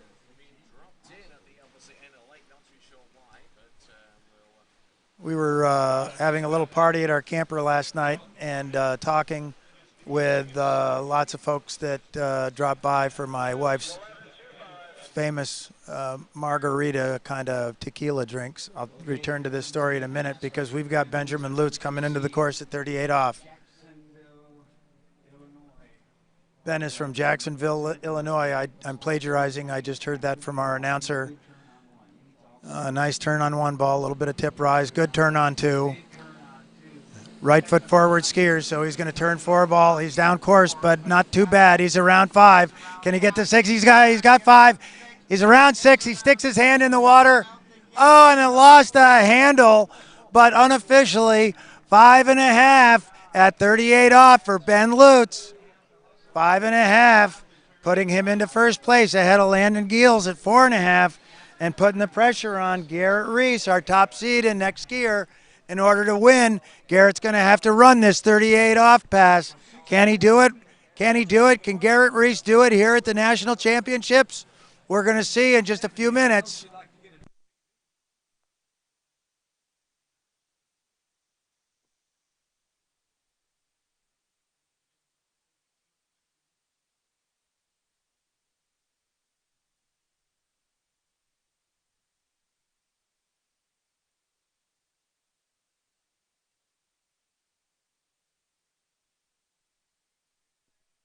So official score for Ben Lutz, 5.5, 38 off.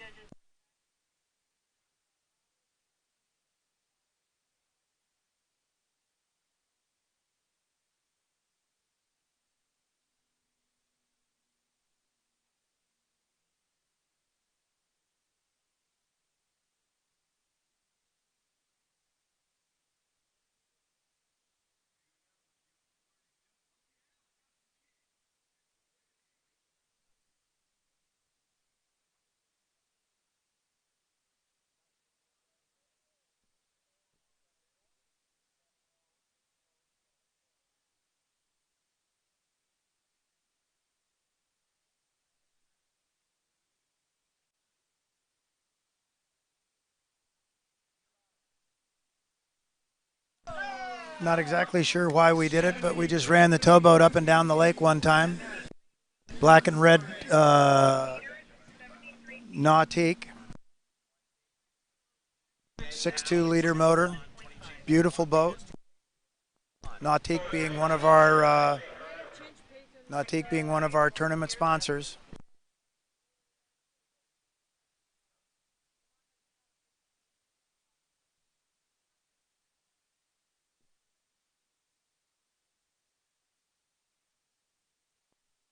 Waiting for an opening speed and line length for Garrett Reese. Garrett's sitting there on the dock. He knows what he's got to do. He's got to run 38 off. He knows it as he's sitting there. Is knowing that information a positive for him? Is it hanging bait out in front of him that he's going to chase, or is it going to make him a little bit nervous? Holy smokes, in order to win this event, I got to run 38 off, 36 miles an hour. No one's done it yet in this men's one competition. He's in the water, getting the soap out of his binder. Ropes tighten up. And up on the water he comes. He's starting out 36 miles an hour, 28 off.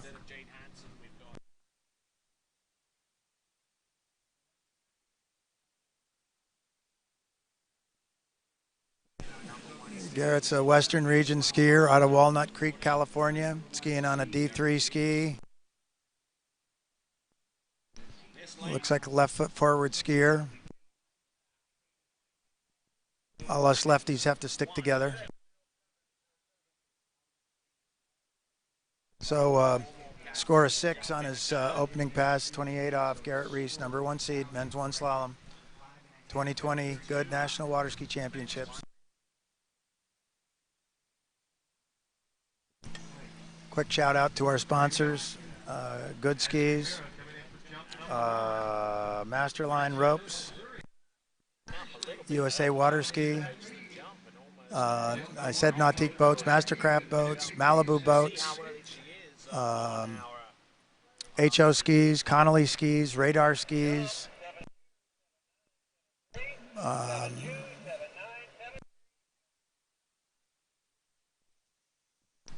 Our sponsors are all up on the screen right now.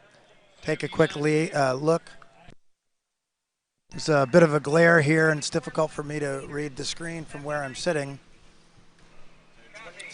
Here we go, number 1 seed, Garrett Reese, coming back into the course, 32 off, 36 miles an hour. This had better be just kind of a easy ho-hum type of pass for him. So far, that's the way it looks.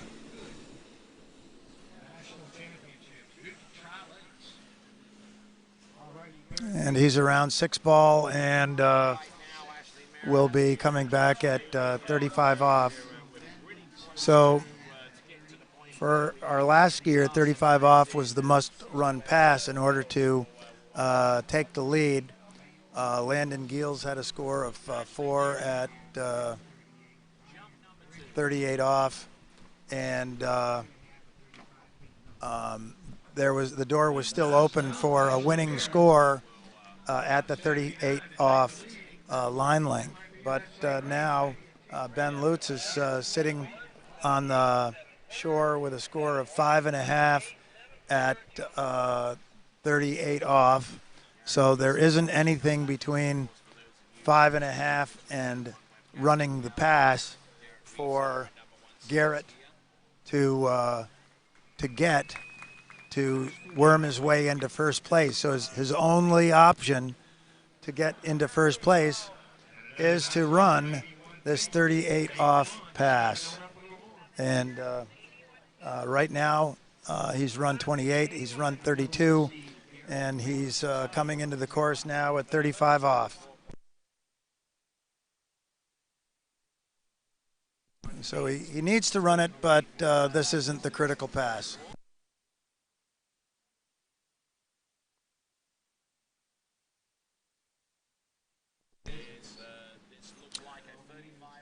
All right, that looks like clean 6 buoys at 35 off.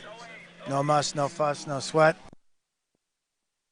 So now he'll come back at 38, and that's where the money is.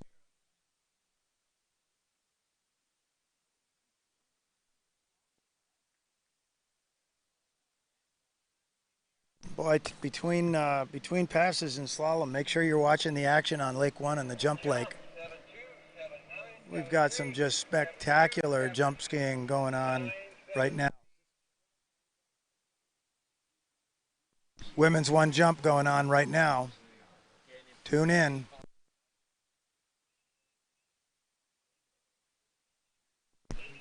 All right, Garrett Reese, number 1 seed, sitting down at the far end of the lake. Thinking about this next pass, he's got to run it. He's got to run 38 off to take the lead. If he gets 5.5, we'll have a tie and a runoff. But if he wants to win it and win it now and not have to worry about winning a runoff, he has got to run this pass. And here we go, on the water, Garrett Reese, 38 off. Nice 38 off. Oh, that's the best first turn at 38 off we've seen so far in this division. Oh, and he's in good shape. He's going to run this pass. He's going to run this pass. He's going around 5 ball right now. He's fine. He's in great shape. He's around 6 ball. He's got a little bit of loose line. He's out the exit gates, and there it is. There it is. There's 38 off. 38 off has dropped. And Garrett Reese is going to be our men's 1 slalom champion, but Garrett's still on the water. It's still his turn to ski. We're going to see some 39 off action here in the men's 1 slalom division. He's got more to go. Let's see what kind of a score he can put up. He's already won the event. This next pass is for bragging rights. Boy, his 38 off pass, he turned 2 ball and it was like, okay, he's running this. There's no problem. What a 38 off at 36 miles an hour for Garrett Reese, our #1 seed. On paper, he should win this event, and by golly, he did.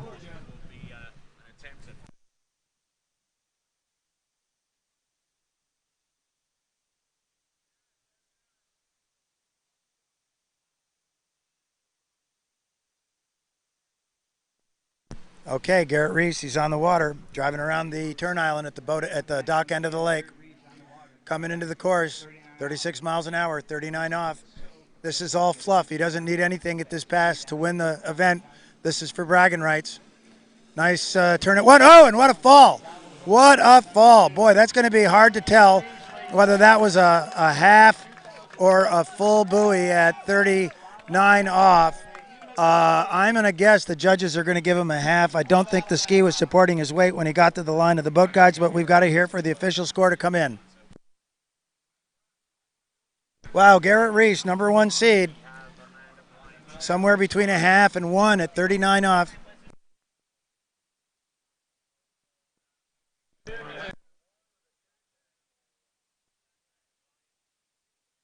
All right, judges have given him a score of 1. That's Garrett Reese, 1 ball, 39 off.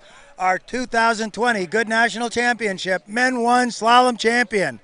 Holy smokes, what a division. And I just keep mentioning this guy's name. He skied such a good tournament. He was in the middle of the pack. He posted a score of 3 at 35 off, and that score held first place for 11 skiers. Jack Phillipson, congratulations to him. He didn't make the podium, but he skied a great tournament. This has been John Wilkins, LP Skier. If you follow me on Ball of Spray, I'm turning the announcing duties over to April Coble-Eller, and she's going to bring you our next division. April, if you're ready. I've been skiing on the Energy R1 for a little over a year now. Before the R1, I was on the original Energy, and I was skiing great on that ski. I really had no problems with it, but whenever they released the R1 with the wider forebody up front, it made the ski so much easier to stay balanced and have equal turns on both sides. So from my very first set on the NRG R1, I could just feel that this ski's just really balanced through the wakes and through the turns, and I found that I could just turn my onside turn better. I think that's because the tail of the ski just allows a little bit more water to flow through it, so it just rides through the tail of the onside turn better. That's definitely the big thing that I felt was different, and that's why I was really happy to be able to get on that ski straight away.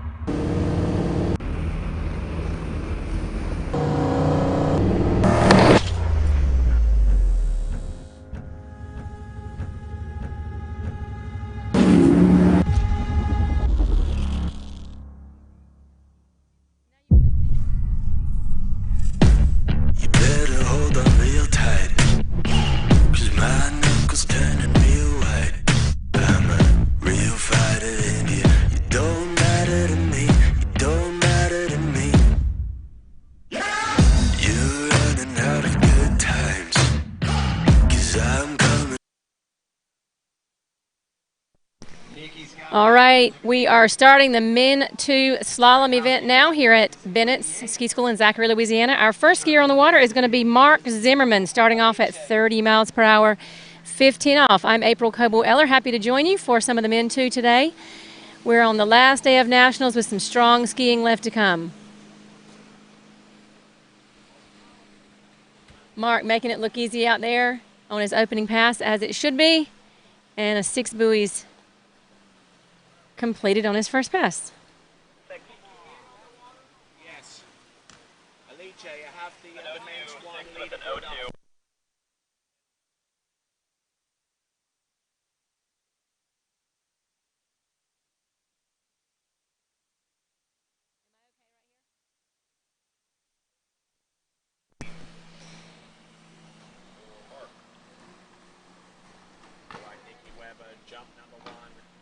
All right, we have a confirmed 6 buoys at 30 miles per hour. Mark will be coming back in at 32 miles per hour, 15 off. Their max speed in this event is 36 miles per hour, so he has a few warm-up passes before he gets to his hardest pass, or max speed, I should say.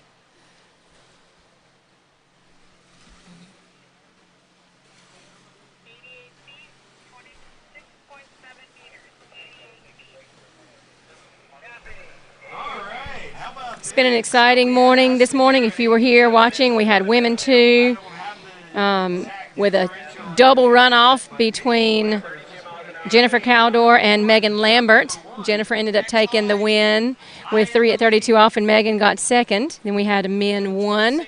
Garrett Reese just won our men's 1 division. But now we have Mark Zimmerman coming back on his second pass at 32 miles per hour.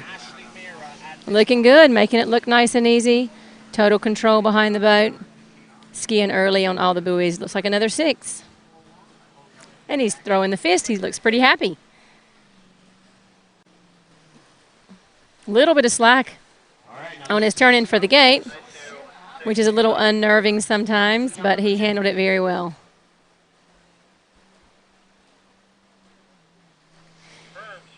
Confirmed 6 buoys at 32. We'll be coming back at 34. A lot of our early seeded skiers are skiers who maybe have just qualified for nationals or skiing nationals for the first time, so it's super exciting to see lots of our new skiers out here on the dock. You're looking at Max Rouse right now. Max is a Carolina boy now. He doesn't come from North Carolina, but he's there now, so we'll claim him. He's watching and getting his thoughts ready for his turn. He'll be next. I know his parents are watching back in North Carolina. If they're there, I haven't seen them here on site, so if you're at home, hey, Mom and Dad. All right, around the island, Mark comes. He's coming back in at 34 miles per hour. That's your new leader. 3 jumpers to go. She's still got 1 jump left. 1 jump to the next. So, Nikki Weber on the top 5 then, for absolute certainty. Similar gait to the 32-mile-an-hour pass. Controlling the line very nicely here. He comes around 3 ball. Running a little bit late, a little hot coming into 4, but he's fine. Oh, and he takes a little bit too much of a turn, hard turn at 4. Looks like it's going to be a 3.5 at 34.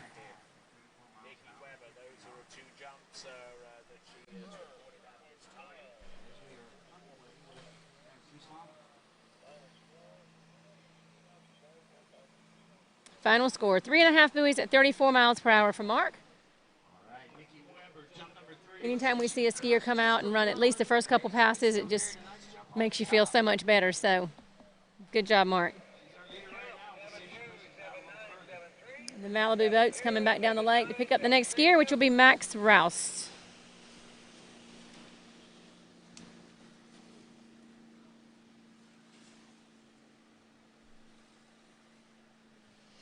So I was talking earlier about some of the skiing that went on today, starting at 7 o'clock this morning with the women 2. As women rocked. Then into the men 1, just finished a big 31-person men 1 division with Garrett, or 30-person, Garrett Reese winning that event. Garrett's brother, Carter, won overall in a boys 3 division a couple days ago. Took a big jump crash. I don't know if you were here to see it or if you saw it on TV, but had a big jump crash and hurt his foot, but he'll be back. Boys are tough. But now we have Max on the water. We'll have a starting speed for you in just a second. Max is a 3-event skier.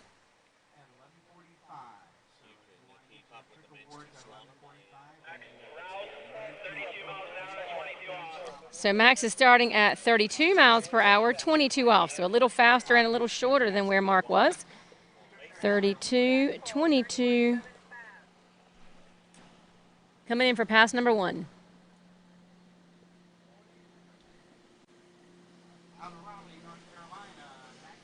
Max lives in Raleigh, North Carolina now. First time I met him was at a boat show. We were setting up and breaking down after a Raleigh boat show, and Max came in and introduced himself and helped me end up packing the whole trailer up. So we've been friends ever since.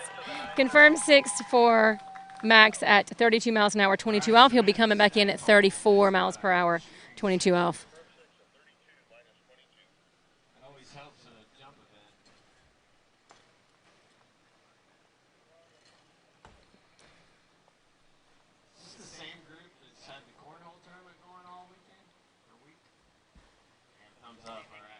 I'd like to give a shout out to my crew at Coble Ski School who are running Saturday Ski School today.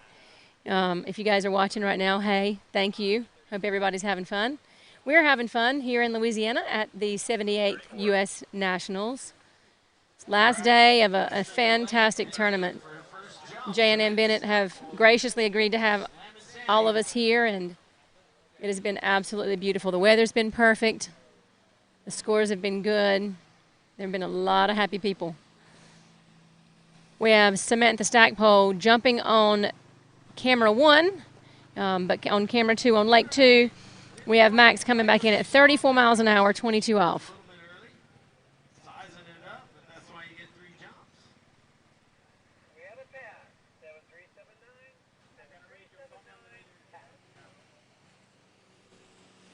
Good start so far. Little slow turn at 4 ball. He's going to rush a little bit at 5, but let's see if he can get to 6. And he does. 6 buoys. 34 miles an hour.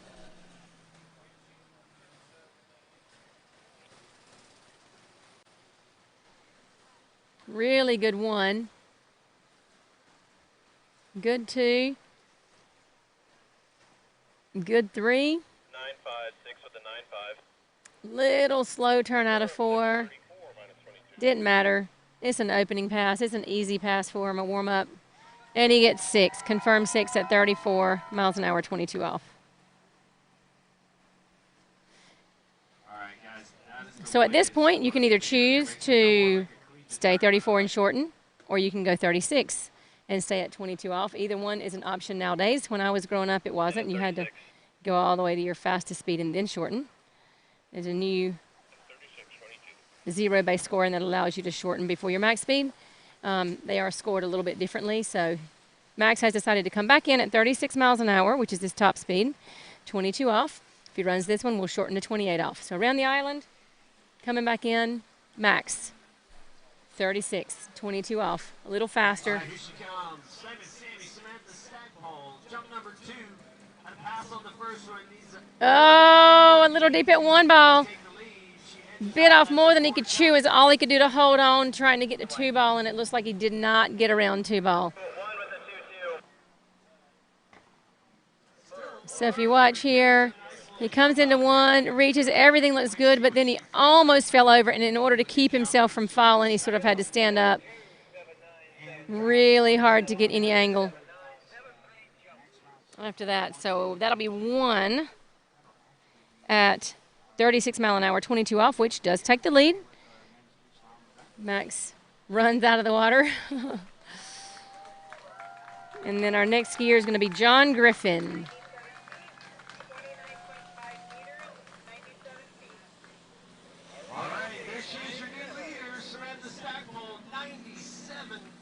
As you can probably hear in the background, we have Lake 1 running with our women jumpers. Samantha Stackpole just took the lead with a new personal best of 97 feet. John Griffin in men 2, third skier on the water in the men's 2 division, getting ready. The boat will come back in just a second and grab him, and he'll get to ski in the Nationals.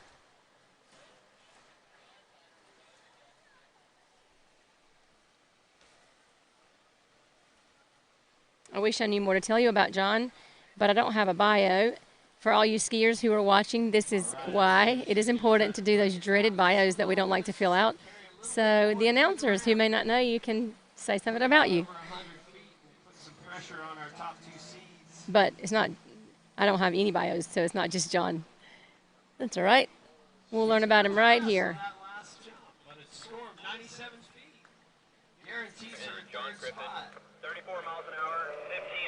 So John starting at 34 miles per hour, 15 off. John, 34, 15.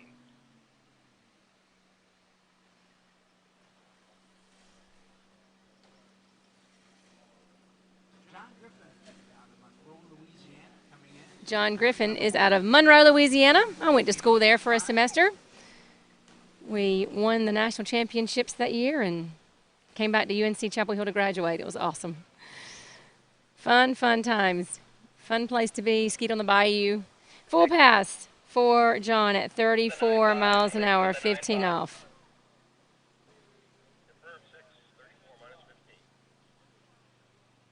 All right, we got 2 jumpers left over here. We got Charles C. Newmans and Mariah Fields.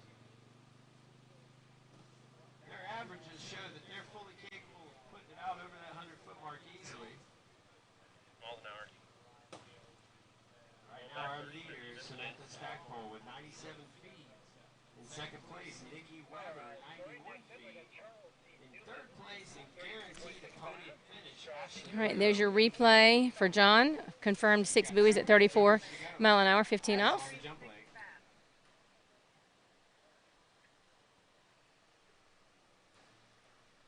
You can see on your screen and behind me, there's still lots of people here, lots of good skiing left to do, and the weather is absolutely beautiful.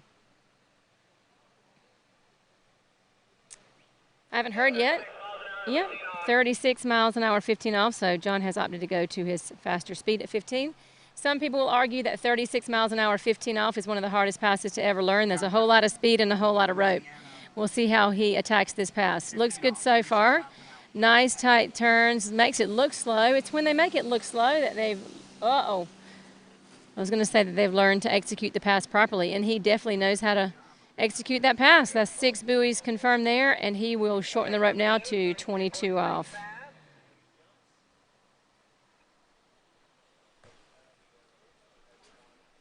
All right, on the jump lake, Team Tennessee's own Charles C. Newman from that parking lot saloon. 6 with an 08. Coming in for jump number 1. 6, 36, 15, going to minus 22.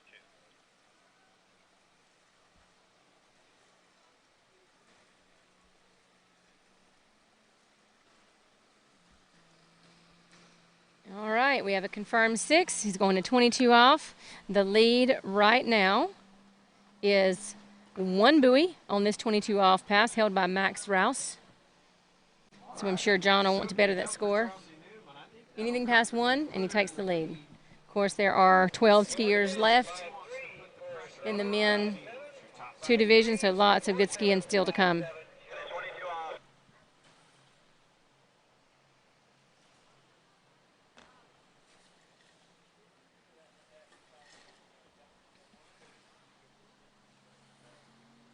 All right, we have John Griffin from Monroe, Louisiana, coming back in at 22 off, 36 miles an hour. The 15 off pass looked great. Let's see how he executes that one. Good 1 ball. He's around 2. He has taken the lead. Let's see how far he can get. He's around 3. He has 4, looking good. Coming into 5. And looks like he's around 6 and out the gate. So that's a full pass at 22 off. All right, Charles C. Newman's going to jump 117 feet. That puts her in the lead. 1 jumper to go, but that's not going to be enough for Charles. And the judges have confirmed 6 buoys, so John will be coming back in at 28 off. Put pressure on Mariah Fields, who's anxiously awaiting her turn on the dock. John Griffin taking a lead on that 22 off pass.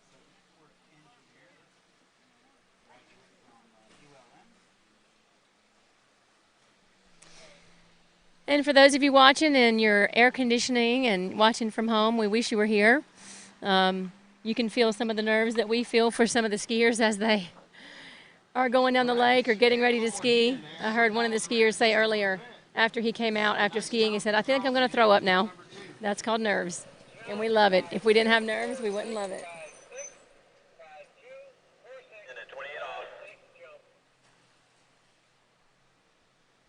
All right, we have John Griffin coming back in at 28 off.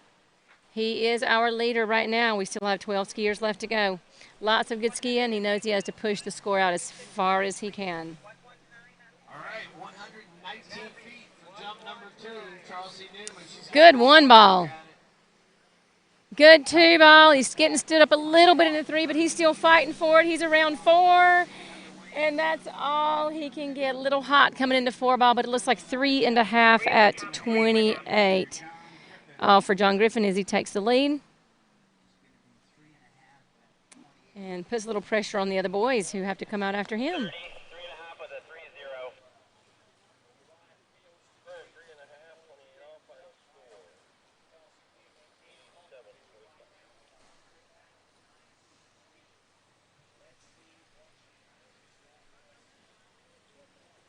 All right, one more jump for Charles C. Newman.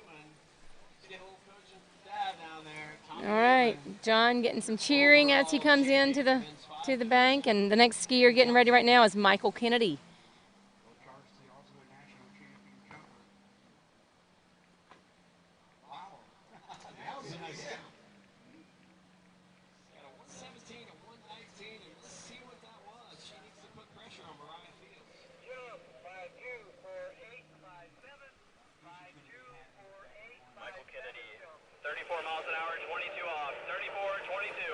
So Michael Kennedy coming into the course now at 34 miles per hour, or 22 off. This is our fastest and shortest rope length for a starting pass yet. Let's see how he goes. One-handed gate. And around 1 ball. Opening pass, making it look easy.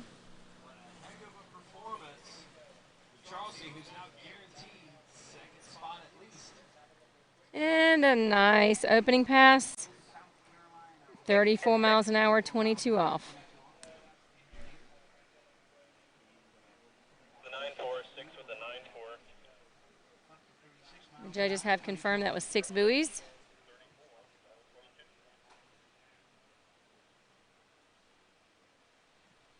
Next pass will be 36-22.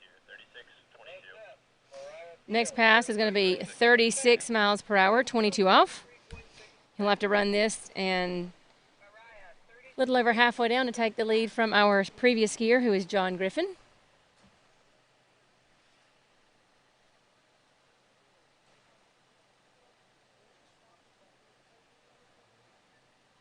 All right, we're on our top seed.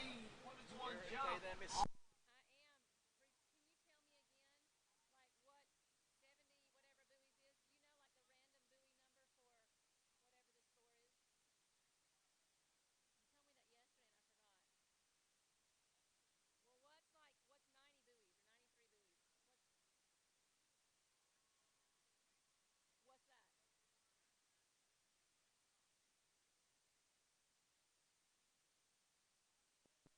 All right, we have Michael Kennedy coming back in, 36 miles an hour, 22 off. He needs to run this pass to challenge our leader, and he's in trouble. He's in trouble. That's 3 1/2 at 36 miles an hour, 22 off.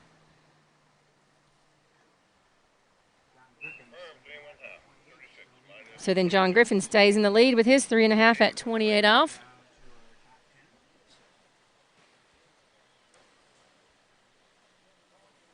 All right, here she is, Mariah Fields. Here comes Mariah Fields now. Top-seeded jumper in women's 1. All right, our next skier sitting in the water, waiting his turn with a smile on his face is John Mommer. John has worked in the water ski industry for years. He's been skiing since he was little. He's an HO man.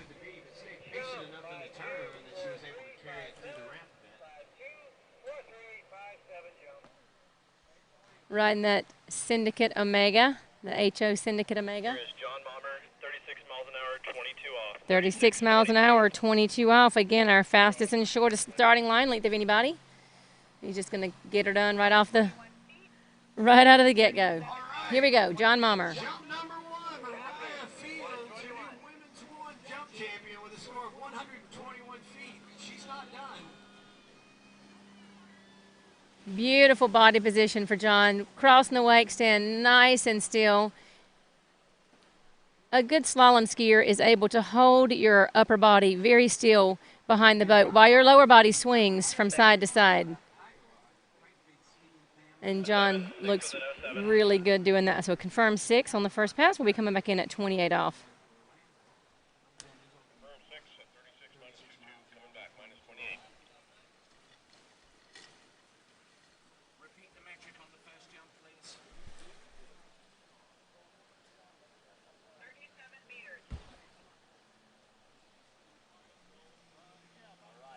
Mariah Fields, 37 meters on the opening jump. It's good enough for 121 feet and the win.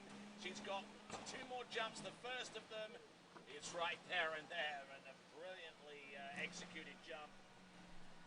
Former skier for the University of Alabama, Crimson Tide, that is Mariah Fields, and a former. All right, John Mommer coming back in, 28 off. Our lead at the moment is 3.5 buoys at 28 off, held by John Griffin. I'm sure if this is John's second pass, this is another warm-up pass for him. Everything goes well. We have a chance at the leaderboard right here. All right, 134 feet for Mariah Fields. She's still got 1 jump left. Good start for John. Nice and easy. Plenty of room around the buoys. Heads up. Upper body stand nice and still behind the boat. Soft knees when he needs to. And that's a full 6 buoys at 28 off. Takes the lead. That's our first competitor so far to run 28 off. He'll be coming back in at 32. The green loop.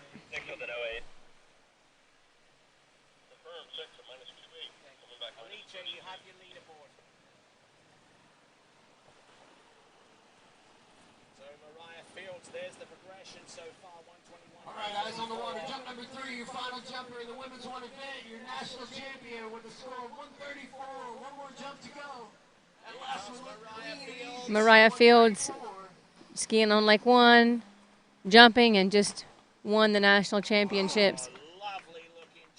And you see our scores right now. We have John Griffin at 3.5 at 28 off. However, John Mommer just ran 28, so he's coming back in at 32 off. We just don't have a confirmed final score yet because he's still skiing. So coming back in on the green loop, he has a confirmed 6 at 28 already. This is 32 off. Got to be mean to run the green. Come on, John.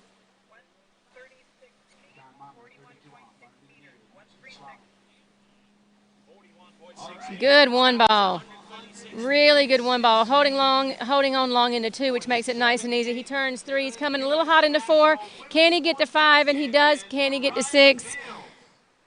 He gets around 6 ball and just turned so hard. He realizes that he should have just stood up there if he could have. Sometimes it's out of your control. He gets scored a 5.5 at 32 off. So he takes the lead, but obviously a half buoy more would have gotten him into 35, which is a whole different story. He comes into 6.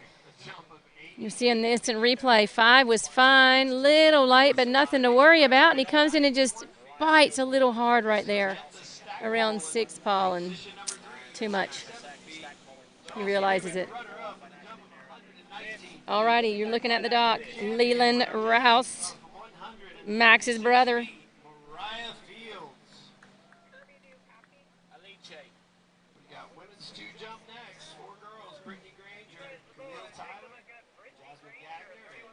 I think all his friends call him Lee. So we have Lee and Max. Lee coming out, the 6th skier in men 2.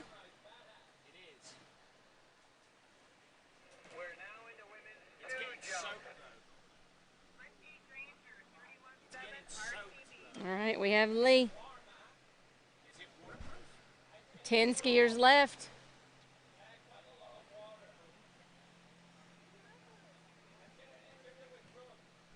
And we should take just a second again to thank all of our behind-the-scenes crew who have worked so hard making sure this tournament was able to happen, and not only able to happen, but happen to one of the highest standards ever. This has been a phenomenal nationals. Everything has just run so nicely, and thanks to all the hardworking volunteers who have been a part of it, from the dock starters. I think Lee forgot to zip his life jacket down in the back. But here he comes, starting at 22 off, 34 miles per hour, opening pass. All right, our next division of jumpers is currently on the water right now. We've got Brittany Granger now. All right, nice opening pass for Lee. And he completes it like he should. 6 buoys, first pass. Lee will come back at 36 miles per hour, 22 off.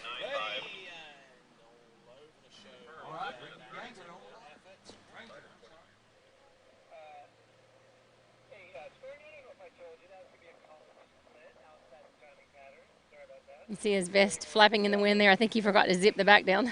Maybe he just likes it loose, I don't know. Or maybe his zipper broke. Who knows? Anyway, it floats him. That's good. I remember years ago, it's been almost 30 years ago now, one of my first Pro Tour stops ever.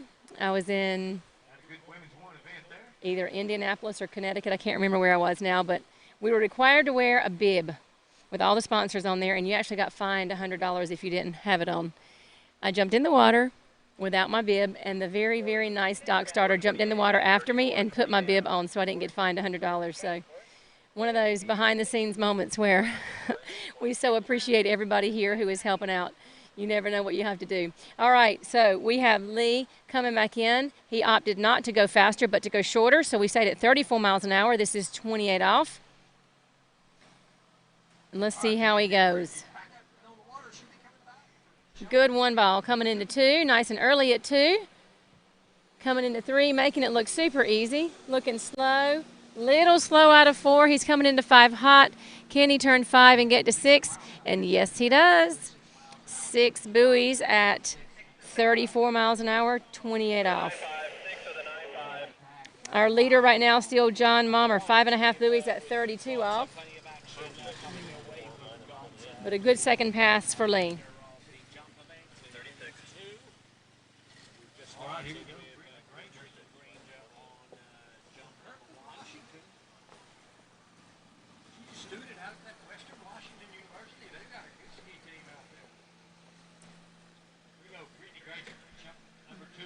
I hear all the announcers in between skiers talking about where these skiers went to school and what ski teams they skied on. I was lucky enough to ski on a couple different ski teams in college. I skied in UNC Chapel Hill and also at Monroe, Louisiana.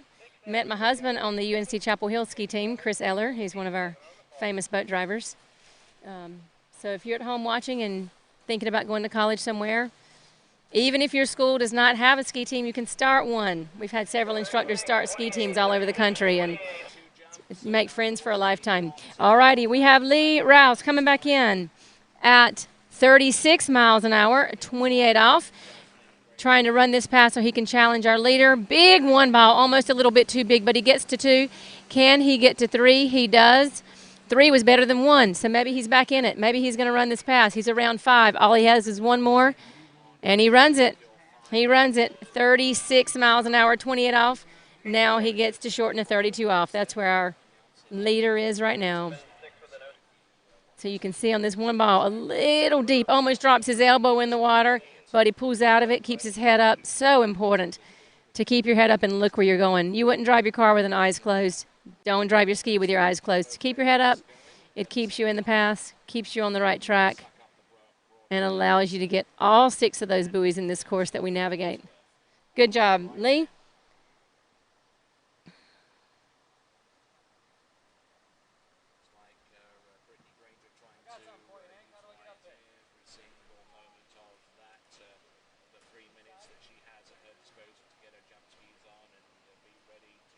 Bumps in the lake fall out.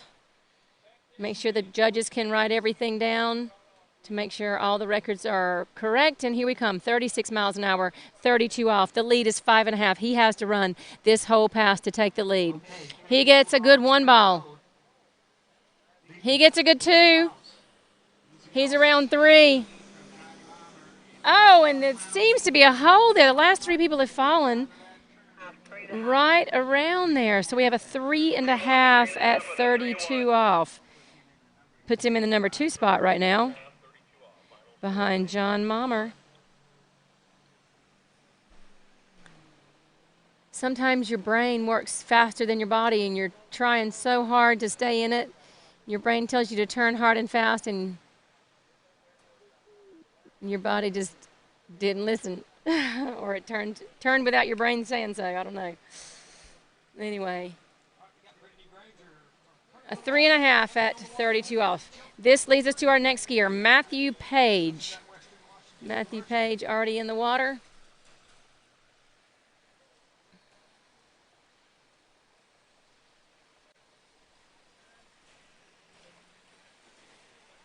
All right, MidwestAirPort.com is a website where you can buy merchandise. Dr. Darlene's just turned it on. It is beautiful. Matt Page, 34-22, 34-28, 34 miles an hour, 28 on. All right, so Matt Page has chosen to start at 34 miles an hour, 28 off. Our shortest opening pass of the division so far. Obviously an easy pass for him, making it look nice and easy here. He's around 3 ball. Nice tall body position behind the boat. Working this opening pass like it's easy. 6 buoys, 34 miles an hour, 28 off from Matt Page. And Masters men and international men and women's divisions. So we have a lot of really, really good skiing yet to come.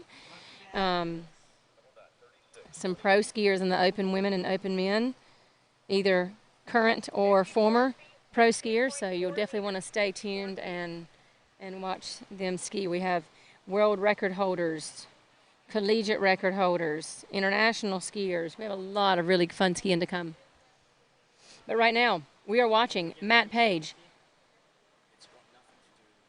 He just ran his opening pass. He'll be coming back in on his second pass. Not sure at what yet. Not sure if he's going to shorten or speed up.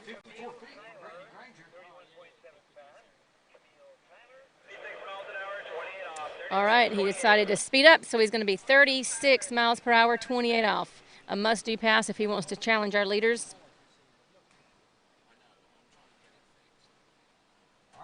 Oh, deep on that gate. Not the start that you want to be able to run the pass calmly. He's fighting a little bit, trying to calm back down. The tailwind, oh, I'm telling you, same spot. That gate didn't do him any favors, though. That was a tough gate. If you watch the replay, he came in hot right here, a little fast. He turned in hard on the tail of the ski, and he loses all of his angle, honestly, going to 1 ball. The tip came up, so right now he's playing catch-up. He's trying to calm everything back down. He's trying to gain some width by leaning hard. But right here it was a little bit too much speed and maybe some straight legs. So 3.5 at 28 off will be his score. So, John Mommer still in the lead. Lee Rouse in second with 3.5 at 32. And 9 skiers left to come. Camille works for Orlando Nautiques. And her career plans are to sail lots of boats. Here she comes, Camille Tyler. All right, you're watching Jackson Daniel on the dock getting ready for his turn. And the way the order goes, it's seated, so every skier should be better than the one. That was a 61 foot for Camille Tyler. 2, I thought it was longer, but what I think is what the computer says is 2 different things. Okay, look. She got one more jump to go. Hit the power supply, and it turned off.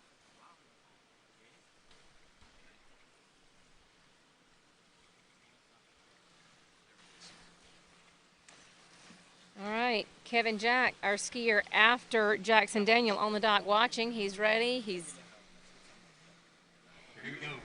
getting ready to make his slalom debut here. So Jackson in the hole, catching his breath, getting ready to come back on the blue loop. 35 off. First skier so far into 35. I'm sure he won't be the last.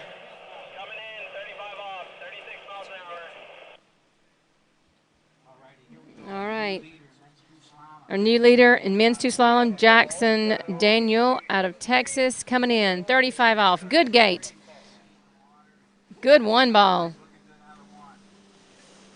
Good 2, a little slack line, and just lost enough angle that he couldn't get around 3, so that'll be a confirmed 2 at 35. But our new leader, Jackson Daniel.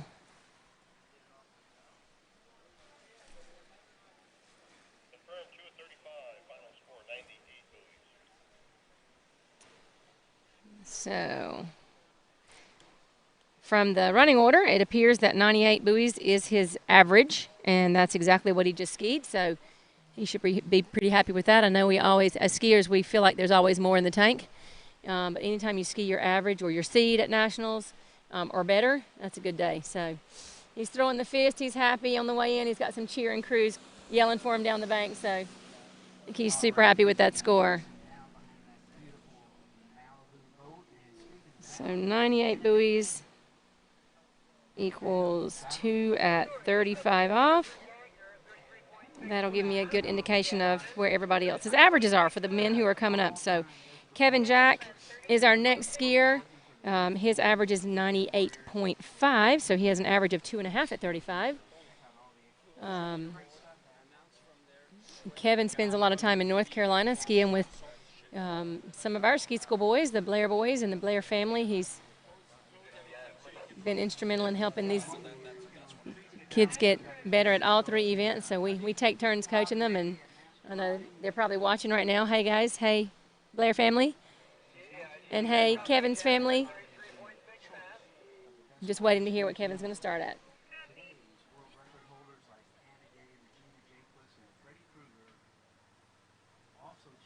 Kevin Jack, 36 miles an hour, 22 off. 36 miles an hour, 22 off. Kevin is one of the best trick skiers in America. But today, right now, he's slaloming. Let's see how he goes. 36 miles an hour, 22 off. Opening pass. Jasmine Gagner on the water. We'll see what she puts together. Women's new jump.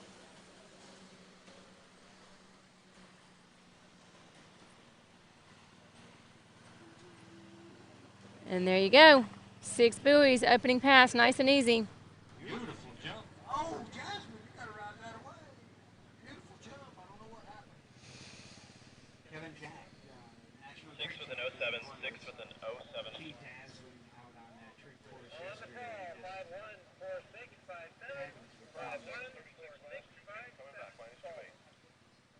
So he started at 36, 22 on. He'll be coming back at 28. Trips over 10,000 points. So, Roger, what was Camille Tyler's longest jump? top in the world.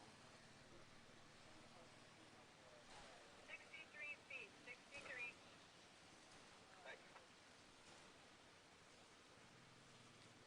All right, Kevin takes a brief rest at the end of the lake before coming back at 28 off. Our leader right now, Jackson Daniel, with 2 at 35. In second place at 5.5 at 32 is John Mommer. And sitting in third is Lee Rouse with 3.5 at 32 off. Round the island he goes. Kevin Jack coming back in, 28 off. The Mellow Yellow line.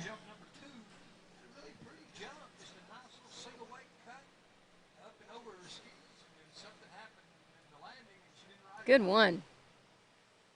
Nice, Kevin. He's running the pass. Oh, he's deep at 4-ball, but he holds on to it. Nice. That's where all that trick ski experience comes into play. He's very balanced on his ski, and if he bobbles, he's able to come out of it pretty easily. So, confirmed 6 buoys at 28 off, coming back in at 32 off for Kevin. Kevin, if I'm remembering correctly, won the trick event yesterday. So he's national champion in trick. One of the best in the world, can trick over 10,000 points. And like I said, his average is 2.5 at 35 in slalom. He's coming back at 32 off.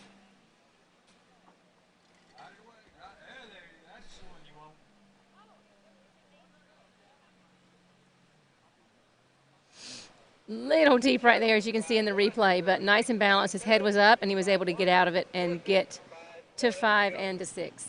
So good skiing for Kevin.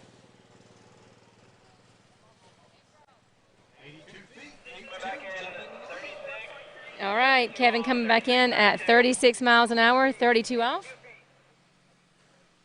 Bobby did so good. I think he's disappointed. He is, because I've run that 32 pass, and look, hey, your first nationals. All right, here we have Kevin Jack, 32 off. He has to run this pass and get some at 35 to challenge our leader. Really good one ball. He comes in a 2, moving a little bit, but he looks fine. Oh, no, and around a 3 ball, the same spot, but going the other way. So we have a 2.5 at 32. A little down from Kevin's average. I don't think he's going to be very happy with that. But he was fighting. Just a little movie right there, and then came into 3 a little hot. Tried to do a lot of work in one little spot, but not Kevin's day today. We're going to look back at the dock in just a second, and we'll see Grant Shipper getting ready to come in.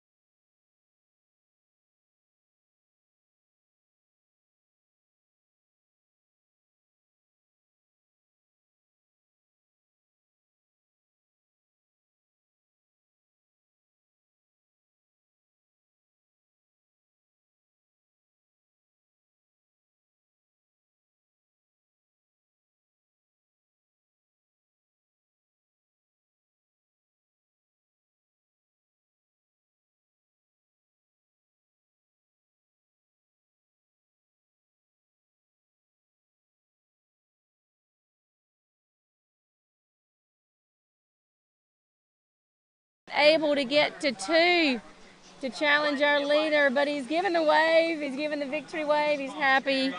He's smiling, and he'll take it. So 1 buoy at 35 off. Grant Shipper now in second place behind Jackson Daniel.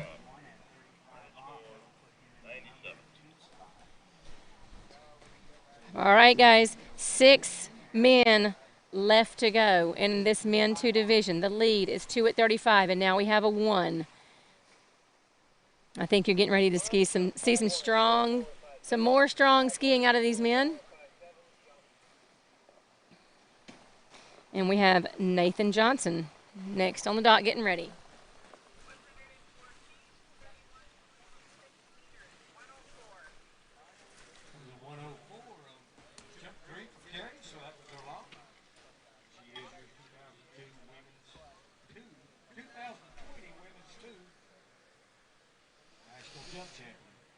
All right, we are at the 2020 U.S. National Water Ski Championships. We are very, very blessed to be able to have the tournament this year with everything going on in the world. Everybody is being very careful here. Thank goodness we're outside, and it's 100 degrees. So, loving life, trying to find shade. We have Nathan Johnson on the water right now. I think it's 28 off, but I was talking when the radio told me what it was. Out of Milton, Florida. 36 miles an hour, 28 off, opening pass. This is the fastest and shortest rope length. Well, I guess Jackson Daniel started there as well, but, broke a little bit at 5. And he gets around 6. So 36 miles an hour, 28 off. He'll be coming back at 32.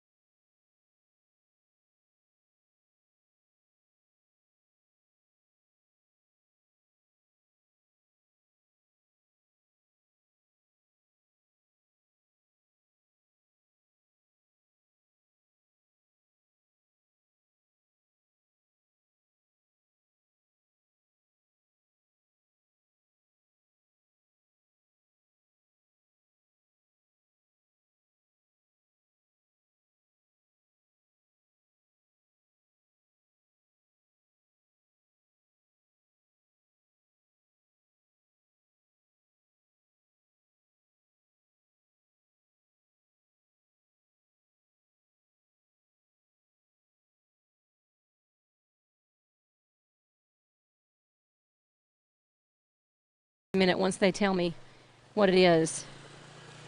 So it's 4 and something at 32 off, either a half or a quarter. And now we're looking at Ryan Hinkle, who is next. He's hopping in the water, number 4 seed in this men 2 division. So on the quarter versus the half, if you pretend like each buoy has a coordinate north-south or like a compass. 36 miles an hour, 28 off. Sorry, I'm just trying to listen to see what his score was, which I don't think they've confirmed. Maybe they're looking at video. I didn't hear the... All right, 36 miles an hour, 28 off for Ryan. So we'll watch Ryan, but I'll explain the quarter and a half. So I'll explain as he's skiing. When you go around the outside of the buoy, that's considered a quarter. When you turn to come back towards the wake, that's considered a half. If you fall there while your ski is going straight down the lake, you get a quarter. If you fall there while you're coming back towards the wake, then you get a half. It's not until you cross the wake and ski in position that you get a full buoy. And there is no such thing as a 3/4 buoy. I think there should be, but there's not. So like right here when he's turning in, I'll just kind of walk you through. Right now, that's a quarter, that's a half, that's a full. That's a quarter, half, and full. And that's what the judges are looking for. Did the ski actually make a turn around the buoy and start to go the other way? If so, and he fell, then that's a half. If it went straight down the lake, or if he dropped the handle before he initiated that turn, then it's a quarter. You do have to have the handle as the ski gets outside the buoy. If you drop the handle before the ski gets outside the buoy, then it's actually, you don't get any part of that buoy. So you can see us now. I'm with Tony Lightfoot. Tony's commentating for Lake 1 where they're jumping. I'm commentating for Lake 2 where we're slaloming. A beautiful 2-lake site here at Bennett's in Louisiana. Weather has been absolutely perfect. Sorry our tent's a little crooked, but we're just trying to chase the shade. It's really, really hot in the sun today. All right, 32 off. Ryan Hinkle coming back from the far end behind that Malibu. Knowing he has to run this pass to take a shot at our leaders. Oh, big, fast edge change into 1 ball, trying to stay up course. He comes into 3, head is up, looking good. Still up course into 4. Can he keep the ski in the water at 5? Nice and balanced, and he does run 32 off. Our 3rd man in this men 2 division to run 32 and now has a chance to challenge our leaders.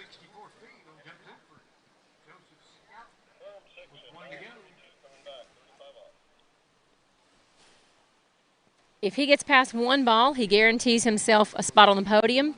If he gets past 2 ball, he takes a shot at the lead, or he takes the lead, which will be an at least 4th spot. But I know he wants to push it as far as he can because he has 3 strong skiers behind him. He knows they're going to be getting as many buoys as they can on this 35 off pass to try to win this national championships.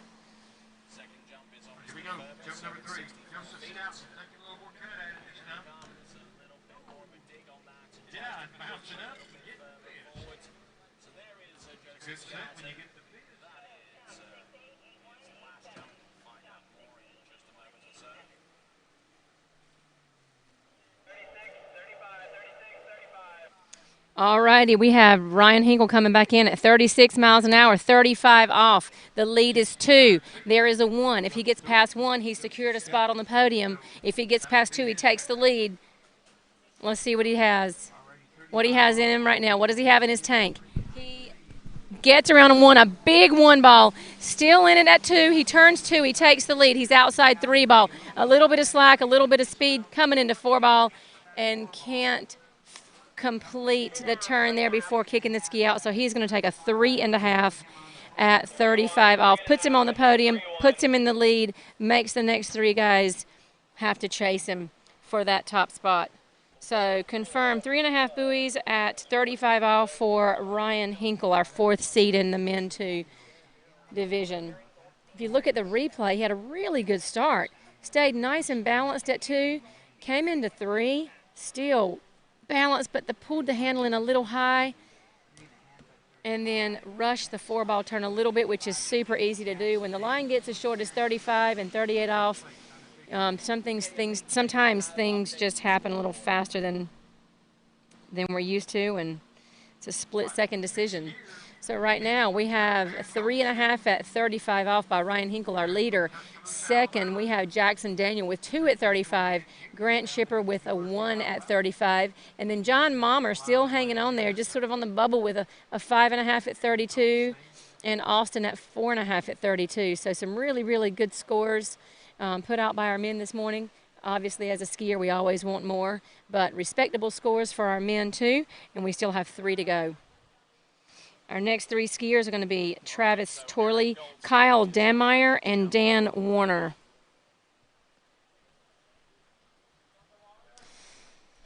All right, Travis Torley in the water.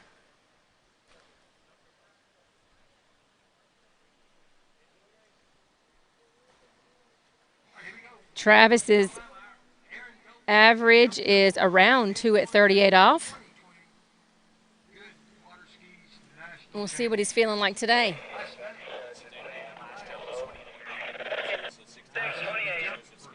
All right, it sounded like he's starting at 36 miles an hour, 28 off.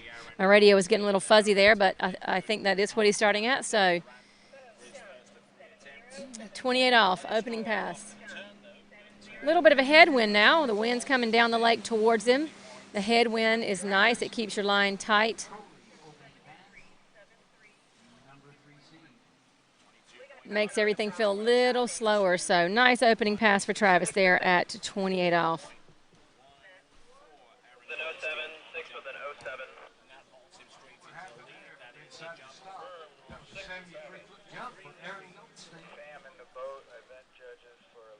Something on the pro.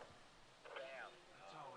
Austin Cordlo checked his request in the rewrite. He said that he got rushed at the start, barely got up out of the water, and just messed up the whole drama going out here on late 2. So that's fine. So the question I have is, it's like October put something on the prop, which isn't totally desirable. Situations have.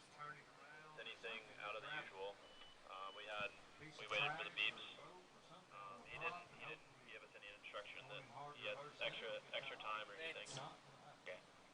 No on the rewrite? I think no on the rewrite, sorry. Alright, no worries.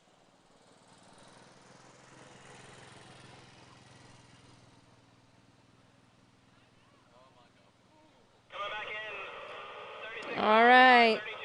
36 miles an hour, 32 off for Travis Torley, our number 3 seed in the men's 2 division. Has to run this pass to take a shot at the leader. Good start, comes around 2 ball, now into 3. Head is up, a little bit of slack rope there. Is he going to be able to fix it? And he does at 4. He's very composed at 5 and gets around 6.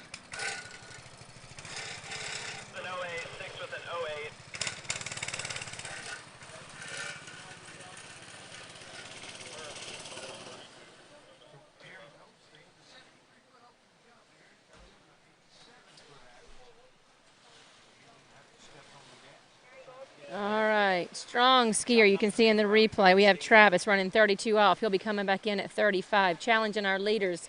We have a 2. We have a 1.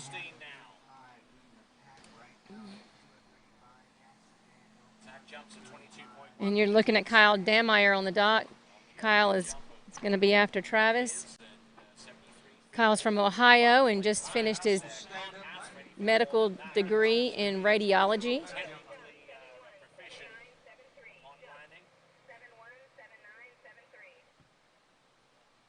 All right, you're looking at Travis. He's catching his breath, and the boat takes off around the island. Coming in, 35 off. This is the pass. He needs to get past 2 ball. Oh, there's a 3.5 too with Ryan, so he's got to get to 4 ball, a full 4 to take the lead, and he's in trouble a little bit, but he's still fighting. And he gets a 3. Oh, goodness. I'm going to let the judges call it. It looks like from here he ran over 4 ball, which means it doesn't count. Looks like it's going to be a 3, but I'm going to wait for confirmation from the officials. So,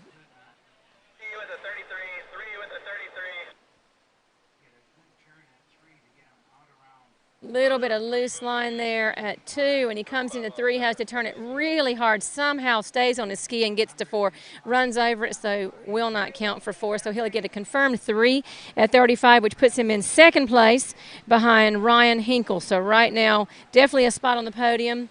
He's waving at the crowd as he comes by. I know he wanted 6 more inches outside that buoy. That would have taken the lead. But today, his score is going to be 3. All right, you're looking at our next skier sitting on the dock, Kyle Danmeyer out of Ohio. I know Kyle's family is watching at home. His wife, who just skied earlier today, is here at the starting dock with him. Kyle's a strong 3 event skier. He has a sister, Kristen, and a brother, Kevin, who were all with us at ski school for a couple years. It was awesome. So, hey, Danmeyer's in Ohio. Just had a puppy come to visit me. Hello, puppy. Daisy. Hey, Daisy. What's your name? I'm sorry, I'm just watching the screen here. I'm April. My daughter's trained at your school.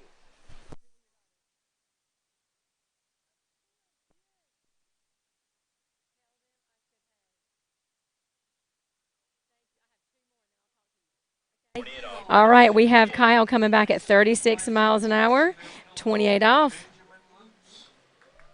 2nd seed in the men's 2 division. We're getting down to the nitty-gritty.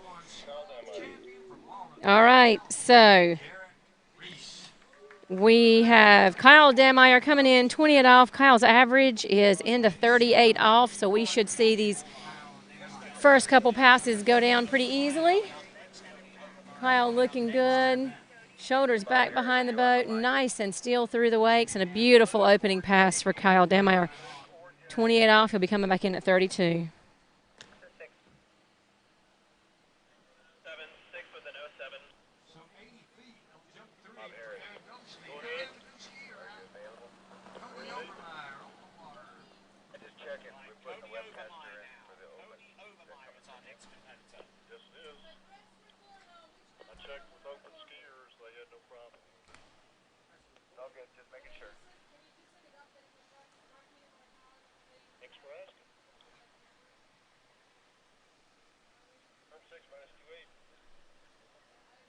All right, just got confirmation from the boat. Confirmed 6, coming back in at 32 off for Kyle. And you're watching Dan Warner from Connecticut sit on the dock as the top seed. He's thinking about anything but skiing right now. I had the pleasure of working with Dan at ski school for several years, and he likes to think about anything but skiing right before it's time to ski. But we have Kyle Danmeyer coming back in the course at 32 off. Must run pass to challenge our leaders, but generally an easy pass for Kyle. So let's watch and see if he is technically as sound as he should be here. And yep, it's looking good so far. Nice 3-ball. Coming into 4. Softening his knees when he needs to. And easy 6 buoys at 32 off for Kyle.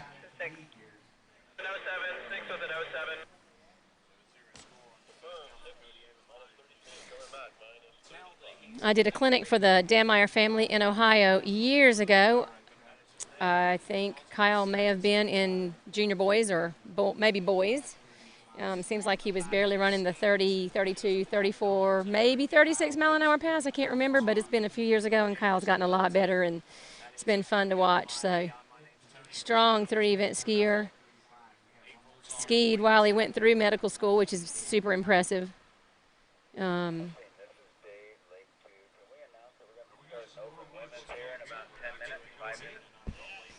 Yep, so we have Kyle and then Dan, and then we're going to be going right into the Open Women Skiers Division. We have Open Women and Open Men coming up right after this. Best skiers in the world right here, and we get to watch it today. Nothing better on TV than this water ski event. And this is Kyle Danmeyer coming back in, 35 off. He has to get all of 4-ball to take the lead. We have a 3.5. We have a 3. We have a 2 and a 1. Let's watch Kyle right here. Good gate. Around 1. Such a nice one. He has 2. Come on, Kyle. He has 3. He is very patiently controlling this pass. He is around 5. He has the lead, and he's around 6. Big 6 ball. He's happy. He's not satisfied. He knows there's one skier left, but that's the next step to making it better is running that pass, and he did confirm 6 buoys at 35 off.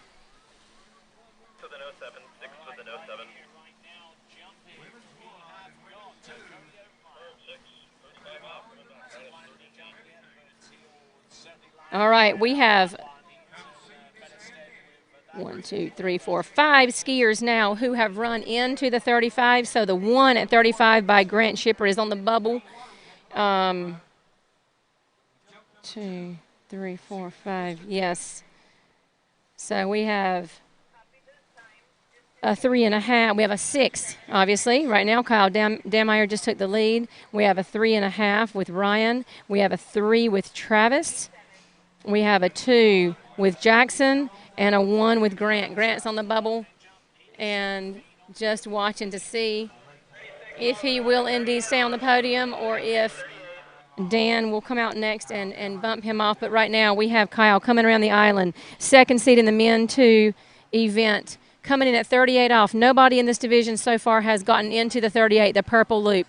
Sometimes I call it the purple people eater because it is a little bit more difficult. This is where the handle does not reach the buoy anymore. He's using his long reach. He's got around 3, and he blows the tail around 3 ball. But a really good start and a really good score for Kyle. 2.5 buoys at 38 off.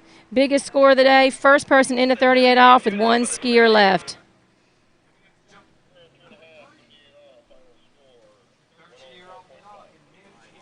All right, so his total score was 104.5 buoys. His average is 105, so a half a buoy off of his average.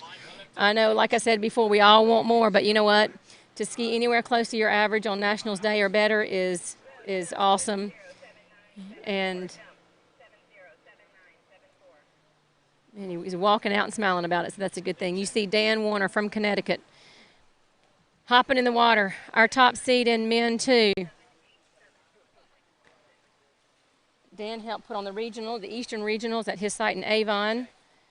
I know they were a short 6-buoy course, a short lake 6-buoy course, and they just made an overlapping 8-buoy course and said it was an absolutely awesome regionals, best tournament they've ever had there. Dan is starting at 36 miles an hour, 28 off. I know Mom and Dad are nervously watching at home and probably his sister, so hey, Warners, hope you guys are doing well. All right, we have Dan Warner, the tall, thin, strong skier coming in from Ohio, top seed, not Ohio, Connecticut.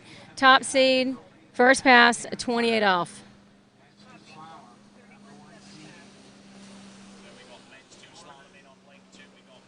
Very important to stay balanced over the ski, especially with the water depth not being very deep. Very important to stay balanced over the ski, and little things that we think about as skiers that sometimes matter and sometimes don't. Well, today it does. Very important to stay balanced. So full pass for Dan at 28 off, coming back at 32. I have an instructor on each lake right now, Tony. I have an instructor on each lake. Colton was one of our instructors last year. He's jumping on Lake 1, and Dan was one of our instructors, and he's slaloming on Lake 2. This is fun. Glad I'm able to watch both screens side by side. Hope you are watching both screens at home. We have Dan on Lake 2. We have Colton on Lake 1. Colton's jumping. Dan is slalom. Dan's top seed in Men 2, knowing right now that he needs a full 3 at 38 off to take home the gold medal here at the 2020 U.S. National Championships. Beautiful view down Lake 2. Calm as can be.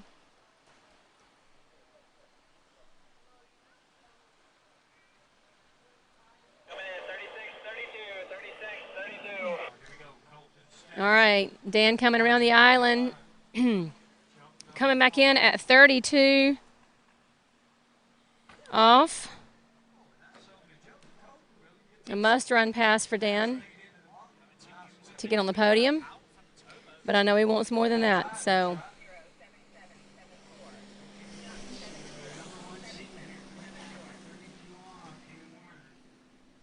And it looks like a full 6 buoys at 32 off for Dan. He'll be coming back in at 35.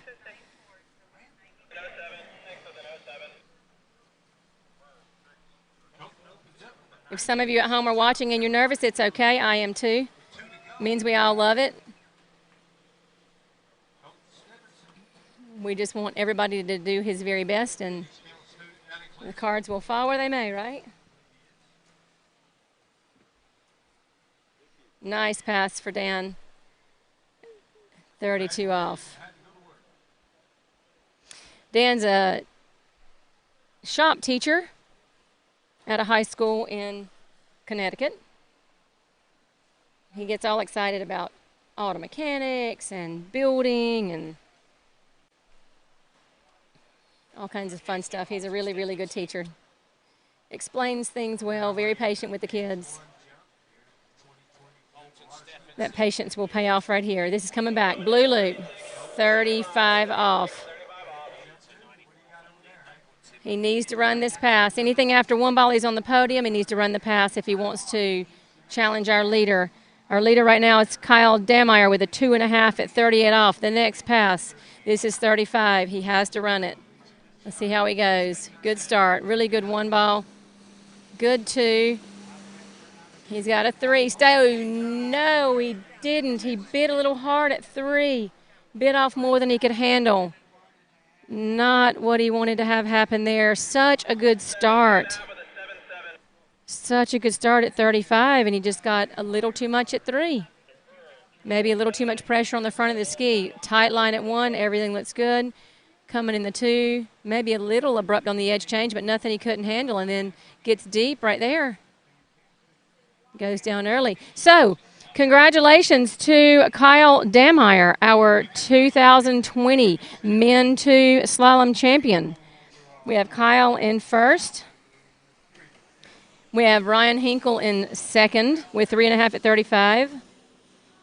We have Travis in third with 3 at 35. We have Dan in fourth with a 2.5 at 35. And then we have Jackson Daniel in fifth with a 2 at 35.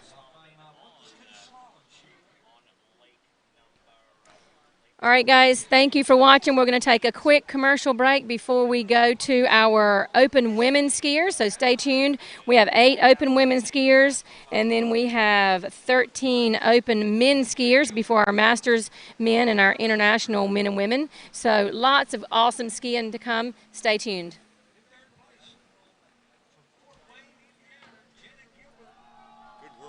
Off the sideline, I'm a real fighter, and you don't matter to me, you don't matter to me. I'm rising up now, no, I won't back down, taking my shot now, make you my background. I'm rising up now, no, I won't back down, taking my shot now, make you my background. I'm not a fan of your presence, I guess you never learned your lesson. This is my time and you can't take it from me, you can't take it from me. I don't think you want to taste this.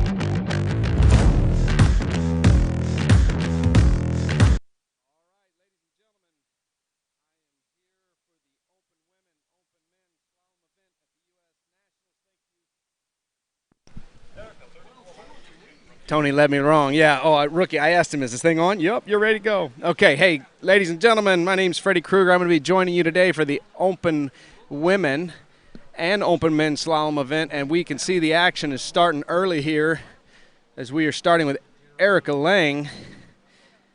I don't have a starting rope length, and we know the speed's 34, but it's going to come up here on your screen in just a second. 22 off. All right. Erica, of course, one of the greatest trickers in the history of the sport, and doing double time as a wakeboarder as well. But obviously a great three-event skier, as we see her here coming in on her opening pass behind that ski nautique. Nice and early, feeling it out. We've got the Louisiana heat and humidity as a factor here. Some of these young people have been here for a good part of the week, talking with their sponsors and getting to know the competitors and fans of the Nationals. So we'll see how everybody hangs in, and we've got unbelievable conditions all week. We are here at the final day, day 5, and it has, I mean, it's like been rinse and repeat every day. So our conditions on the slalom lake are essentially perfect. There's just enough breeze to get the water moving, so they're not skiing in perfect glass, but not even a question about whether you got to choose a headwind, tailwind pass. So I think we're going to have a lot of fun watching these girls compete today as we bring Erica back in, 28 off. Very nice. A little slow out of that one ball, making it up on that 2-4 side, though. Really nice tight line, looks comfortable. Again, at this point in time in the course, she knows she's got it in the bag, and she's just riding it through. We can see she's riding on that D3 Evo, which has been a very popular ski for the women over the last couple of years. So Erica following through with that as well as we watch the replay here. See that tip up just a little bit here, but watch this 2-ball. Really setting in nice, picking the line up early, maybe opening up a little bit quick off the second wake, but you know, again, I don't know that her mental focus is 100% right now. It's just more about feeling the boat, feeling the driver, feeling the conditions. For those of you who've never been here to the Tri-Lakes, 3 man-made lakes, beautiful, but they are a little bit on the shallow side. If you see some of the skiers fall, if we get a camera angle on them while they're, I call it swimming in, they'll actually be walking in. So those shallower conditions can definitely change the way the ski rides in the water, the way it's going to finish the turn.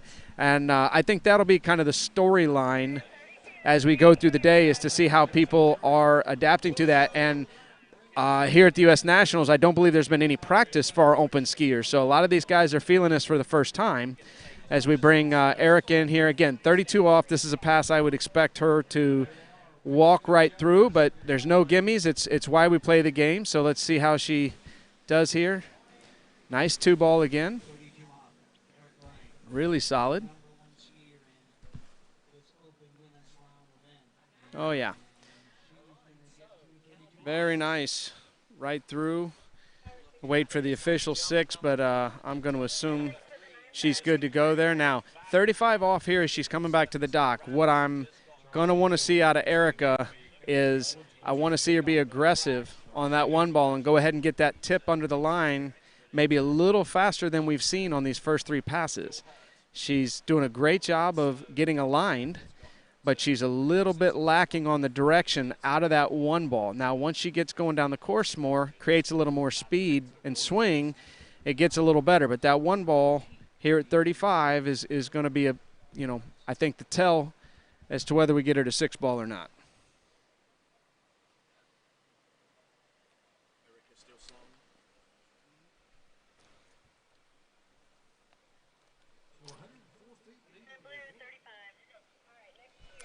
All right, here we go. I think we can look down this pass. We've got a couple of girls that are definitely going to get down that 38 off as we get to the end of the event. So Erica knows that this is a pass she's got to have, and then try to get deep in the next one. Looked a little bit faster on her gates, going on the back foot. Not bad. Good out of 2. Slow out of 3. going to trust her 4-ball here. Uh-oh. Just lost that ground a little bit all the way down the lake. Line getting a little looser and a little looser, settling in for 5 buoys.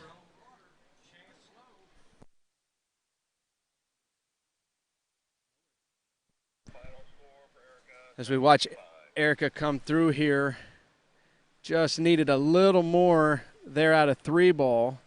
Line a little, and again, coming in here, needing that ski to really come around. Didn't get the tip bite she was looking for at 3 and 5. Put her a little too late to 6. So we're going to put Erica down as a 5 at 35 off. And as we're looking down the list here, 1, 2, 3, 4, 5, 6. We got 6 more girls to go. So she's looking to have to beat 2 more to get herself at least onto the podium. As we bring in Jessie Dauberton. Got a chance to watch Jessie ski down at the Fluid event here a couple of weeks ago and was impressed. She ran through the 35 off a couple of times. Had a 3, I believe a 3 and a 4 at 38 off. So has been working hard down there with Kiwi and the Fluid team down there at the new Action Mastercraft water ski dealership down there.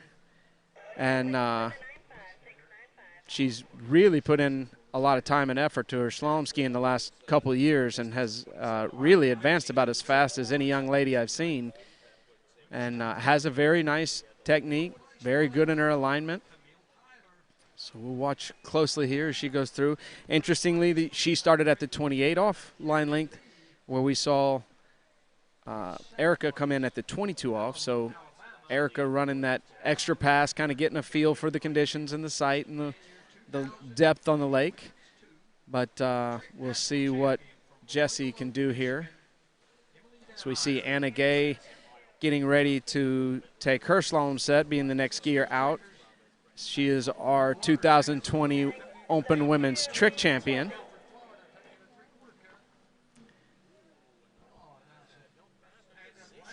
All right, here we go. Jessie Dauberton, 32 off.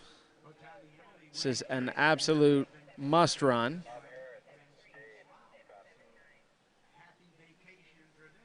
All right. Left foot forward skier here. Getting off that 1-3 nice there. 4-ball, a little better than the 2-ball was. And again, remember, part of the challenge here that the skiers are feeling, they're not dealing with rollers, they're not dealing with wind. They're just simply the only, real variable out there that maybe these guys aren't that used to is the depth of the lake and the pressure that the ski's creating back off the bottom of the lake. And that can tend to make that tail of the ski sit a little high. And what we're seeing here in our first couple girls is they're sitting on that tail a little bit. Maybe they're feeling something that may concern them, that the front of the ski is going to grab and the tail's going to spin out, and they're sitting on that tail a little bit. As the line gets shorter, they're going to have to get a little more comfortable staying up over the center of the ski and letting that nose go ahead and pull itself around if they're going to get through these 35s and down that 38 off.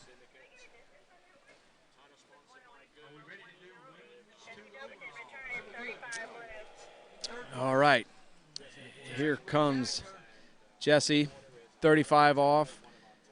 She's been running this pass very consistently. She knows she can do it. See if we can get her through this pass. Left foot forward skier, so we're looking for a good gate in 1 here, and we're going to be really watching that 2-ball. Nice, little long into 2. Got out of there good, though. Got her 3. She's going to fight this a little bit. Nice. Held that. Going to survive this 5 and get to the end. Nice job. Very nice. Excited. There we go. A little fist, a little excitement here. We would like to see that in our skiers. And I think that is part of that is obviously that's why she got on the plane or in the car to come here, is to run that pass and have a shot at this 38. And the other half of that is she knows that she did a great job doing what we call the course management, managing her position, not giving too much to where you go for broke at one buoy to get caught back up. She did a great job of just saying, hey, I'm a little bit down course, and I'm just going to maintain that. As we say, she's still plenty ahead of the lake. There was no reason to do anything silly and try and make it all up in one or two buoys, and that's for sure that's an example. As we see the weather conditions there, that's an example of Jessie running that 35 off and getting that confidence in practice and in tournaments now to know that, she can manage it as she's going down the lake. Okay, here we go, 38 off. This is where I think we're going to, midway through here, is going to start deciding how our girls are going to end up on the podium. Jessie, our second skier off the dock, showing the girls that they're going to have to get into this 38. She looked a little rushed on that gate. Nice one ball, though. Got out of 2. Uh-oh. 3. Very nice 3. She was in that, had a nice 2 ball, but it looked like she gave a pretty aggressive push on the ski. And, again, in the shallower water, you push on the ski, and it's going to push back at you. That pressure's coming off the bottom of the lake, and you can't just keep pushing it down in the water. And I think we'll see here, she got that tip to bite there and brought it around. But here as she pushes, you can see that tail just kicked back at her, and she's done. But, again, 3 at 38 is a very solid score. As we look at now, I do know I do have the inside track that Karen Truelove will not be joining us today due to she is still recovering from a neck injury from earlier in the year, and we'll talk about that a little bit more later as we get to her turn. Right now we see Anna Gay in the water coming in. So Anna, with her seating, knowing that Karen isn't skiing, knows that any piece of 4-ball at 38 off will guarantee her a spot on the podium. We've got a 5-person podium here at the U.S. Nationals, already taking home the Open Women's Trick title. And here we go, 28 off for Anna. So well balanced over her ski, and you would assume that to be a given because of her prowess on a trick ski, but honestly, it doesn't always translate like that. She has put in a tremendous amount of effort into her skiing. I know she's a Alabama collegiate skier, and they've got a great group of young people there that are all working together and trying to, make their way onto that next elite level. Again, Anna already there as a multiple-time U.S. team member. She's a world record holder in the trick event. She's been skiing at the World Championships for a number of years. So, we have a very seasoned skier here. Handles the pressure as good as any young person I've ever seen in the sport. So she's going to, I think, be a real threat to get down into that deep 38. As we see Cassidy Hawkins on the dock with Martin Coleman there, talking through some strategy and last-minute focal points, if you will. We call them the keys that they're going to go out here. And Anna will have talked through some things with her Alabama teammates, and maybe Dad had a thought or two before she left the dock. But here we go, 32 off.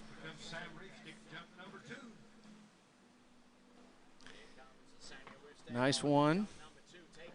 Again, left foot forward skier, so we're going to focus on these 2-4 turns. Typically, your offside turn is going to start to tell the tale of when the course starts to come apart, but it's not always true. Sometimes we have slalom skiers that have offside turns that are better than their onside, and honestly, Regina Jaquis, who probably the greatest women's slalom skier of all time, you could easily argue has an offside turn that is possibly even stronger than her onside, and that's not taking anything away from her onside. So, but Anna being I don't want to take away from her accomplishments, but being more of an up-and-comer in this event, since she's going against the likes of Regina, we're going to stay focused on that 2-4 turn and kind of see how it's treating her as she's going along. So 28 and 32 in the books, going to be coming back at 35 off. We know that's a must run. We've got Erica Lang with a 5 at 35. We've got Jessie Dauberton with 3 at 38. Jessie sitting there as what we call our bubble skier to see if she's going to make it onto the podium or not. And we'll know here shortly with Anna how this is going to start to shape up.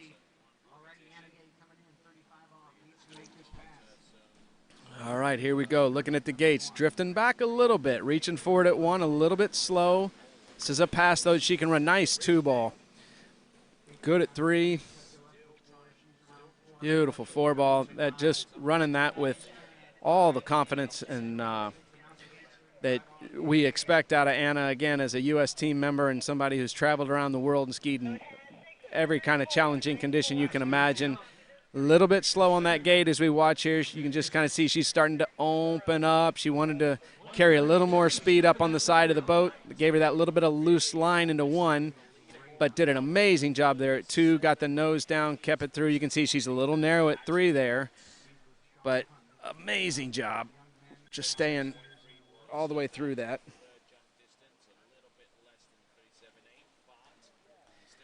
As Anna goes out the gates.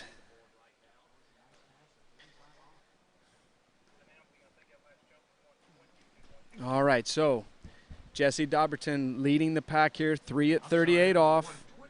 Anna knows that any part of 4, and she's standing on the podium.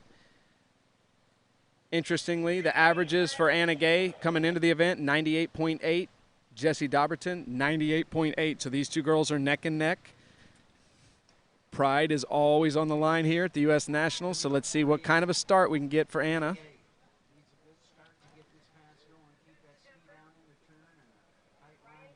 A little deep out of one. Big two, big two. I liked her gait. I liked her setup for the gate. She looked like she got a little bit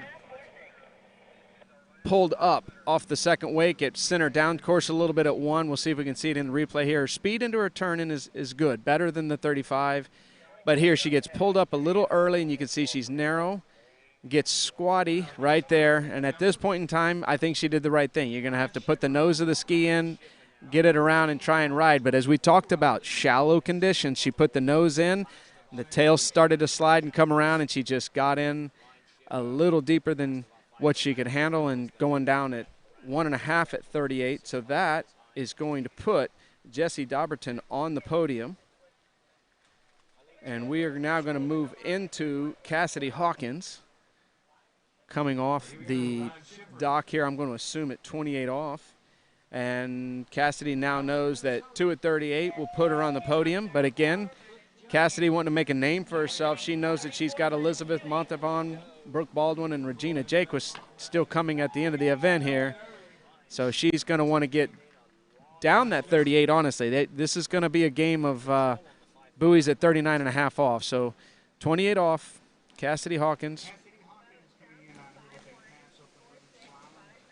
Don't know as much about Cassidy as some of the other girls. I've seen her down in Chile skiing a little bit. She's been on some junior teams, and definitely a great up-and-coming skier.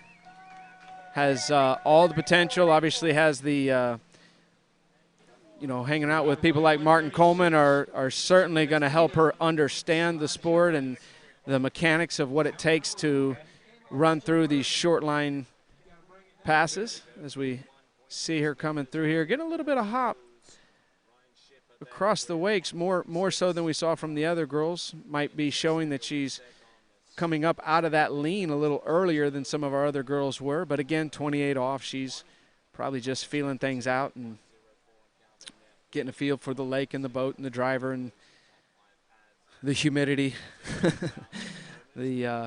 As we flashed the weather up there earlier, and it showed a 91 degrees, but I assure you, with the humidity, it's 95 in the shade here. It is that good old Louisiana soupy swamp heat. But we have had an amazing week, and we're finishing up here with some of the best skiers in the world on the last day. Here comes, we replaying here? Nope, here's Cassidy Hawkins, 32 off, sorry. I got lost them there behind a tent. So looking early and on time. This is actually a much better pass than the 28 as we're seeing her stay down better through those wakes. I think she was just kind of feeling things out on that first pass. Now she's slicing through the wakes. Very nice and centered on that gate turn in.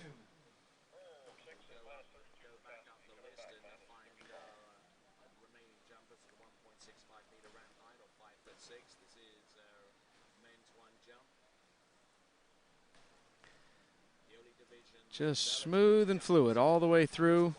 Nice and early for 6 ball, where she wants to be, building confidence.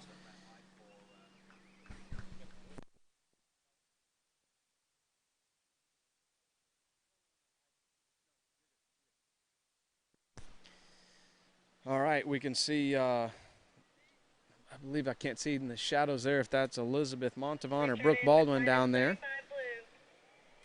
But all eyes on the water right now for Cassidy Hawkins, coming back on the blue 35 off here at the 2020 U.S. Nationals Open Women's Slalom event. We've got Jessie Dobberton leading the field right now with 3 at 38. So Cassidy knows she's got to get through this pass to have a chance. Little loose at 1, but did a great job holding it tight at 2, though. Got it worked out. Very nice at 3. Very nice. Little loose at 1. Other than that, beautiful pass, and that's getting mighty nitpicky. Very smooth. Again, we see here in the replay, we'll watch as she comes around. Line's just a little bit loose. Ski came around, did a great job adjusting for that here. Tied off 2, and then really just started the pass at 2 ball. Nice and tight, settled up. You can see that alignment right out of the buoys, hips up, ski between her and the boat, handles low, acceleration is quick.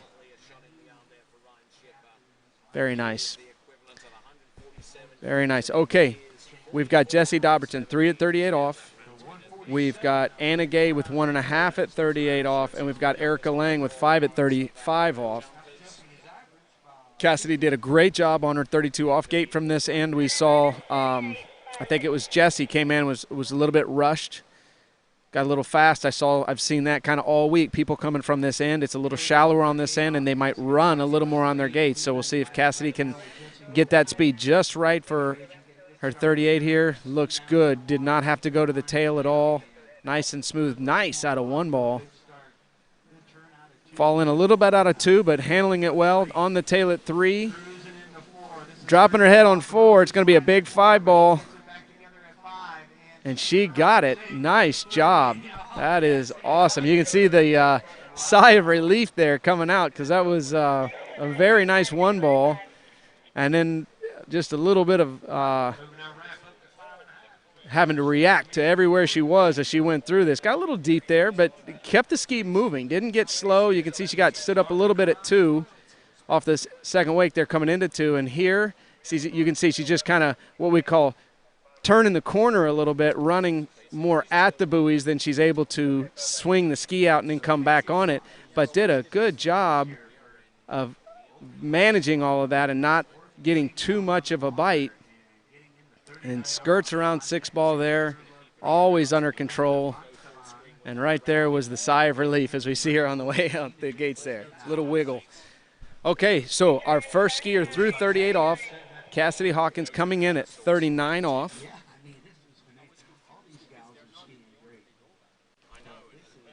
All right, here we go.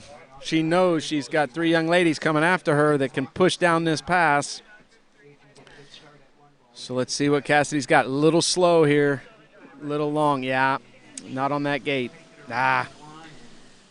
So we got a unofficial half at 39, jumping her straight into the lead. But you can see here on the replay, she is slow, needing to go. And so she's going to have to go long off the second wake there.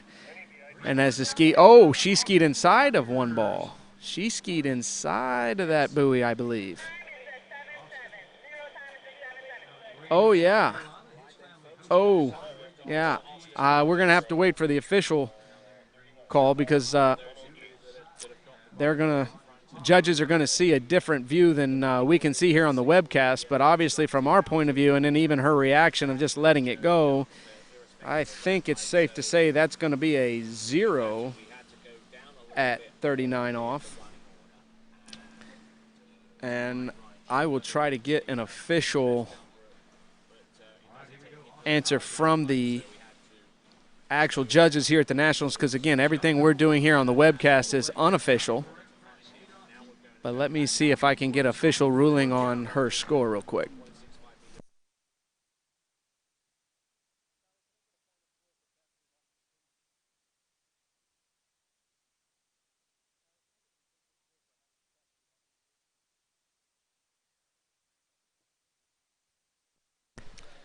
Okay, and we do have confirmation that she got a 0 at 39, skiing inside and slightly over the first buoy. And again, we could kind of see that from her reaction as she let go rather than fight for the full buoy. I think obviously if she would have gotten around that buoy, she would have fought tooth and nail to keep a hold of the handle and get that first buoy. So sometimes our athletes' reactions can tell us a story, and I probably should have picked up on that sooner. But all right, on the water, Elizabeth Montavon.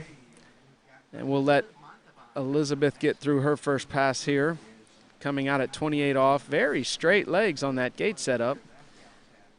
Very straight legs at one ball, yeah. Okay, so we've got a very unique style here with her standing tall at all point in times on the ski here. She comes through. And a very nice 6 buoys at 28 off for Elizabeth Montavon. For those of you following along at home, you will notice that Karen Truelove was a scratch. We had entered her in the tournament hoping that her neck injury would be healed up by this point in time, but unfortunately she just has not been able to get on the water and get herself back into skiing position. And so she's on the water. She is skiing some. Skiing much better, getting confidence back, and we're hoping to have her at any of the events that hopefully will go through in the fall, but had to make the difficult decision before we left home to come over to the Nationals this year that unfortunately Karen was going to have to withdraw, and so that was disappointing, but obviously we're working hard to get her all healed up and back on the water, and that has opened up some positions here for some of our younger skiers, which is obviously an exciting opportunity for these young ladies. So Elizabeth Montavon, our 3rd seed, coming back in here at 32 off, second pass. And tied off a 1 ball, really good.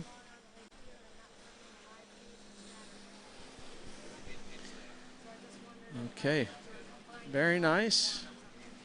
Haven't got an opportunity to see Elizabeth ski in person before, so this is my first time to get through and watch her. She's been in the sport for an extremely long time. Her mom was a world-renowned tricker from many years ago.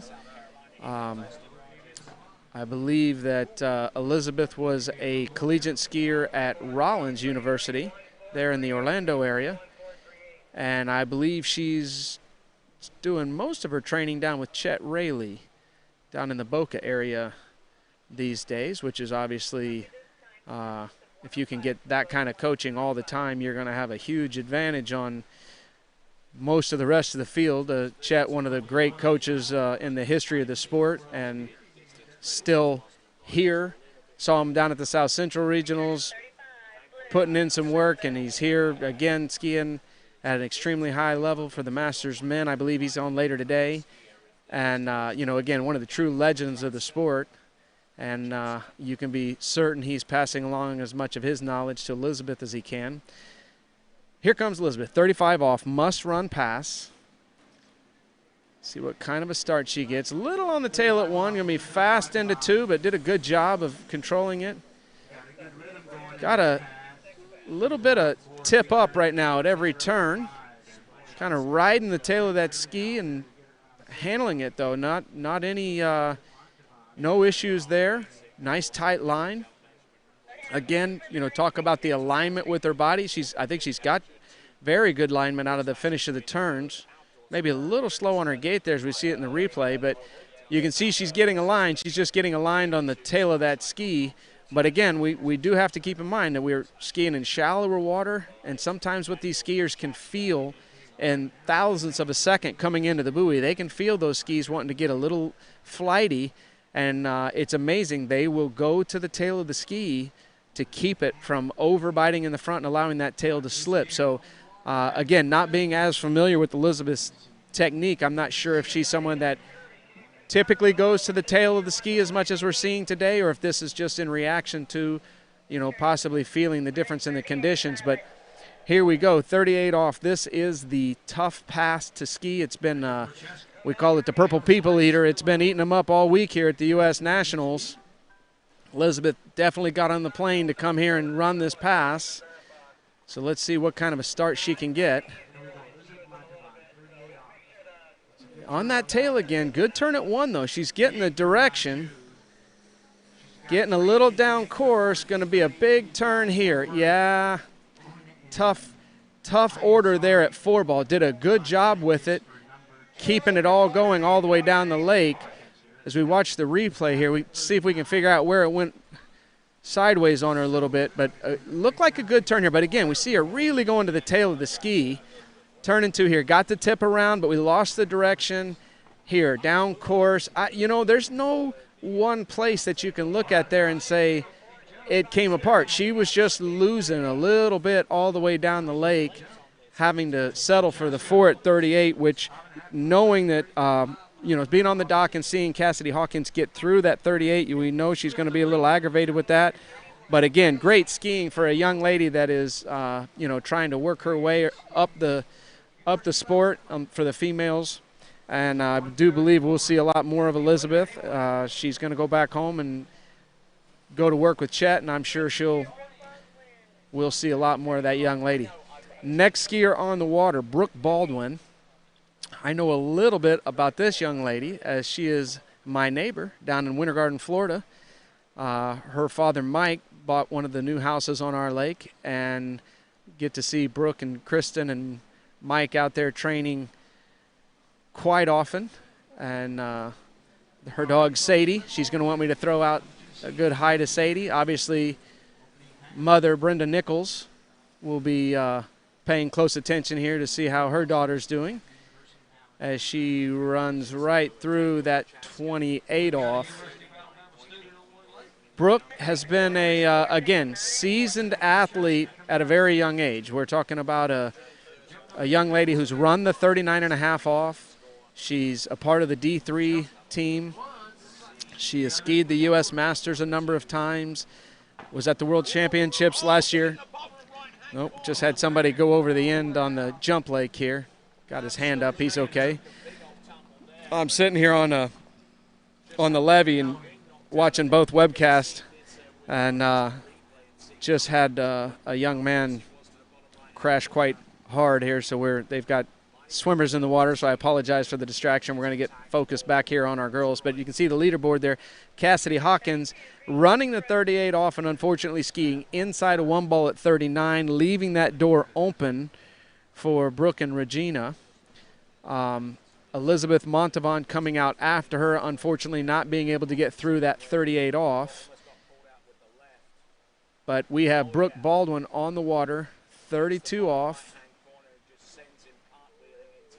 Has a very unique style, probably as close to what I would call the Nate Smith technique as you'll see in the women's skis. Very light on the ski, really moves up over the front into that onside, well, both sides really, but very aggressively on that onside 135 turn. It's technically amazing, but almost hard to teach, because you'll notice there's times in here where you're going to see, like right in here, she's bending her arms and kind of pulling herself up onto her ski.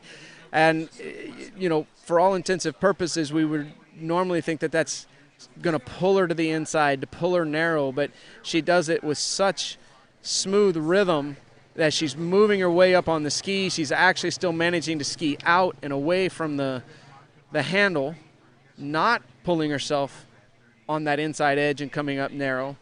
And she is one of the real fun girls to watch as we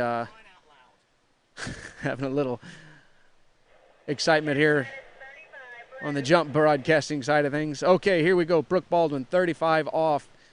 This is a pass that we would assume Brooke is going to run. Runs it in her sleep. And here we go. Going to pay close attention here to the start of the pass. Oh, nice one ball. Smooth at 2. Oh, yeah. She's in great shape here. Looks like, if anything, maybe getting a little stood up out of her 2-4-6 side. I'd like to see her be able to hold that leverage position a little more into the first wake out of that 2-4-6 side, but really just so well on top of her ski, tight on the buoys. Yeah, just such a pretty skier to watch. Such a tight line, very smooth. Very easy to see why she is as consistent as she is in the sport. And, you know, again, it's Brooke's one of these, you know, she's still a kid. She's a University of Alabama collegiate skier.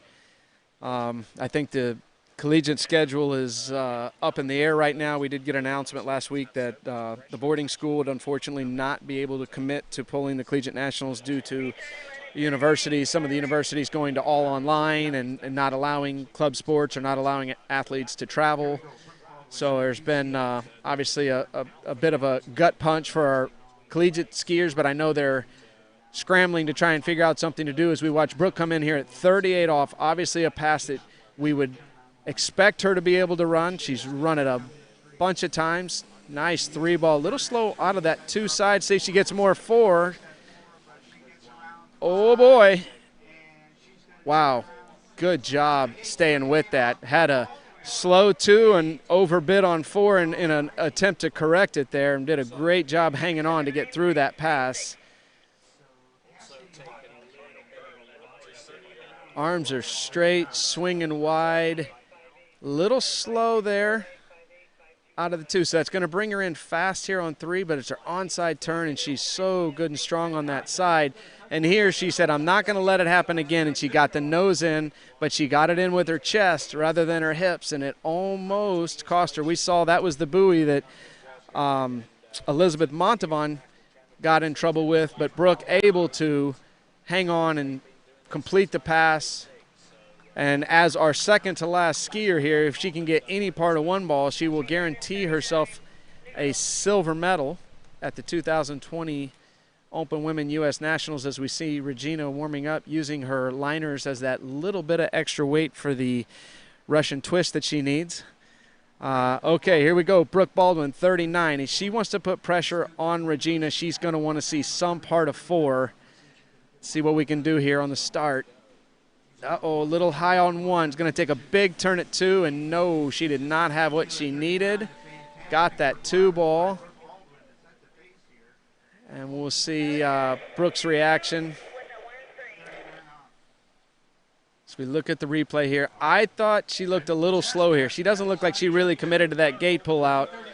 It's going to be a little slow at 1, pushed on the tail, and then that's just going to send her on a very tough line into 2 ball here. She's going to want to get all of those buoys. She gets the full credited 2, thinking that maybe if Regina's going to go for the pass there, or knowing that Regina's got to get to 3, maybe she makes a mistake at 2 and goes down. But no disrespect to Brooke, but that would be a monstrous upset for Regina Jaquis to not get some part of 3 ball at 39 here, as we see Brooke skiing into her fans. Got some cheering down here on the levee at Jay's. Got a good little crowd that stuck around here for the final day. We had all the kids skiing early on in the week, and they put all our open skiers here at the end, and a lot of the kids had to get out of here on Thursday and Friday and get back home to get ready for some version of whatever the school year is going to look like for different youngsters in different parts of the country. Obviously, that's been a hot topic globally for everybody. As we see Regina Jaquis on the dock, getting ready to hop in here. Final skier in the Open Women's event at the 2020 U.S. National Championships. As we see the leaderboard there, Cassidy Hawkins guaranteed at least a bronze medal, Elizabeth Montavon in fourth, and Jessie Dauberton pulling out a fifth-place finish, assuming that Regina Jaquis, of course, comes in and does what we would expect her to do. But we don't want to count our chickens. It's why we play the game. But if you're a betting man, go ahead and place them, because here comes Regina Jaquis at 32 off.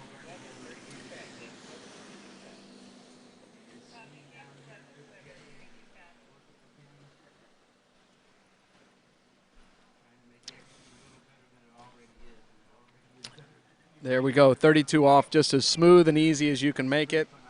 Again, I mean, I'd bore you guys if I sat here and spoke of all of Regina Jaquis' accolades. I don't think anybody at home watching this needs me to explain to them who she is, especially on the slalom ski. You know, one of the greatest overall skiers in the history of the sport, a great jumper in her own right, great tricker, but the slalom ski is really where she's made her name, if you will, and multiple world records, I believe multiple world championships. I know she won her first slalom world championship in 2005, so we're talking 15 years of a dominant skier in the women's field, and that, you know, as with my wife being a professional skier of nearly 30 years, we understand how hard that is to do, and I believe I wouldn't offend any of the greats if I said that nobody's done it better than this young lady on the water right here. So Regina coming in at 35 off. We're going to see if we see any chinks in the armor here, but, you know, she's such a strong competitor both physically and mentally, always doing the preparations that are needed to be ready for an event at any time. This year, obviously, with COVID-19 being a little weird, that we didn't have very many pro events, but, you know, Regina's somebody who will ski 40 or 50 rounds of record tournaments in a season, so I'm sure she's been getting her work in at the record tournaments over here in her area. So I know she's been doing some skiing down in Florida, traveling over here to Jay's to do some jumping and 3-event training as well. Obviously stationed out of that Destin, Florida area over at Corey Picos's world-famous training center as well. So she keeps good company and really has, as all the way as a junior, going back to, at a very young age, I believe starting with Les Todd, as we see Ben Favre, our first open men's skier, getting there. But I had a conversation with Les Todd that Regina had spent time with him over a summer, and then I believe she went and moved in at Jack Travers as a very young lady and got some, you know, integral coaching as a young age there again for all 3 events, and then moved over to that Destin area with Corey, and, you know, really blossomed as one of the great skiers in U.S. history, really world history, but U.S. history for sure. And here we go, 38 off. Regina needs to get through this pass to challenge Brooke Baldwin. Tight at 2. Tight line everywhere. A little loose there at 4, but she's going to manage us at 5. And if you remember, if you were with us earlier in the webcast talking about when Anna Gay was slalom skiing, we were looking at her 2 and 4 turn, which were her offside turns. As a lefty, I made the comment that Regina, being our top seed here, really almost has a better offside turn than an onside turn. And obviously I'm not taking anything away from how amazing her onside turn is, but giving the credit she deserves of the hours and hours and thousands of passes that she's put in to create an offside turn that she can always come into and trust to be aggressive. And I think that's a true nod as well to her, the way she's got her equipment set up, as she's been a long-time good skier. Obviously devastated to lose Dave Goode in a tragic plane accident earlier this year, and but it has been amazing to see Dawn Goode and the team step up and continue on Dave's legacy. But I don't want to discount, you know, Dawn's been a part of that legacy all along, and she has put the work and hours in, and I know Regina and the entire team, Chad Scott and all of Greg Bedall, all those guys have been working hard to keep things rolling, and it sure doesn't look like Regina's been missing anything. As she comes through the gates here, needs a piece of 3 to get the win. I think we're going to see Regina go for the pass. Uh-oh, on the tail at 3, but early for 4. That is amazing that she can have an offside turn, end up on the tail like that, and still be early at 6. It just shows you how efficiently she is skiing. And I'll go ahead and poke the bear, and I will go as far as saying that I don't believe there's anybody in the sport, not Nate Smith, not Will Asher, not Chris Parrish, not any of those guys that you're thinking in your head.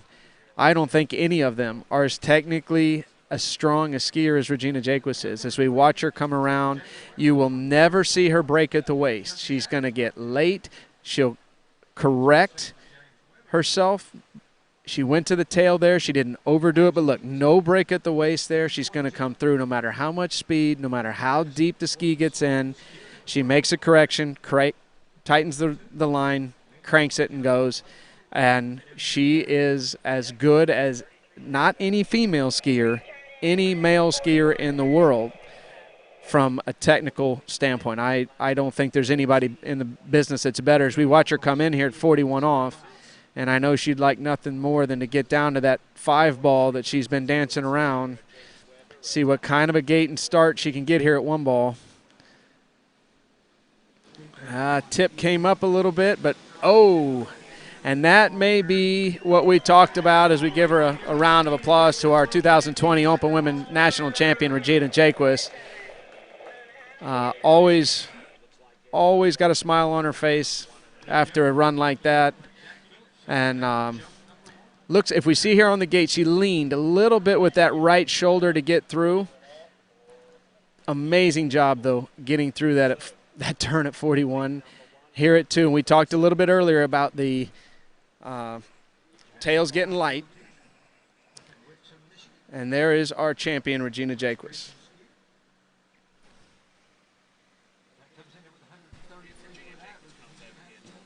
Okay. If we get the opportunity to get Regina up here, we may try to get a interview here with her as she's walking in.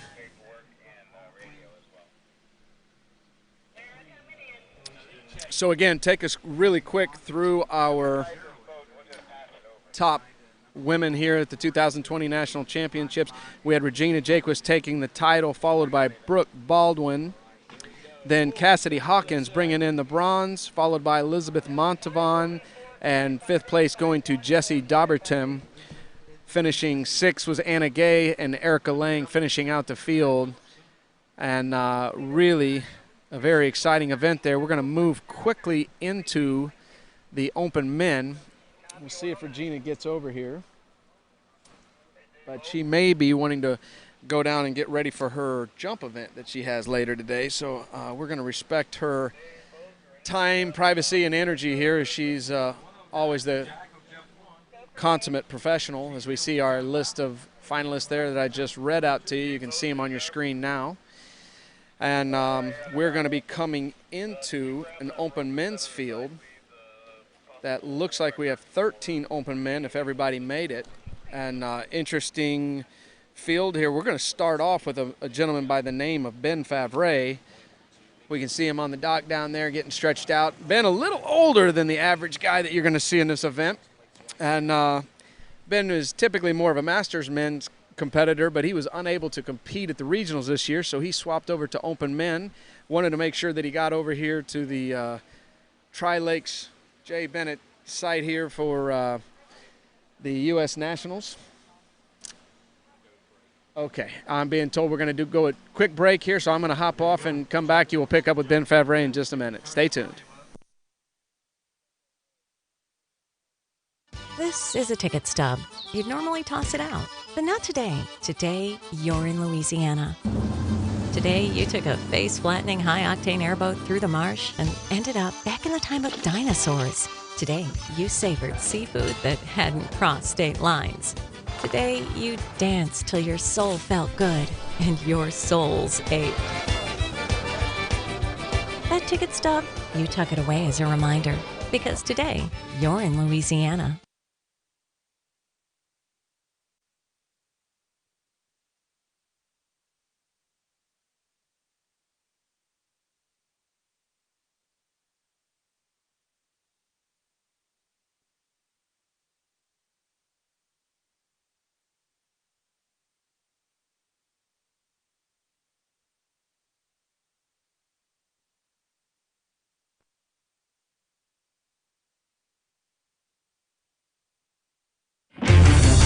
All eyes on the way I vibe when I walk into the room. Wind blows underneath the soles of my brand new pair of shoes. I got the attention, I'm on a mission. No sweat in the way I step, I got a fresh new attitude.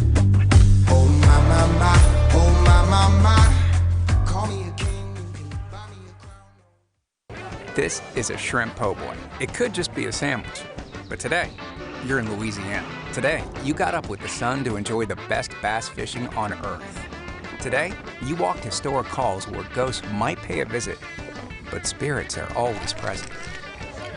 Today, you wandered into a hole-in-the-wall cafe and fed your soul with a frosty local brew and this shrimp po' boy. Anywhere else, it's just a sandwich. But today, you're in Louisiana. All right, welcome back, ladies and gentlemen, as we see Ben Favre standing on the dock there. Our first open men's skiers. We've got 13 men's slalom skiers that we are going to go through here today and whittle this down to a top 5 and obviously then a champion for 2020 U.S. Nationals.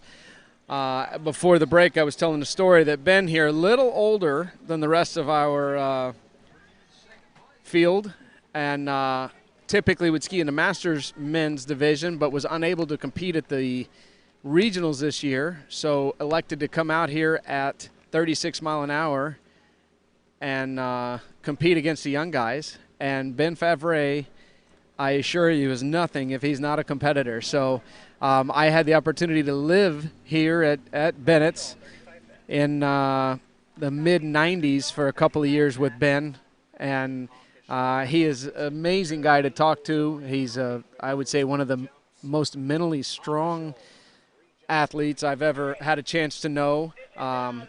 Years ago, bought the ski boat brand American Skier and had a go at that for a couple of years. And he's just a creative idea guy that loves the sport.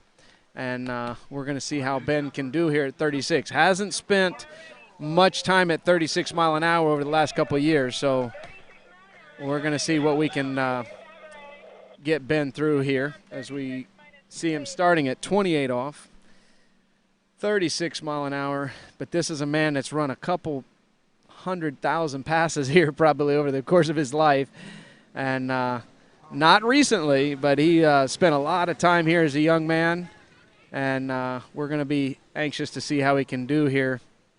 Those buoys obviously coming at him a little faster than he would normally be training at, with going 36 mile an hour, but walked right through that pass, no problem.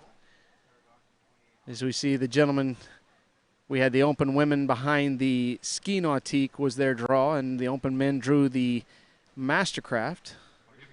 So we will get an opportunity to see how the men do behind that as we watch Ben here. Again, very technically sound, always has understood the physics and dynamics of the sport. I would say if there was any one thing that Ben lacked over the years, it was just time on the water. Honestly, he's been a full-time job guy that's trying to compete at the sport in his free time and has done an amazing job with that.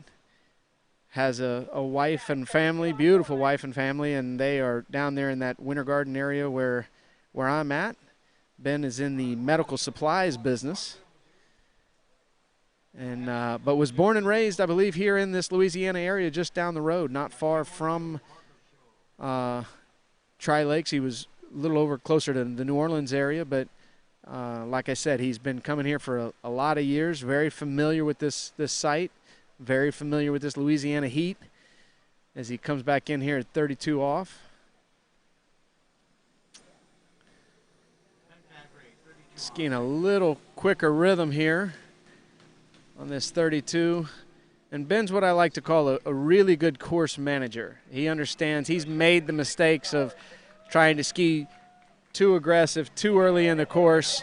He'll almost make it look like he's being a little lazy as he gets to the end of the pass, but what he's really doing is managing the course. And I know he spent some time skiing with Andy Mapple back in the day, and Andy, as surprising as it was to hear Andy ever talk about that, you know, that was part of Andy's strategy as he traveled around the world and skied in places, you know, to always be aware of exactly what was needed to get to that next buoy, get to 6 ball if you're dealing with challenging conditions. And obviously here at Tri-Lakes, we don't have any challenging conditions that we're dealing with today, but in Ben's circumstance, skiing here at 36 mile an hour, he's going to want to feel it out these first couple of passes. And again, shallower water, that ski's going to want to ride a little higher at the buoys, makes it a little more likely that the tail can kick because you got the pressure coming, bouncing up off the bottom of the lake. Creates a ski that gets a little flighty, if you will, as we come through the turns. But again, Ben has skied here enough to know how to handle that. I think the more challenging situations is him dealing with that at 36 mile an hour here, as we see him at 35 off, a little narrow on that gate, a little slow through that turn, but coming over here to his onside nicely through, handle nice and low, big 4 ball. There you see it. Just always what he needs. Not going to make the silly mistake right through that pass. I won't be surprised at all to see him go right through 38 here doing the exact same thing.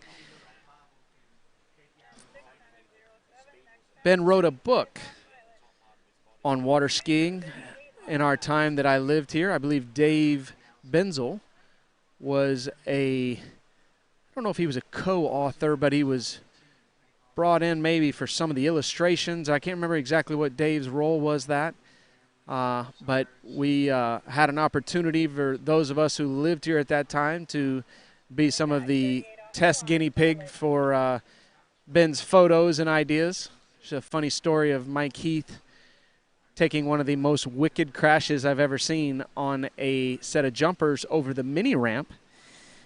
I think Dave Benzel could tell that story probably better than anybody as he was in the boat. But Ben was always in the middle of most of the shenanigans as we lived here and had a lot of fun as we see Ben coming around from the, I believe, west side of the lakes here at 38 off. So this is the pass. We really want to see Ben get through and put some pressure on these young guys at 39 off. Let's get a look at this start. Looking for the big 2. Little loose line there. He's going to need that ski to bite there at 3. Oh, did he get outside it? By the body language, I'm going to say he ran inside a 4 ball. 3 at 38 there for Ben.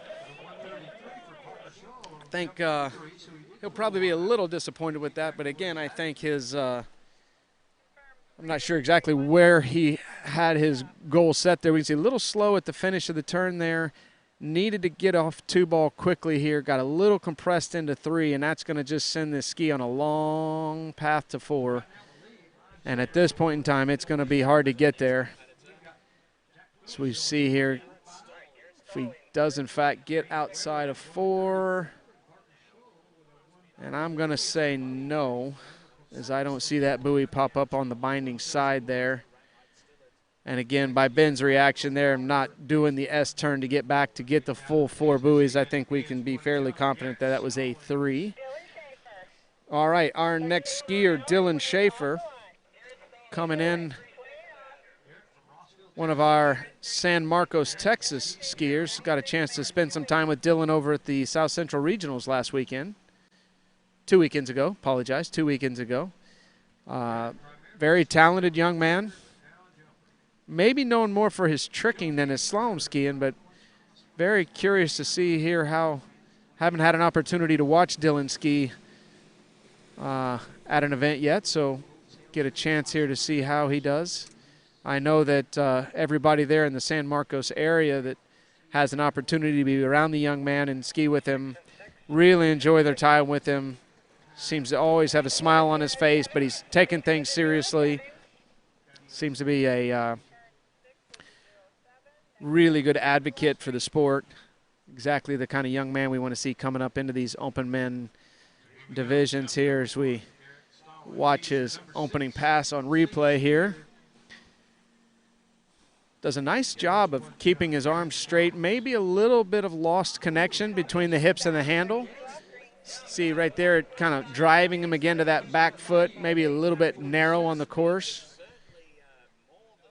See he's skis swinging out early and maybe not giving him quite the width he was looking for at the buoys there, but he'll be coming back in at 32 off as we see Sam Greenwood on the dock there. I believe Sam was our bronze medalist in the jump event today. Earlier this morning, these guys had a chance to jump and get a little food in their stomach and watch the open women, get a chance to kind of survey conditions and then come out here for themselves. So here we go. Dylan Schaefer, 32 off. Whoa. A little wild off the second wake there into 3. Snappy off of 4. He's doing a really good job of not moving the handle, even though he's having a tendency to be moving behind the handle, if you will. He's doing a good job of not moving his arms and swinging that handle around in a reaction to his body movements as we watch here. Comes into 2. Got a little bit deep here and bounced. Did that edge change at just the wrong time. Popped him to the inside a little bit, but handled it very nicely. It's really snappy off of 4 there. Sitting in the back seat a little bit, but again, I think that's out of a, we call it the athletic move to offset some of the mistakes that were made earlier in the pass. 32 off, you know, he knows he can cruise right through that.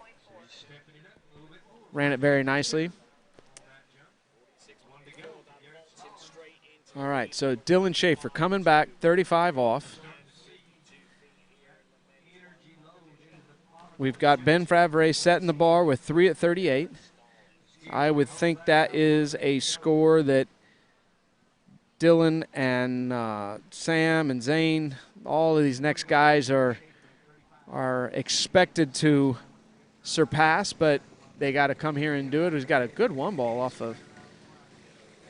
of Dylan here. Looking a little more settled in, honestly, through this whole pass than, whoa, there I go, I gave him the jinx. But really, the first 4 buoys of that pass were the best of 4 buoys of the day here for him so far, which is, honestly, as a skier, that's always the best feeling, knowing as the rope's getting shorter, he's getting a little more dialed in. 5-ball obviously wasn't what he was looking for as we watch the replay here, but getting settled in, and I think that those first 4 buoys will give him confidence that he can get on down this 38 off. Really nice carve out of 1. Kept it all down through the wakes there. Better swing out into 2. Very little movement. Again, he likes to keep those hips a little bit in the back seat just to protect himself into the apex of the turn. And we're going to see that bite him right here as that tip didn't grab. And again, in these shallow waters, the tip tends to get sensitive. It's in the deeper water, the ski sets a little deeper, and you end up with what I would call a bigger sweet spot of the tip of the ski engaging and wanting to pull through. We're going to see that a lot as we go through these men at 36 mile an hour. We're going to see a lot of turns, especially on those offside turns, where these guys are going to be nervous to overcommit the tip and the tail want to blow out. And so we may see, you know, turns like that where guys are standing on their back foot. So here we go, 38 off. Oh, not the start he was looking for there. Going down at 1 ball. So unfortunate for Dylan Schaefer going down. That's a lot of work to not get the start you were looking for at 1. See if we see anything here that pops out. Speed looked fairly good there from this angle. Ski bit a little hard there in the edge change. And rather than the ski continue to move out and continue to create width, he got, we call it, he skied around the corner and kind of ran with the boat and ended up narrow. Maybe a little quick, actually, on that gate turn in here. And as he sets the ski right there, it sent him narrow, and you can see that rope goes loose, and he just didn't have enough time to get the tip through and under and get his chest back up. So unfortunate skiing there for Dylan, going down with a half at 38. That's going to keep Ben Favre, our bubble skier at the moment, as we see Sam Greenwood in the water. Our 3rd skier in the open men's division. Sam will be coming in at 28 off. As we move down our list of skiers here, we're eventually going to see the guys moving in and starting at that 32 off line length like we saw Regina do. And we'll move into these short line passes a little sooner. But again, these guys didn't have an opportunity to practice here this week. So guys wanting to ski at 28 off and get a feel for the conditions. Really no strategy in terms of starting with 28 off because the wind is really a non-factor here at Bennett's. As you can see, the water's just only enough wind to create that perfect amount of texture so you don't have any visual deficiencies in terms of seeing the buoys or anything. Quite honestly, you couldn't ask for better conditions on this slalom lake. And as I'm sitting here, I feel the breeze has swung around a little bit, blowing on the back of my calves, which our jumpers are going to like on the other lake. So they're going to be enjoying the Louisiana hospitality, if you will, on that lake as we see Sam cruising through this 28 off, and we're going to be bringing him back at 32 here shortly.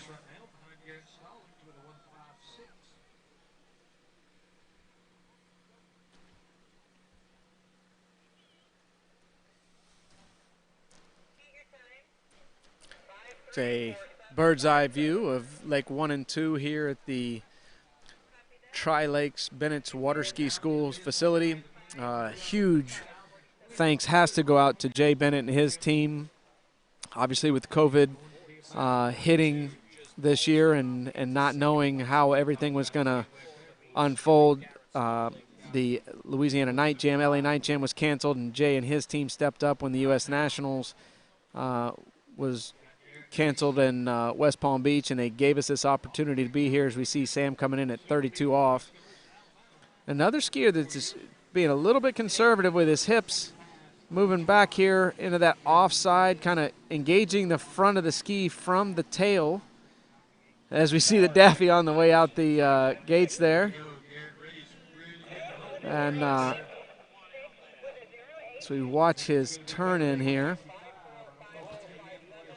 Looks good there, but right in here you can just see he just sits those hips back a bit. It does a good job of keeping his upper body calm. Arms are nice and straight quickly. Just allowing those hips to sit back a little bit, which could create a little bit of an issue as this line gets into that 38 and 39.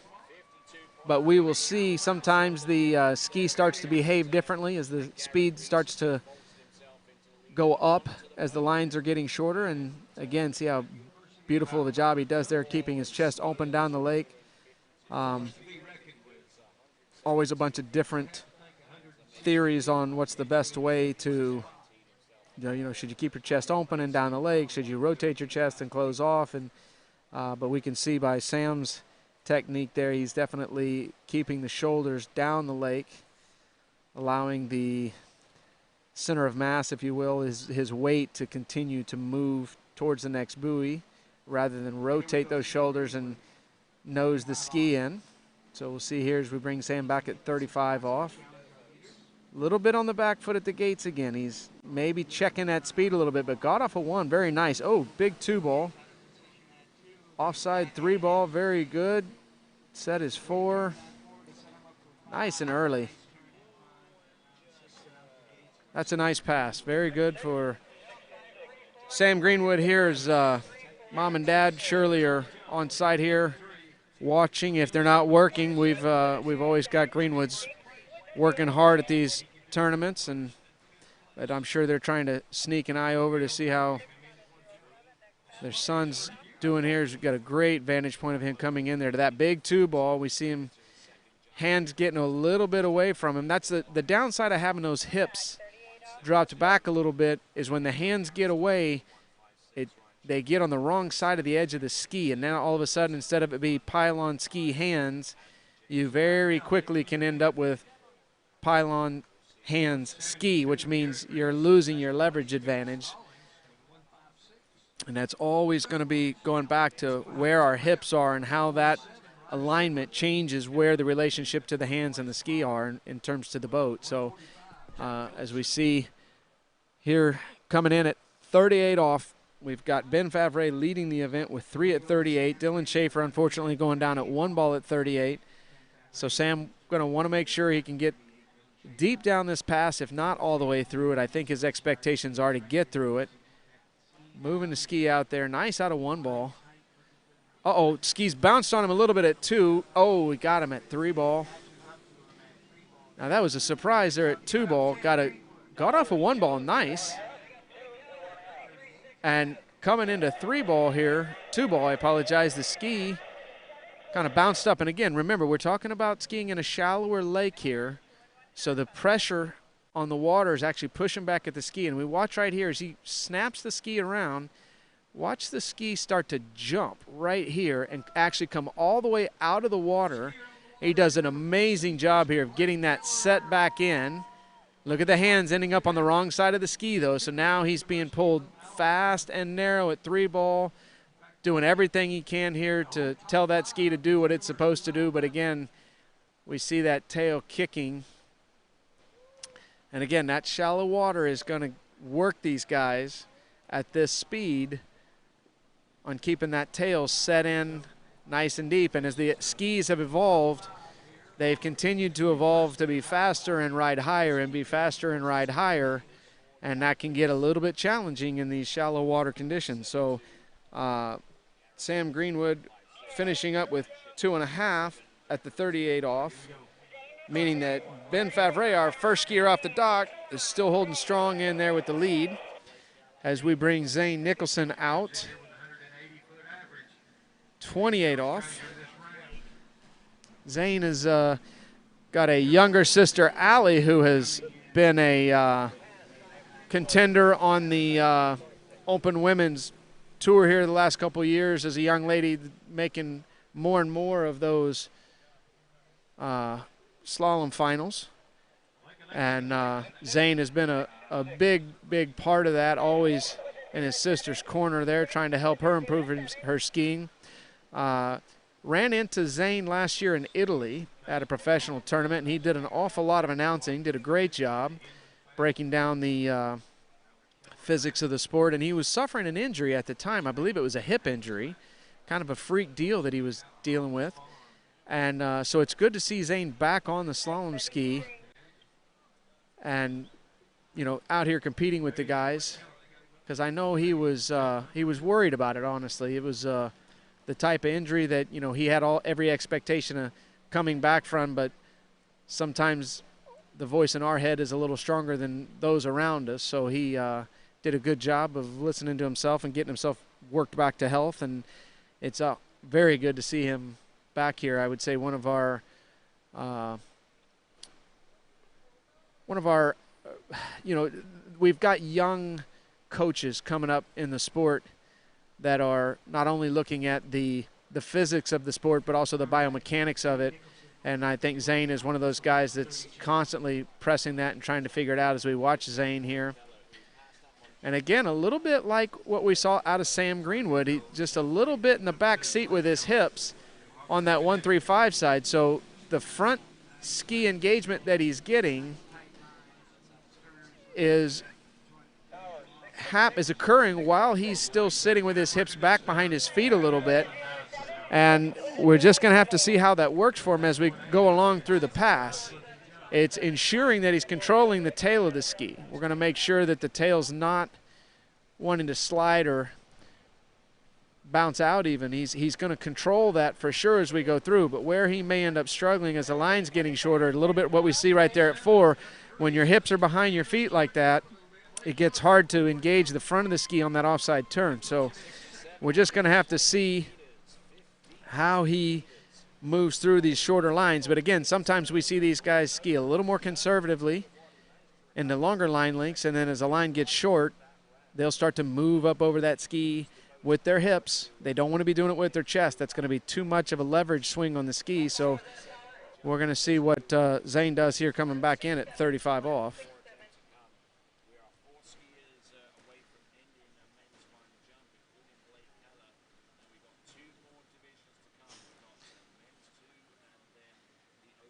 All right, here he comes, Zane Nicholson, 35 off.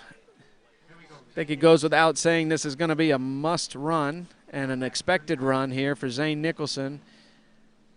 Nice and tight off one here. Swinging through. Great 2-ball. Nice and comfortable here at 3. Tip swinging through. Really nice. A little bit on the tail there at 5. We call that the 5-ball check. Really nice pass for Zane. So that I actually feel better about that pass there. For some reason, those first couple of passes, he looked like he was a little unsettled. There, he finally got a little more aggressive right from the gate here. We can see him rolling that ski over, getting ski swings out. And, you know, sometimes these skis, they're not designed to run flat. They've got to get, not only do they have to swing out edge to edge, but these newer design skis, they're meant to swing out way out onto that edge. And honestly, all the way through that pass, Zane looking a whole lot more comfortable. And I think he'll feel really good about that pass going in here, coming back at 38. Ben Favre still sitting on top of the pile right now with 3 at 38, followed by Sam Green with 2.5 and Dylan Schaefer with a half at 38. Haven't gotten anybody really through this this start here. And I don't want to give these guys a hard time, but our open women, they got in here, got the work done. Regina Jaquis running 1.5 at 41, and Brooke Baldwin with 2 at 39. I'm expecting some big scores from our boys today, so maybe Zane can be our first one here to pull that off. Nice gate. A little on the tail at 1, still in good shape. In good shape. Come on, Zane. Going to the tail at 4. Oh, look at him skirt that 5. Nice job. Oh, and look at him celebrating it. And again, you know, we talked about that a little bit earlier. I think it might have been Anna Gay it was Cassidy Hawkins. Half of that is he's pleased with the pass, and the other half of that is he's pleased that he kept himself on his ski all the way through there. What a great job. He's getting more aggressive with his gait, which I like. It's swinging him out wide. He went to the tail. Now here we talk about those hips being a little bit in the back seat here, and that tip's going to bite. He did a great job of getting realigned. He's going to get a really strong 3-ball here. Tight line, accelerating quickly. Now here at 4, we're going to get a long turn. Look at the hips sitting back. Hard to engage the front of the ski from there, but he did an amazing job of this 5-ball right here. Watch him absorb on the backside here. All the way in the back, all the way through the knees, keeping it on an edge. What an awesome recovery there. Squeaking around 6. He's already screaming right here, ladies and gentlemen. That is awesome. Congratulations to Zane Nicholson. I know that feels good. Coming back from the injury, you know, you gotta, these things that you're so capable of doing, you've got to break those barriers again, and he did it. Here he comes. Everything goes here at 39. I'm going to bet he's off 1 tight. Nice job. Nice job. Hey, that's awesome to see him that excited and happy. I know his family at home are pumped up. He has worked really, really hard to get back to this point, and that smile says an awful lot there. Again, a great gate here. Hips are coming through, really good connection there. Ski swings out wide. Look how tight he is. Again, going to the tail a little bit. Swings out for 2. Just got pulled a little bit to the front of the ski. And at this point in time, taking that 2 at 39, figuring, hey, some of these guys coming out after me might be chasing him, might be chasing the guys at the end of the event. And they may come over there and try and turn that and blow it, and he's going to be climbing up the leaderboard. But sitting on top right now, Zane Nicholson, 2 at 39, Ben Favre in second with that 3 at 38, followed by Sam Greenwood with 2.5 and Dylan Schaefer at 1/2. As we flip it up on there to the screen, we don't have Zane's score on there yet, unofficially 2 at 39, but we do expect him to knock all those guys down 1 place. And we will have Mason Meckler coming out as our next competitor. Saw Mason jumping in the open men division today, which I'm assuming was for overall. I believe he jumped around 136 feet, I want to say. So I think he was out there battling it out for the overall. So obviously every buoy he can get here in this event will be important to him as well. And we are 4 of 13 completed. We got 9 guys left as we see Mason there on the water. Don't know an awful lot about Mason. I know his brother a little better. I know he's got family heritage that are of amazing slalom skiing capabilities, so we'll enjoy this here together, watching Mason ski. Sure Dane is checking in, hopefully checking in to see how little brother's doing, but so we see Mason coming through here at 28 off. Very nice. Through the gates with 6. And it's in the bank. One-handed gate turn in. See if he, look how he's starting that turn early on the buoy. Not afraid to get that ski moving early. That's a good thing. Means he's creating a little more space as we go. We see that hand swinging high typically means that he's a little bit narrow on the course and he's trying to hold himself out there, see if he does it here at 5. No, see that arm stayed a little lower there at 5, so after the little mistake at 3, he held on a little longer on the way out to 5, made sure he had the width he wanted. But again, these early passes, everybody just feeling out the sight, feeling out the driver, making sure that they don't make any silly mistakes. They want to get down here to the 35, 38, 39 line lengths and give these guys a run. See what Mason can do here on his second pass as we see the Mastercraft up and around the island. Coming back in here at 32 off.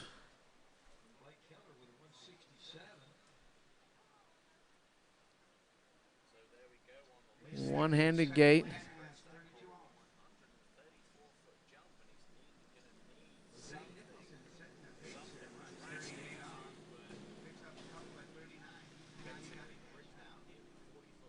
So very nice. Doesn't look like he's working too hard yet, just feeling things out. A little bit, has a nice knee bend. Again, I'm going to, pick on these guys a little bit. I can see those hips wanting to sit back as they're coming out of these turns here right there. Coming through, not getting, when those hips go back a little bit, you can, right there in that offside turn, the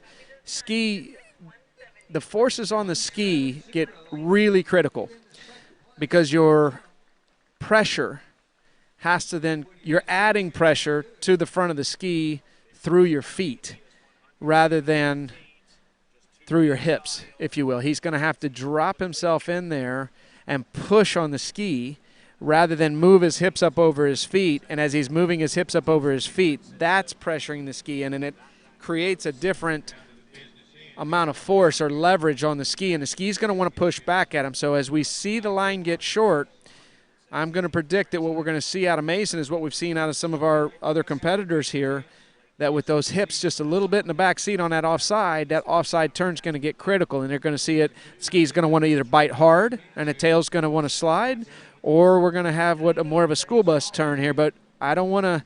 He may correct it as we go through here. Nice one ball. Good at 2. He's coming in here at 35 off. Never a gimme pass. Quick off of 4. Very nice pass. Again, very similar to Zane. We're seeing the 35 off actually being the smoother of the first 3 passes. So these guys building confidence, I think, on that. We saw Zane ski with that type of intensity at 35, and it got him through the 38. So obviously Mason would love to follow suit as we watch here the replay. Nice and tight off 1. Got that line tight. Swinging out, drop it. Again, just a little anxious to get back to the handle on that 2-4 side, but did a great job of keeping the ski moving through. He didn't let it bite or stop on him. Kind of watching his spray, if you will. It's fairly fluid, keeping it moving. May give him a little less tolerance to make a mistake, but that doesn't mean he can't stay right in that tight tolerance and keep running buoys. You can, right on through 39.5 if he's standing on that ski in just the right place. There's our leaderboard showing Zane Nicholson officially getting that 2 at 39, Ben Favre 3 at 38, followed by Sam Greenwood with 2.5 at 38. Knowing we got an overall battle going on here with some of these guys, Mason wanted to get through this out, and you know what? I lied to you guys. This is his 35 off. I apologize. So handle starting to get moving a little bit. Oh, ski kicked out. Well, I apologize to everybody at home. I got ahead of myself there on the last pass and said he was at 35. Thought he was coming back in at 38, so Mason's going to be a little aggravated with that. See if we can see where it went sideways on him. As you can see, a little frustration there. Guys put in a tremendous amount of work this year to get here and be ready to perform, and it's always hard when you don't get that going. That was 38. Yeah, there we go. All right, so I didn't boo-boo that. That was 38 off. Okay, we had a graphic error that so no harm, no foul. We were going to skip back to a couple minutes ago where we had it right. This is the 38 off. As we call it, the mean purple people eater here. A little slow off 1. Here at 2, again, hips in the back seat a little bit, so he's pressing hard on the 2, right? It brought the chest down, but he did okay with it. Came in. Look at the handle getting away from him, though. It's on the wrong side of the ski, which means loose line at the finish of 3. He's absorbing. At this point in time, he's got to drive the hips up, and he doesn't, so he's pushing the ski out in front of him to engage the nose. And in this shallow water, that tail will not hold, and he learned that lesson, unfortunately, the hard way. As we are bringing Brandon Shipper in very quickly here, coming in at 28 off. And you do not need to adjust your picture, gentlemen. Ladies at home, this guy is that big. He is a big boy on a slalom ski. This guy is he is putting the jump ramp and the boats through a workout when this guy jumps. And he jumped amazing today, jumping 198 feet off the 5.5-foot jump, getting second. But that is not what he's thinking about right now. He's thinking about putting a hurt on that rope and that ski and getting his way through deep into that 38 and 39 off if he can, as we see. Nice tight line off of 1. Dropping that shoulder in a little bit at 2, but just feeling it out as he's skiing on his D3 here. Beautiful turn off of 4 ball. No disruption, no hesitation. But you can see just how big this guy is, and I'm telling you, he's twice as strong as he is big. He is one of the just kind of reminds me a little bit of the old Carl Robert's days, but honestly, I think he's probably even a little bigger than Carl Robert. Carl, I think, was a little taller.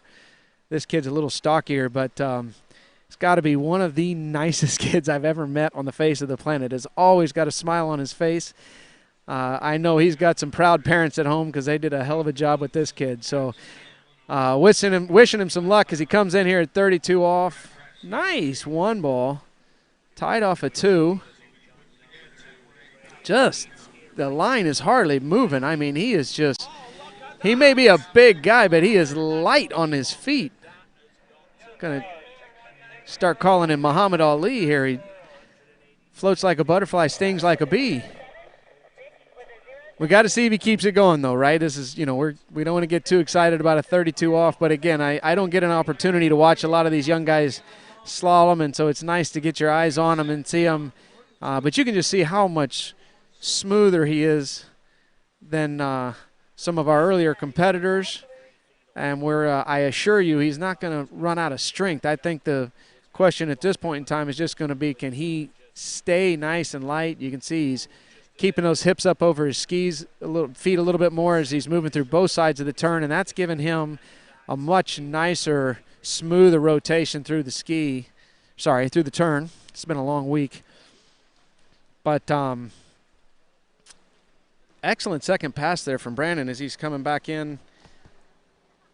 And we're going to see what he can do at 35 off.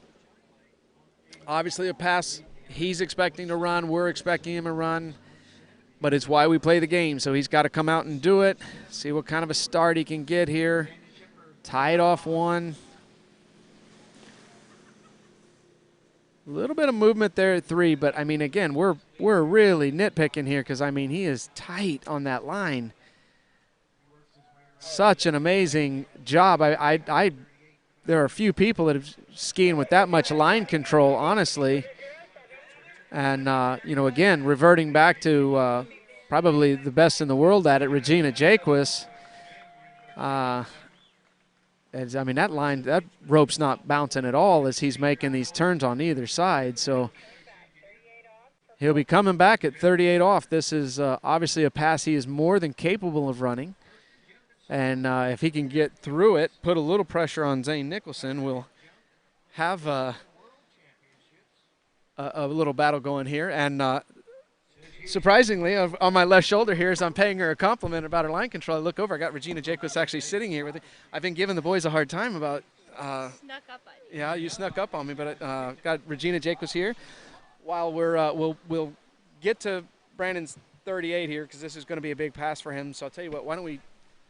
I know he's got to be coming back on it. Let's get through Brandon's 38, Yeah. then we'll. If you got a minute. We're coming in. Yeah. Okay. You got a little time before you jump. I think so. You think so? Okay. We'll make it quick. All right. Here comes Brent.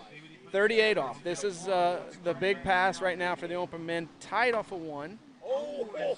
Little loose off at 2. He's going to have to control this speed at 3. Did a good job. You can see those shoulders moving up and down, but he's just got to make one more turn here. Nice job. I didn't want to take anything away from 6 ball, but when I say one more turn, that 5 ball was the one he had to survive.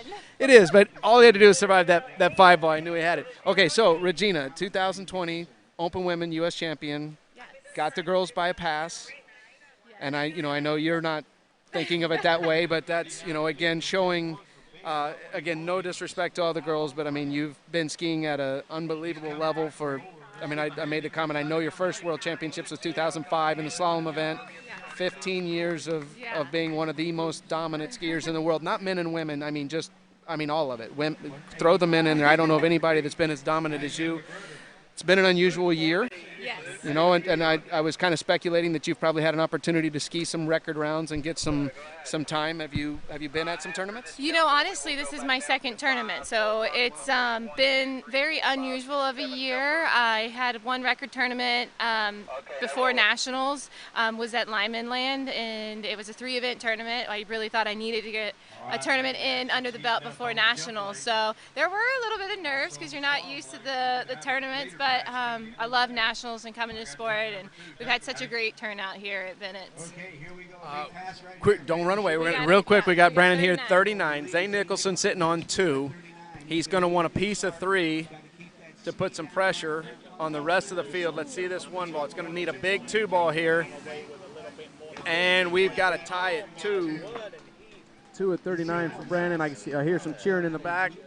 Crowd's happy. I don't know if he's going to be quite as happy, but That might be a runoff. and that could be. That's a good point. We could see Brandon back out there again, honestly. But going back, I did not realize only your second tournament of the year, so that is a little bit shaking the cobwebs out. But obviously, with such an unusual year, Nationals getting canceled from Okehili, Bennett's crew stepping up. I know you've spent some time here over the last couple of years, so, I know it was important for you to come. Yes, it was, and it was, it's important in so many different ways to, not just here with Bennett's and supporting them, but also, with Goode, and this is the 21st year of sponsoring it, and also now we're going to start the Dave Goode Memorial Foundation. So it's just, it's heartfelt. It's a lot of emotions going on more than normal, but, it was very important to be here to get that kick-started. I know you guys have had the hashtag Ski for Dave. Yes. And that's been awesome to watch people, from all across the sport doing that, really all across the sport, but even, not just good skiers, but all skiers really supporting them. Everybody's been supporting it, which is so cool to watch because, he also supported everybody too. Right. He was just such a unique human being in that matter. That's an understatement for sure. It's hard to understand the ripple effect and the implication when you lose someone like Dave. But at the same time, what I've been noticing is, in Dawn, we've always talked about behind every great man is an unbelievably strong woman. Yes. And Dawn has always been there, a little more in the shadows, obviously stepping now out more in the forefront. Yeah. I've seen all of the good team, the Masters men skiers and yourself stepping up. It's been incredible to see the whole team step up and It's amazing what one man's work was, how it takes a village now to do that. Right. But I really look forward to our future that we have there. We've got 10 years that we're planning to sponsor the Nationals. Oh, wow.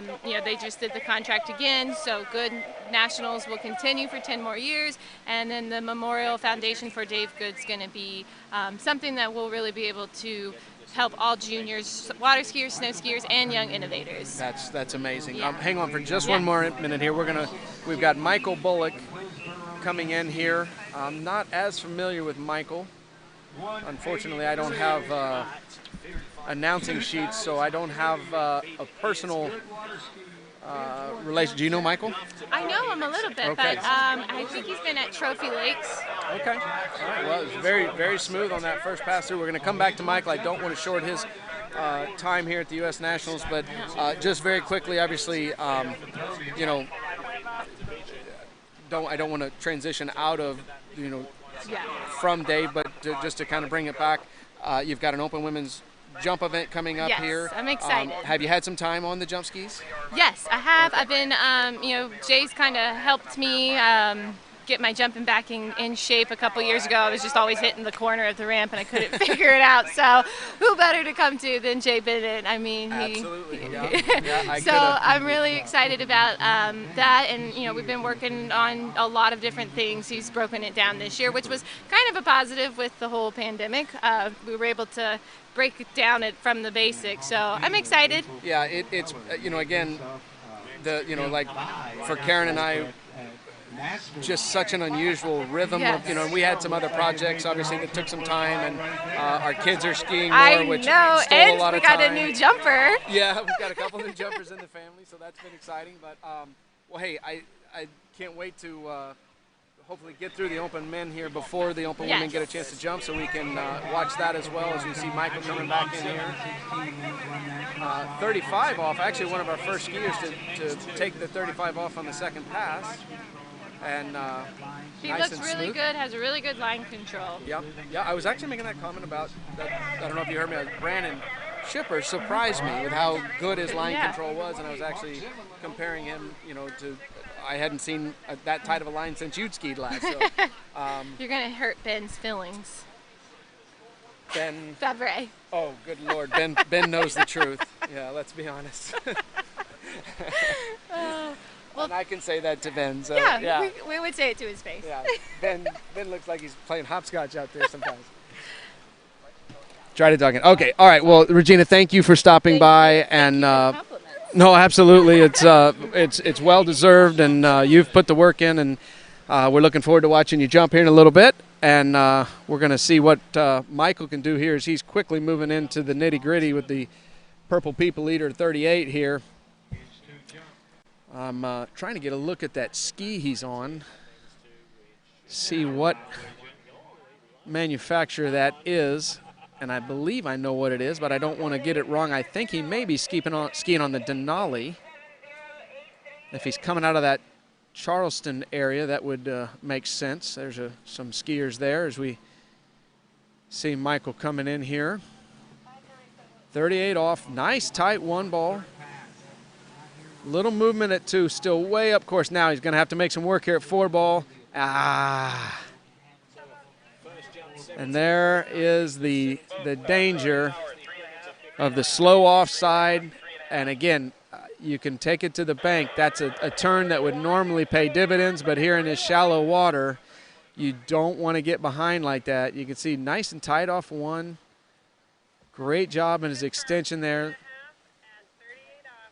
Coming here at 3. Now at 3, let's see if he gets a little bit behind his feet. Not really, he's up over him, but just a little bit longer turn there. The hips got behind him a little bit, but again, this is all happening in hundredths of a second. And coming into 4 now, here he felt the need. He had to make the turn, he had to sit it.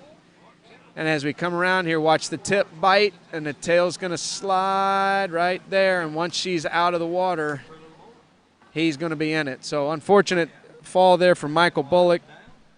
3.5 at 38. I liked the way he was going through that. I thought we were going to see him get through that pass and maybe give a run on down at 39. We've got both Brandon Ship Shipper and Zane Nicholson sitting atop the pile right now at 2:39. And we have, I believe, 6 gentlemen remaining. So those two guys are going to be watching closely here to see if that's going to be enough to get them up on the podium. We could end up in a runoff situation. Dave Wingirter, our next skier, coming to us from the West Coast. Going to be coming in at 28 off.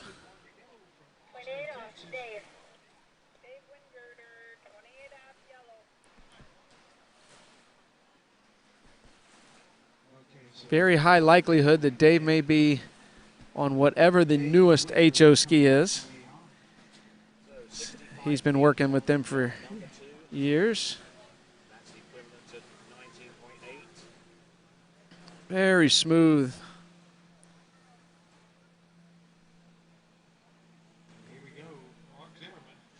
Little bit of a shoulder lean there on his offside. Just creating a little bit of extra speed, swinging out to that 246 side. But he is way ahead of the course. Again, great line control. I think that's, you know, as a father of 2 young kids, you know, the thing I want to teach them as early as I can is that line control and the strength of the lean through the wakes. The rest of it you're going to pick up along the way, but that foundational leaning position and learning to control the release and the edge change so that the line is tight is what really separates the guys from on the top of the field to the guys that are coming up. So our next athlete there, Griffin Stange. I may be butchering that last name a little bit. I'm not sure if it's Stang or Stange. Looks like one of our young and up-and-coming skiers. As we brief Dave Wingirter back in, of course, here at 32 off.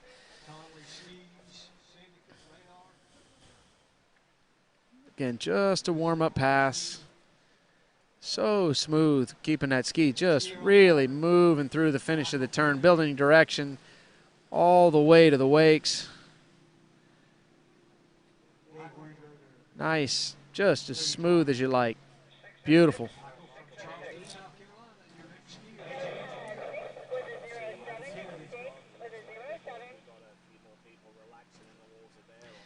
If there's any one thing that you would pick on,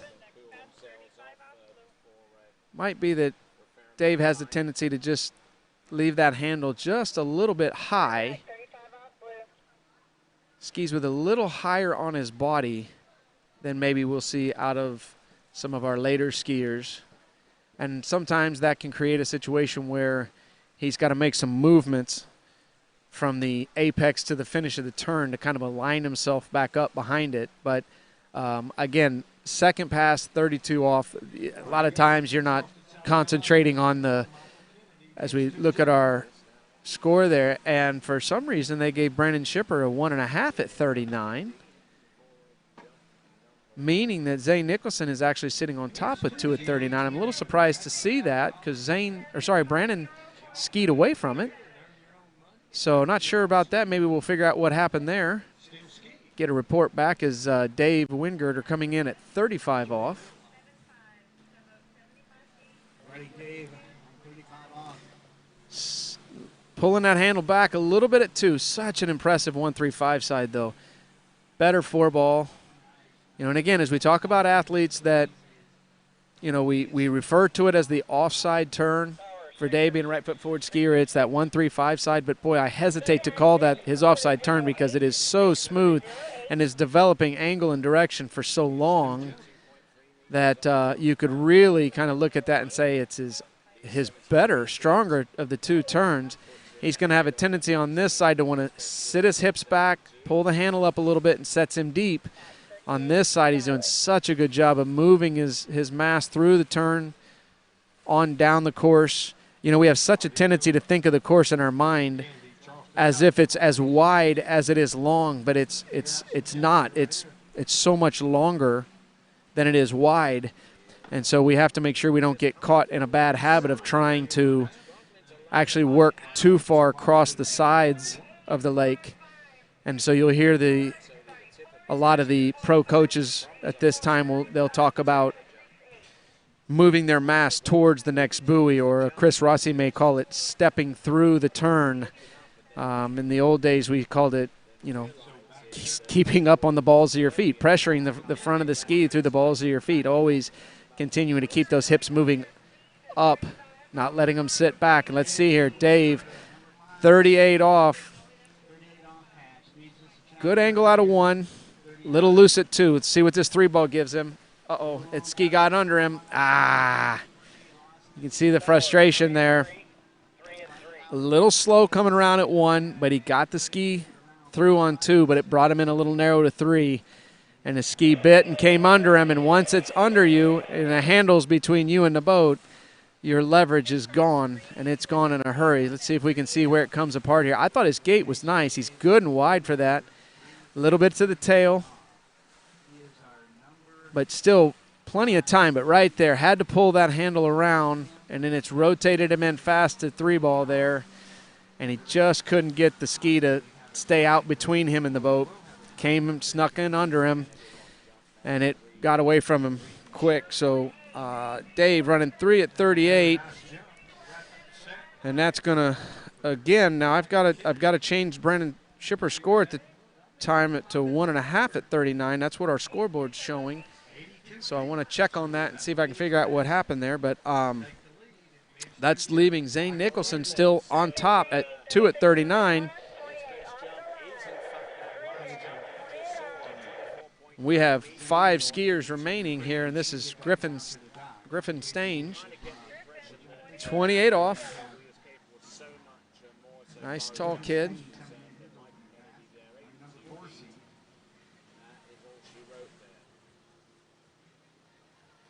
Gets on that handle really quick. Very sharp finishes of the turn. Ooh, does the offside reach there with the hand slide around 6. Feeling confident?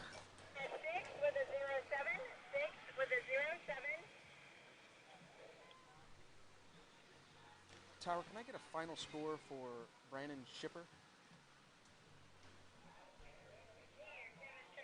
Brandon Shipper, it's 1.5.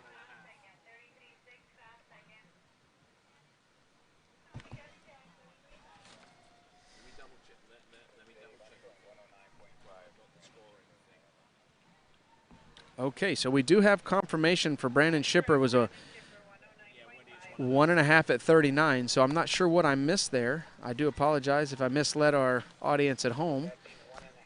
But we've got a 2 at 39 for Zane, followed by the 1.5 at 39 for Brandon. There's our scoreboard there to catch us up a little bit. Mason Meckler and Michael Bullock sitting there in the tie for 3rd position right now. Ben Favre and Dave Wingert are holding in at a tie for 5th. We have 5 athletes remaining, so we're going to start to shape up the podium here as Griffin Stange comes in here at 32 off. Again, super quick onto the handle and sharp finishes on those turns. I'm going to be a little concerned about that as the line gets short at 35 and waving at the crowd around 5-ball. Offside into the 6. We got a showman here. We're going to have to see if those sharp finishes, I'm going to call them late finishes to the turn, which makes for aggressive pressure on the ski. We're going to have to see how that responds here at 35 and 38. I don't think he's going to have any issues at 35. I'm going to be a little more concerned about it at 38 off, but we're talking about a young man, obviously, that's skiing in here at the seed he is because he's used to running a lot of buoys. So, again, not that familiar with Griffins as he waves right here to the crowd. And then we're going to get an offside reach into 6. Compliments of Daniel Edvarko is probably the guy that I've seen doing it the most recently. I know Aaron Larkin used to do it as well. And now the young guys are keeping the tradition going. Arn Clow has sent me a note that it is pronounced like Staggy, I believe. his aid in the helping wasn't actually that helpful, but I'm going to go with Stege. We're going to ignore the end there. So Griffin Stege coming back in 35 off. He's been having a lot of fun out there through these first couple passes. I'm thinking he's probably going to get a little more serious now that the line's getting short. On time, really early in the course. Looks really good and solid. Swinging the handle around a little bit, still offside reach in that 6 ball. So showing great confidence here as he's skiing in this open men's division, showing the guys that are coming out after him that he's just not really that worried yet. Very early in the course, really quick from side to side. He's early on the handle. You can see he's grabbing the handle on these offside turns really well before the skis finish the turn. And he keeps the ski moving. He's tight, and then he is out like a rocket. Has a build somewhat similar to our Nate Smith, long and lean. So coming back in at 38 off. We've had 2 guys get through. Zane Nicholson and Brandon Shipper. We're looking for our third competitor to break it through the 38 off, get into 39, and see if we can start pushing the scores up, putting some pressure on the guys at the end of this event. So we see Griffin in the water there.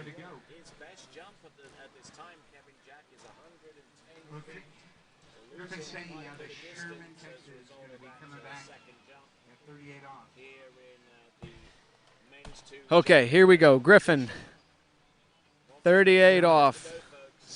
See how he gets a start here. Nice off of 1, tight line, early into 2.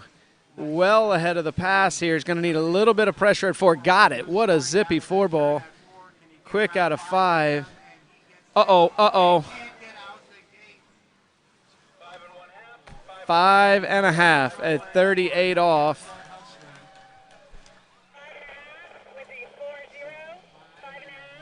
So let's see where it went sideways here on the replay for Griffin.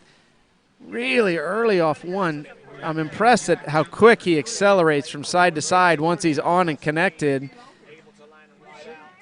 Quick off the handle at 3 ball there. Got him a little bit loose. See that loose line there? He was fast off the handle, and then he had to wait on the backside. So maybe lost a little ground there. Yeah, here we go. Now he's fighting a little bit. We couldn't see that so much from the boat angle. But, I mean, he gets a quick turn here at 5. He is lined up, loaded. I don't see where he got in so much trouble at 6 here. But here he fell to the inside. The ski just came way around. And then the line got tight and caught him. So unfortunate fall there for Griffin. Really looked like he had done the work to finish the pass.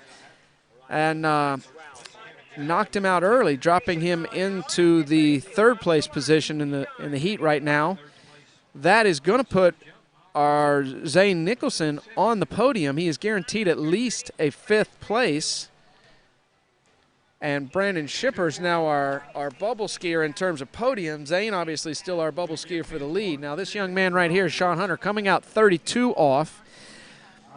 This is a guy that spends an awful lot of time on an awful short rope.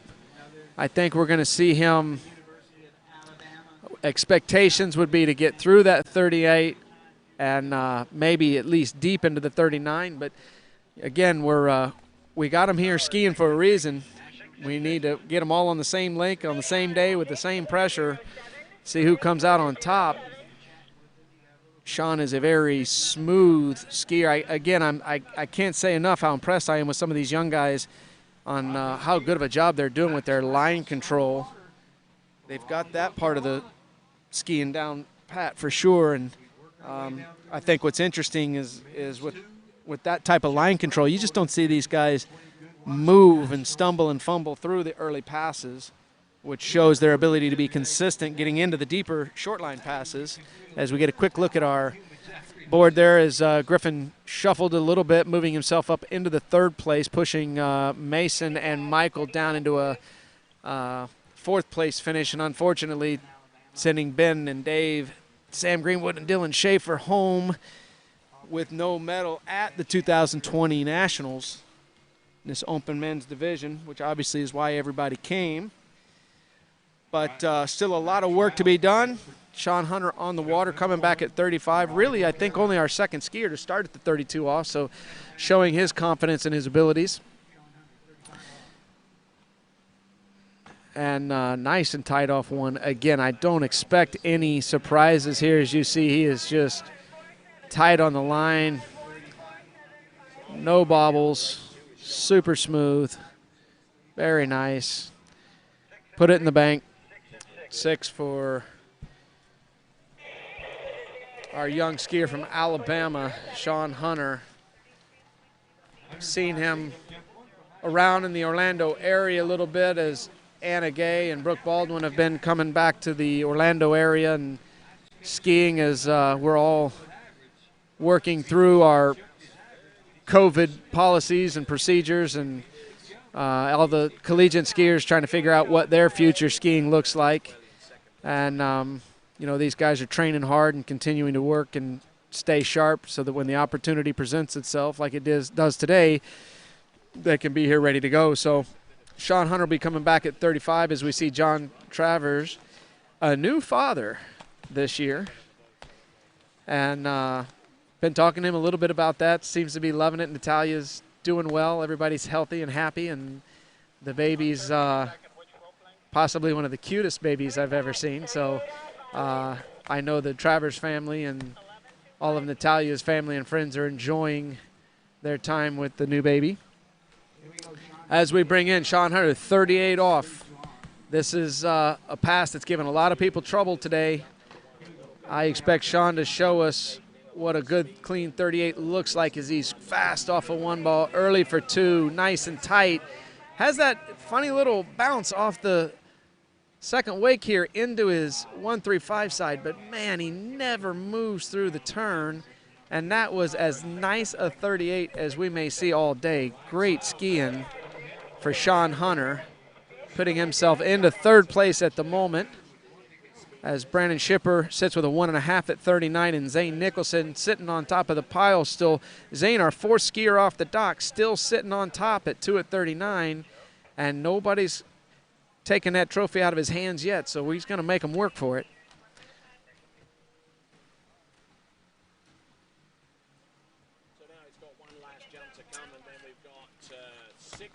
As we see Sean so smooth and fluid, just strolling through those paths. Be coming back at 39. Like I said, we've got a 1.5 from Brandon Shipper. We've got a 2 from Zane Nicholson. Those are the only scores we've had at 39 today. We're going to see what Sean can do here as Jonathan's thinking through his checklist of objectives as he's getting ready to come out. Looks like Chris Parrish may be a scratch, so that'll change our leaderboard here a little bit. Obviously, then meaning Brandon Shipper. If Parrish isn't skiing, Shipper has secured himself at least a 5th place finish. Okay, I'll review that shortly here as we bring in Sean Hunter, 39.5 off. Got to get these gates in one right. He's a lefty, so he's looking for a tight one. A little bit separated into 2, and unbelievably down at 2 ball as you see the frustration on his face. He looked to be a little slow at 1, got that bounce into the 135 side I just mentioned at the 38 off, and it got him loose at the finish of 1. And you don't want to have to come into a offside turn hot. And he had to do it here as he came in, little delayed coming out. And we see right here, he engages the front of that ski, and the tail just kept coming around. So unfortunate fall for Sean Hunter, going down at 1.5 at 39, which is going to put him in a tie with Brandon Shipper. So Brandon, we thought might be in a runoff at 2 at 39. Now looks like he's going to be in a runoff at 1.5 at 39 for a minimum of a 4th place finish, assuming that John Travers and Nate Smith come out and do what they're supposed to do. So Chris Parrish is going to be a scratch. That takes us to John Travers, our number 2 seed here in the open men division. I know that Jonathan, as a new dad and ski school operator and TC controller and just one of the busiest people on the face of the planet. Young man, and probably hasn't got the time on his slalom that he would like, but he is a gamer, and he would love nothing more to come out here and, oh boy, run his first pass. Should we start with that? Really deep off of one ball, but settling in here. And if you know Jonathan at all, he's going to be smiling right now, shaking his head, and when he gets in, Will Bush driving the boat, they're going to be having a laugh and a talk about this. Watch how low he gets off of this one ball. And I'm telling you, folks, this isn't something he can't handle. This is a kid that can do this. He's been doing it since he was 12 years old. Oh, it looks like he got in tight on one ball and bumped it a little bit as he got in so deep out of one. Coming in, really skied the rest of that pass really nice.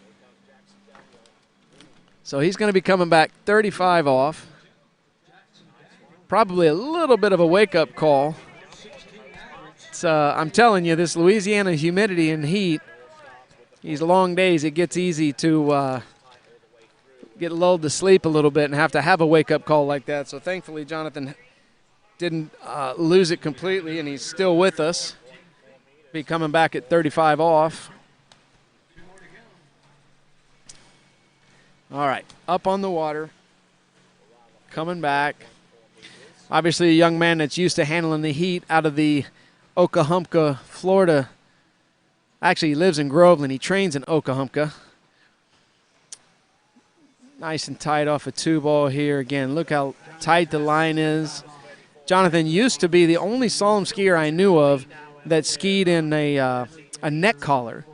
And as a kid, he would just take some of the biggest leans you've ever seen out of that 135 side, and it would sling his head back. And so his dad sewed a neck collar into his life vest, and he skied like that for years. And he would just relax and let his head lay back in that collar and keep on ripping to the next buoy. And I don't know how long he's been out of it, for quite some time, as he's obviously gotten older and much stronger. And tends to do less of that, but we can see that when he needs to, he can still do it, like that one ball at his opening pass. But he'll be coming back in here at 38 off. Again, typically considered a walk in the park, as we see Nate Smith, current world record holder, on the dock next. Our leaderboard right there on your screen right now, Zane Nicholson 2 at 39, Brandon Shipper 1.5, Sean Hunter 1.5. That will be a runoff for a 4th, 5th medal, and at a minimum. That's, of course, assuming that our top 2 seeds come out here and do what we're expecting them to do. So we'll see what Jonathan Travers coming back. He's got a wife and new baby at home, hopefully on the webcast, cheering him on. I've seen his family here walking around the site, and here we go, 38 off, just so fast from side to side, smooth through the finish of the turn.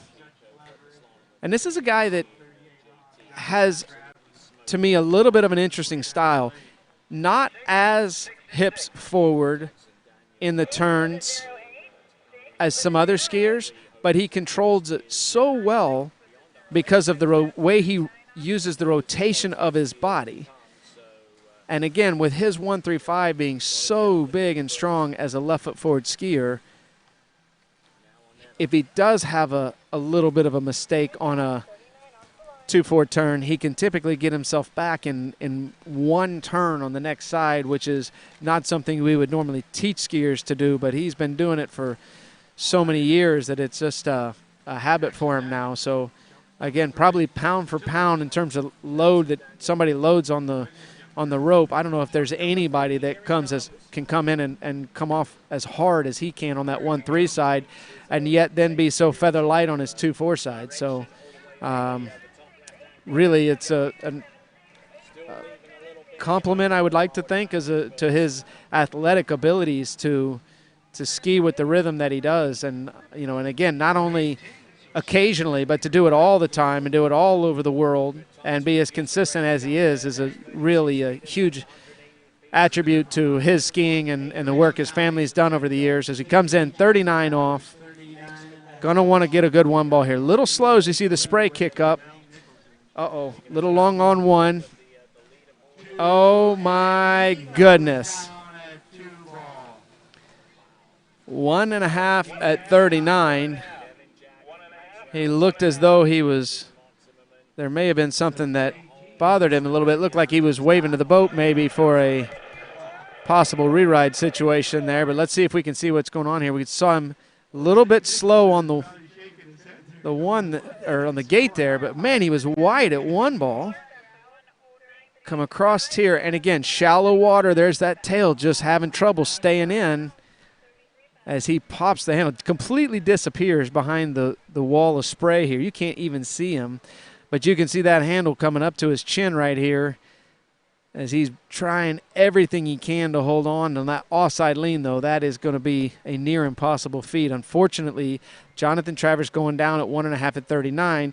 Ladies and gentlemen, that is putting Zane Nicholson still on top, our fourth skier off the dock with 2 at 39 at the top of the heap right now. He is guaranteed a silver medal at least. And we're going to looking at a three-way tie between Sean Hunter, John Travers, and Brandon Shipper at 1.5 at 39 for what is going to be the 3rd, 4th, and 5th place medals. All right, Nate Smith, 32 off. Haven't seen a lot out of Nate this year because we haven't seen a lot out of anybody this year, but I know he's been up in Indiana skiing, and Nate is a true technician. When we talk about, again, just the ability to balance right over the center of the ski at all times, and you watch what he does with his hips, that's really, truly where his power is. That's his superpower, if you will, as he is as good as anybody's probably ever been in the business in terms of being able to keep his hips well centered right over the center of the ski at all times, whether things are good, bad, or ugly. He does a great job with it.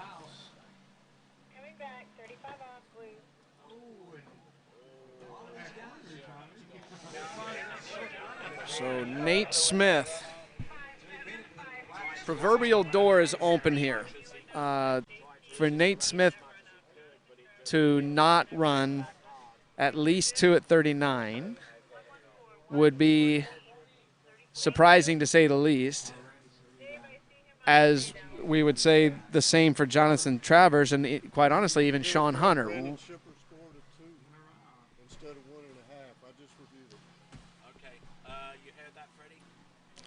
So getting some late breaking news here to just go ahead and keep shuffling things up here.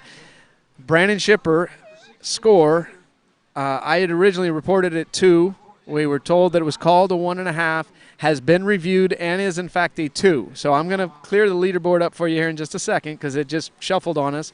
We're looking at a pair of runoffs coming here shortly, regardless of whatever Nate Smith does, because we're going to have to divvy up some medals here as Nate comes through at 35 off. And so we'll look at the replay here real quick of Nate. Again, so smooth, so balanced. The ski, you can see it's wet just so much of the time, and that's happening not because he's forcing the front of the ski into the water or because he's moving up to the front of the ski. He never leaves that perfect balance point of equal pressure between his feet.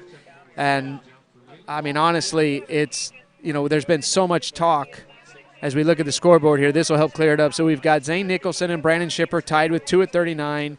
Sean Hunter and John Travers tied at 1.5 at 39. So we're going to have Sean and Jonathan, if all goes according to script here, Sean and Jonathan in a runoff going for the 4th, 5th place.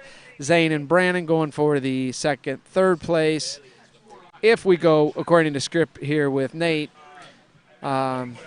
and again, with the whole Regina Jaquis situation, if you're a betting man, go ahead and place your bets, and I'm going to take my bet here that Nate Smith, seeing the other guys struggle and go down a little early on that 39, I think he's going to make the necessary adjustments and run through this 38 and really run through the next 39 as well. But we'll have to wait and see as he's on time, on balance, smooth as you like.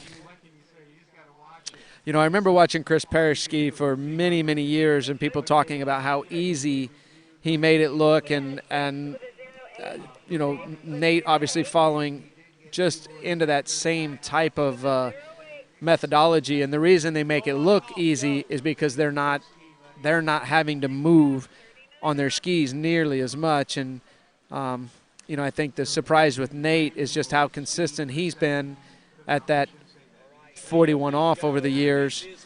But very easy, nice, beautiful 38 off. Going to be coming back in here at 39. And again, we've had some surprises all day long at this pass. We've had the conversation about, you know, with the shallow water, the open men at 36 mile an hour may struggle a little bit to understand how that ski is going to behave, and we've seen it kind of bite them. So we've got Nate Smith will be coming back in at 39. Needs a piece of 3 to take the win. If not, regardless, we're going to have two runoffs, and we'll see for what placement those are going to be here in just a quick second.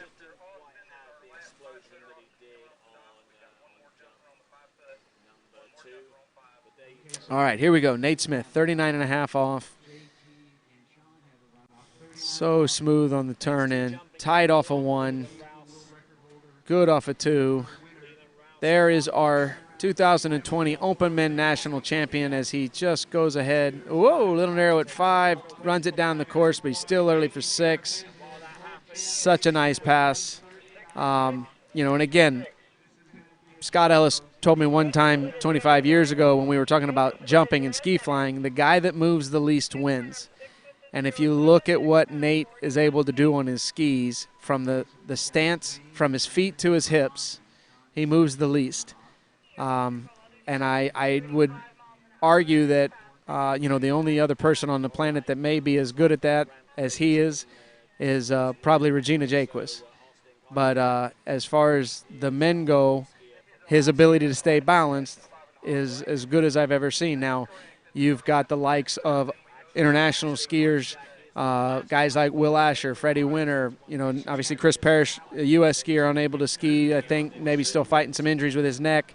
You know, those guys, they may move a little more, but they're so quick on their feet that they can handle it. But when it comes to that, making it look so easy, Nate's as good as it gets. And I believe it's because he's as good as anybody in terms of keeping his hips right over his feet. So for all of our young slalom skiers out there trying to learn how to do it, it's a good example. There's always a million ways to get the job done, but he's showing us a very efficient way to do it as he comes in here. A little slow on the gate at 41. We'll see if he can get out of 1. He does. Going to want to turn 2 tight. He does not. Going to be a big press to get past 3 there. Takes the full 3. Very nice skiing for Nate Smith coming in here again. Some of our athletes a little bit out of practice, if you will, in terms of skiing events with the whole COVID. You know, Nate being up in Indiana hasn't been able to even go to record tournaments and stand on the dock with some of these guys he's been competing with today. So I'm sure it feels good for him to come in here and get that little bit of adrenaline rush as we're watching the replay here. As he comes into 2 here, right here. He needs that ski to come around tight. Goes to the tail, and it stands him up. Does a great job of getting that ski back between him and the boat over to 3, and he knew at that point in time if he tried to turn it, he would most likely blow the tail, so he stands it up and takes the full 3. Waves to the crowd on the way back to the dock and calls it a good day at the office. So, okay, Nate Smith, first place, our U.S. Nationals Open Men Slalom Champion. 3 at 41. We are now going to have a runoff. I'm thinking we're going to do second and third place first, which will be Zane Nicholson and Brandon Shipper. Then we'll get into our 4th, 5th placed runoff between Sean Hunter and John Travers at 1.5 at 39. So Zane Nicholson obviously was excited and pleased with the job he had done with his skiing early in the day. I don't know that he, as he was celebrating then, that he would have thought he'd be standing here at the end of the day fighting for that silver medal, but hopefully he's had some time to get some hydration and get settled. And I am looking here, we've got John Travers actually on the dock, so we may be doing our 4th, 5th runoff first. Oh, no, the red, white one on the ground. Nope, that's Sean Hunter. Yes, sorry, we got Sean Hunter and Jonathan in the 4th, 5th place runoff here. Looks like Sean's going to be going first. These guys should be coming out at 38 off dry.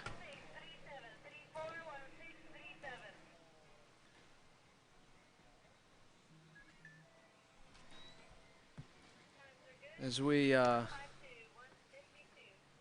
see the boat crew there.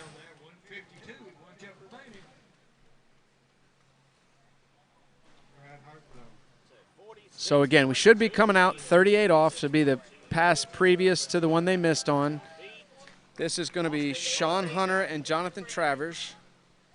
So 38 off the dock.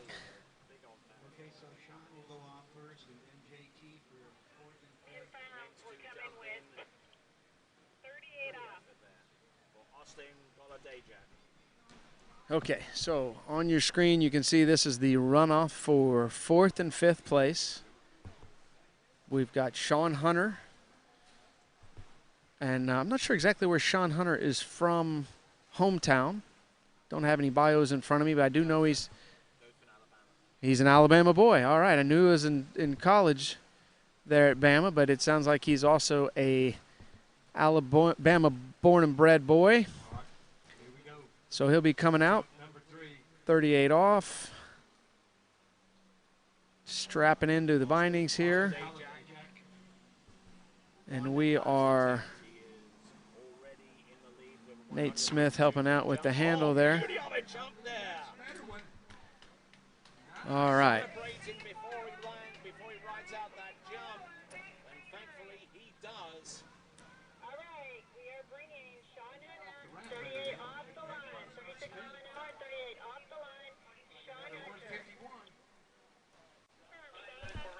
Okay, so we can take it to the bank. These guys don't necessarily want to be out here in this runoff due to the fact that they didn't necessarily ski as well as they want to do that first round, but I guarantee you they are looking forward to the opportunity to come out here and maybe get a second chance of showing the crowd what they're capable of. So Sean Hunter, 38 off, straight off the dock, been sitting on the shore for a while.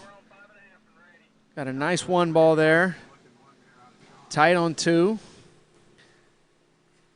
Looks like he's in control of the pass. Didn't want to say that before the offside turn, but right on through. 6 at 38 off. And he's going to be coming back at 39 off. And I know he was looking for a little more than the 1.5 he got in the first round.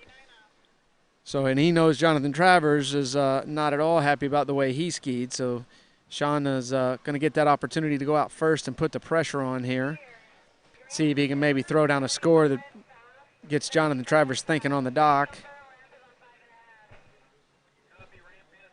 We're going to want to watch Sean into this one ball at 39. He has this interesting little hop into that 1-3-5 side. Doesn't do it as much into his 2-4 side. But we want to see that, make sure that as he lands off the second wake, he lands in control where he wants to be. And continues to ski out wide of the handle and keep the line tight.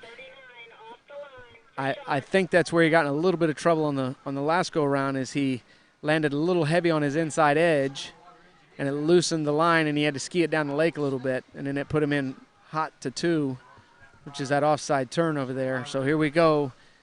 39.5 off. Not a bad one ball. Got a little out of control on the way into 2, but he held it. There, he's back on time here as he's off at 3. He's got 4. Oh, Oh, he stood it up around 5. Stood it up around 5. And honestly, I thought he had it. He looks like he's happy there, though. He's got the crowd cheering him there. He knows that's going to put some pressure on Jonathan. Let's see here. A little bit of a slow one, but he got a huge 2-ball. Had to wait right there on the line a little bit, so it's going to bring him in a little fast. Hard edge change into 2. The tip bit came around, and he held it. And if you watch, he's going to come in. He's on time for 3. Dropped in, nice and tight over to 4. Lost it a little bit there in his arms, but he's in good shape. But right here into 5, I don't know if he just got excited. I mean, he's little pressure there, but he got it in, and there the ski crawled in under him, and it's just too much to get it out back between him and the boat, and he skis inside of 6.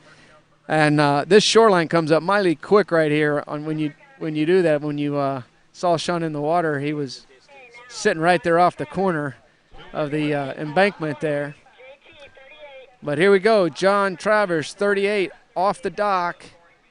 Skied not long ago, so he's still warmed up.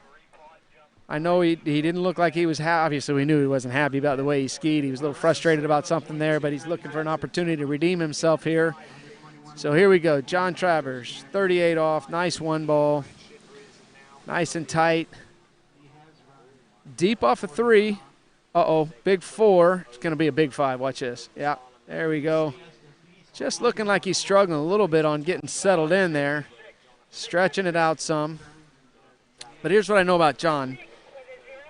We call it the Etch-a-Sketch. He's just going to shake it, and that's going to get right out of his head, and he's going to be thinking about what he needs to do next. And typically he's skiing his best when he's skiing aggressive. If he's out there playing defense, it's not going to work for him. He has got to, his plan of attack has got to be attack. And they're running that 38 off the dock. I think he's just, feeling things out a little bit, probably still agitated about going down around 2-ball at 39 in the first go-around.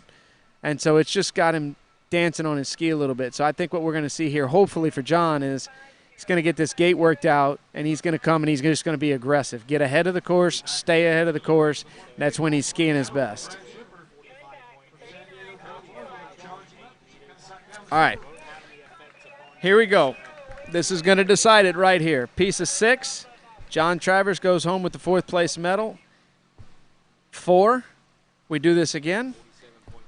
Anything less than 5, we do this again. Anything less than 5, and Sean Hunter's going to take home that 4th place medal. So here we come. Powering up. John Travers pulling out for his gate. 39.5 off. Oh, my. Really big turn at 1. He has just not been settled in today, and that is unfortunate for Jonathan as we see him down in the water. Very rarely do we see him go down on an onside turn like that, but he got deep, and he got deep early. So unfortunate fall for John Travers. He's going to be taking the 5th place medal home, and we will be seeing Sean Hunter with the 4th place as we see the replay here for Jonathan. Looked like a good gate. Speed was right. Comes across here and just ski tail just got loose on him, came right on around.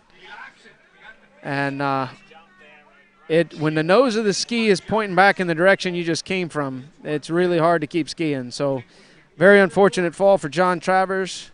That's going to move him into the 5th place spot. And Sean Hunter is going to be taking home the 4th place. Again, we already know that we've got Nate Smith in 1st. And right now we are going to settle a little bit of a battle between Zane Nicholson with 2 at 39 and Brandon Shipper with 2 at 39. And one of these young men is going to be our silver medalist and one is going to be bronze.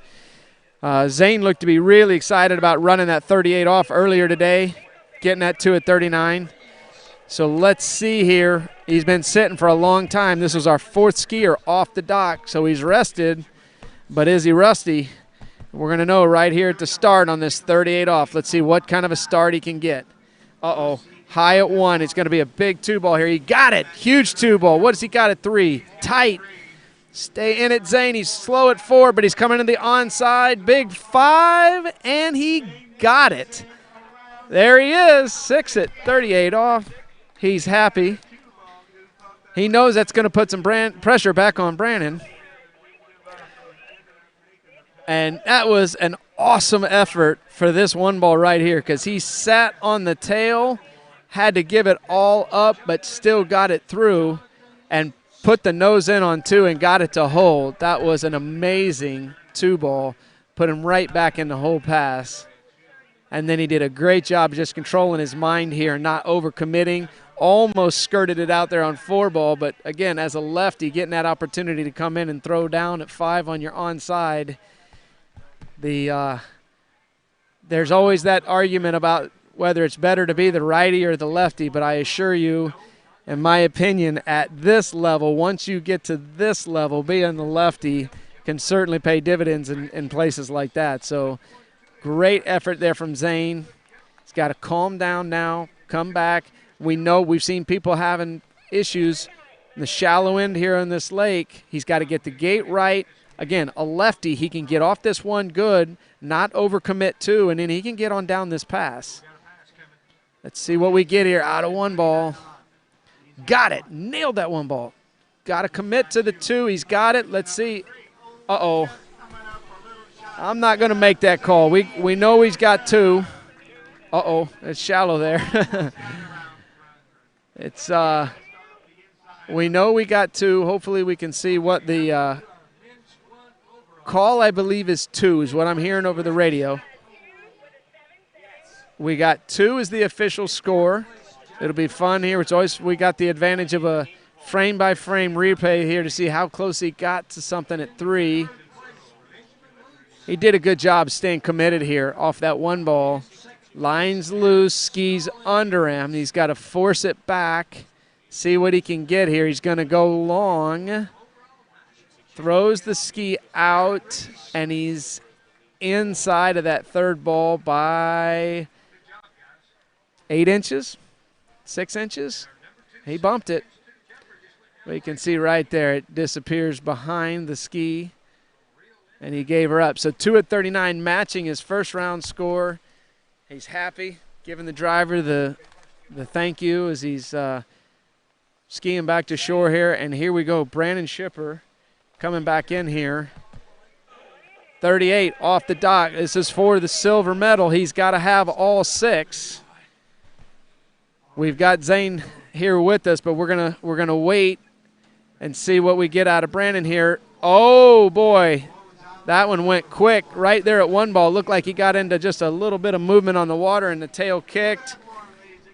Brandon's gonna swim that one in with a bronze medal. We got our silver medalist Zane right here with me, so we're gonna jump right into this as we see Brandon here unfortunately coming in. Ski grabbed a little bit. Looked like it moved around a little bit. Ejected it and down in the water, so obviously not what Brandon was looking for, but amazing skiing, Zane. I know you haven't been skiing a ton of tournaments, come back from the injury here. I mean, how long have you been on the water? So I had surgery at the end of September. It's just kind of had a big hip surgery. It's been kind of hard to get back, and I've just been taking it a little bit. I've been doing a lot of coaching this summer, so being a lot more in the boat and kind of putting that in, that part into it. But got out there. I was just excited to be here at the Nationals, being able to ski. I want to give hats off to Brandon real quick because he crushed it today. He actually. He had scored him at 1.5, and me being the guy I am, right, I know we got 2. So I actually put up the protest money so that we could go ski again because I was having so much fun at the Nationals, I want to ski twice. Well, and Zane, I mentioned earlier that we were in Italy last year together. You had the injury, and I saw you there, even when your sister was competing. There's some controversial calls with some of the women, and I saw you, right in the middle of it, making sure they got the right call, not necessarily the right call even for your sister, and you've always been that type of a stand-up athlete, and obviously an awesome example to everybody that you're coaching, so thank you for that. And but I mean, hey man, seriously, awesome to see you back on the water here competing. I know it's the beginning of a journey and you're getting yourself back, but super excited to have you. Yeah, no, it's been hard. I'm glad to get back here. It's just great. That's my best finish as an open men skier at any open men event, so I'm stoked. Real quick, I just want to say hi to my mom and my dad. Thanks for everything. Hey, Al, I know you're watching at home. You couldn't make it because you're working. Thanks to HO for all their support, through the years. I know things have been slow, but they've always been there backing me. I want to thank them. And then, other than that, thanks to the officials for putting on this event. But thanks, Freddie. Hey, man, awesome job. Had a super cool, exciting finish here to the Open Men's Slalom event. We had a tremendous Open Women's event as well. Want to put a congratulations out to Regina Jaquis, Brook Baldwin getting second there. Then we went to Cassidy Hawkins actually getting the third place finish. Elizabeth Montavon in fourth, and Anna Gay bringing it up in fifth. So congratulations to our women. And tremendous job by our men. Awesome to watch Nate Smith get back out there, getting himself back into condition.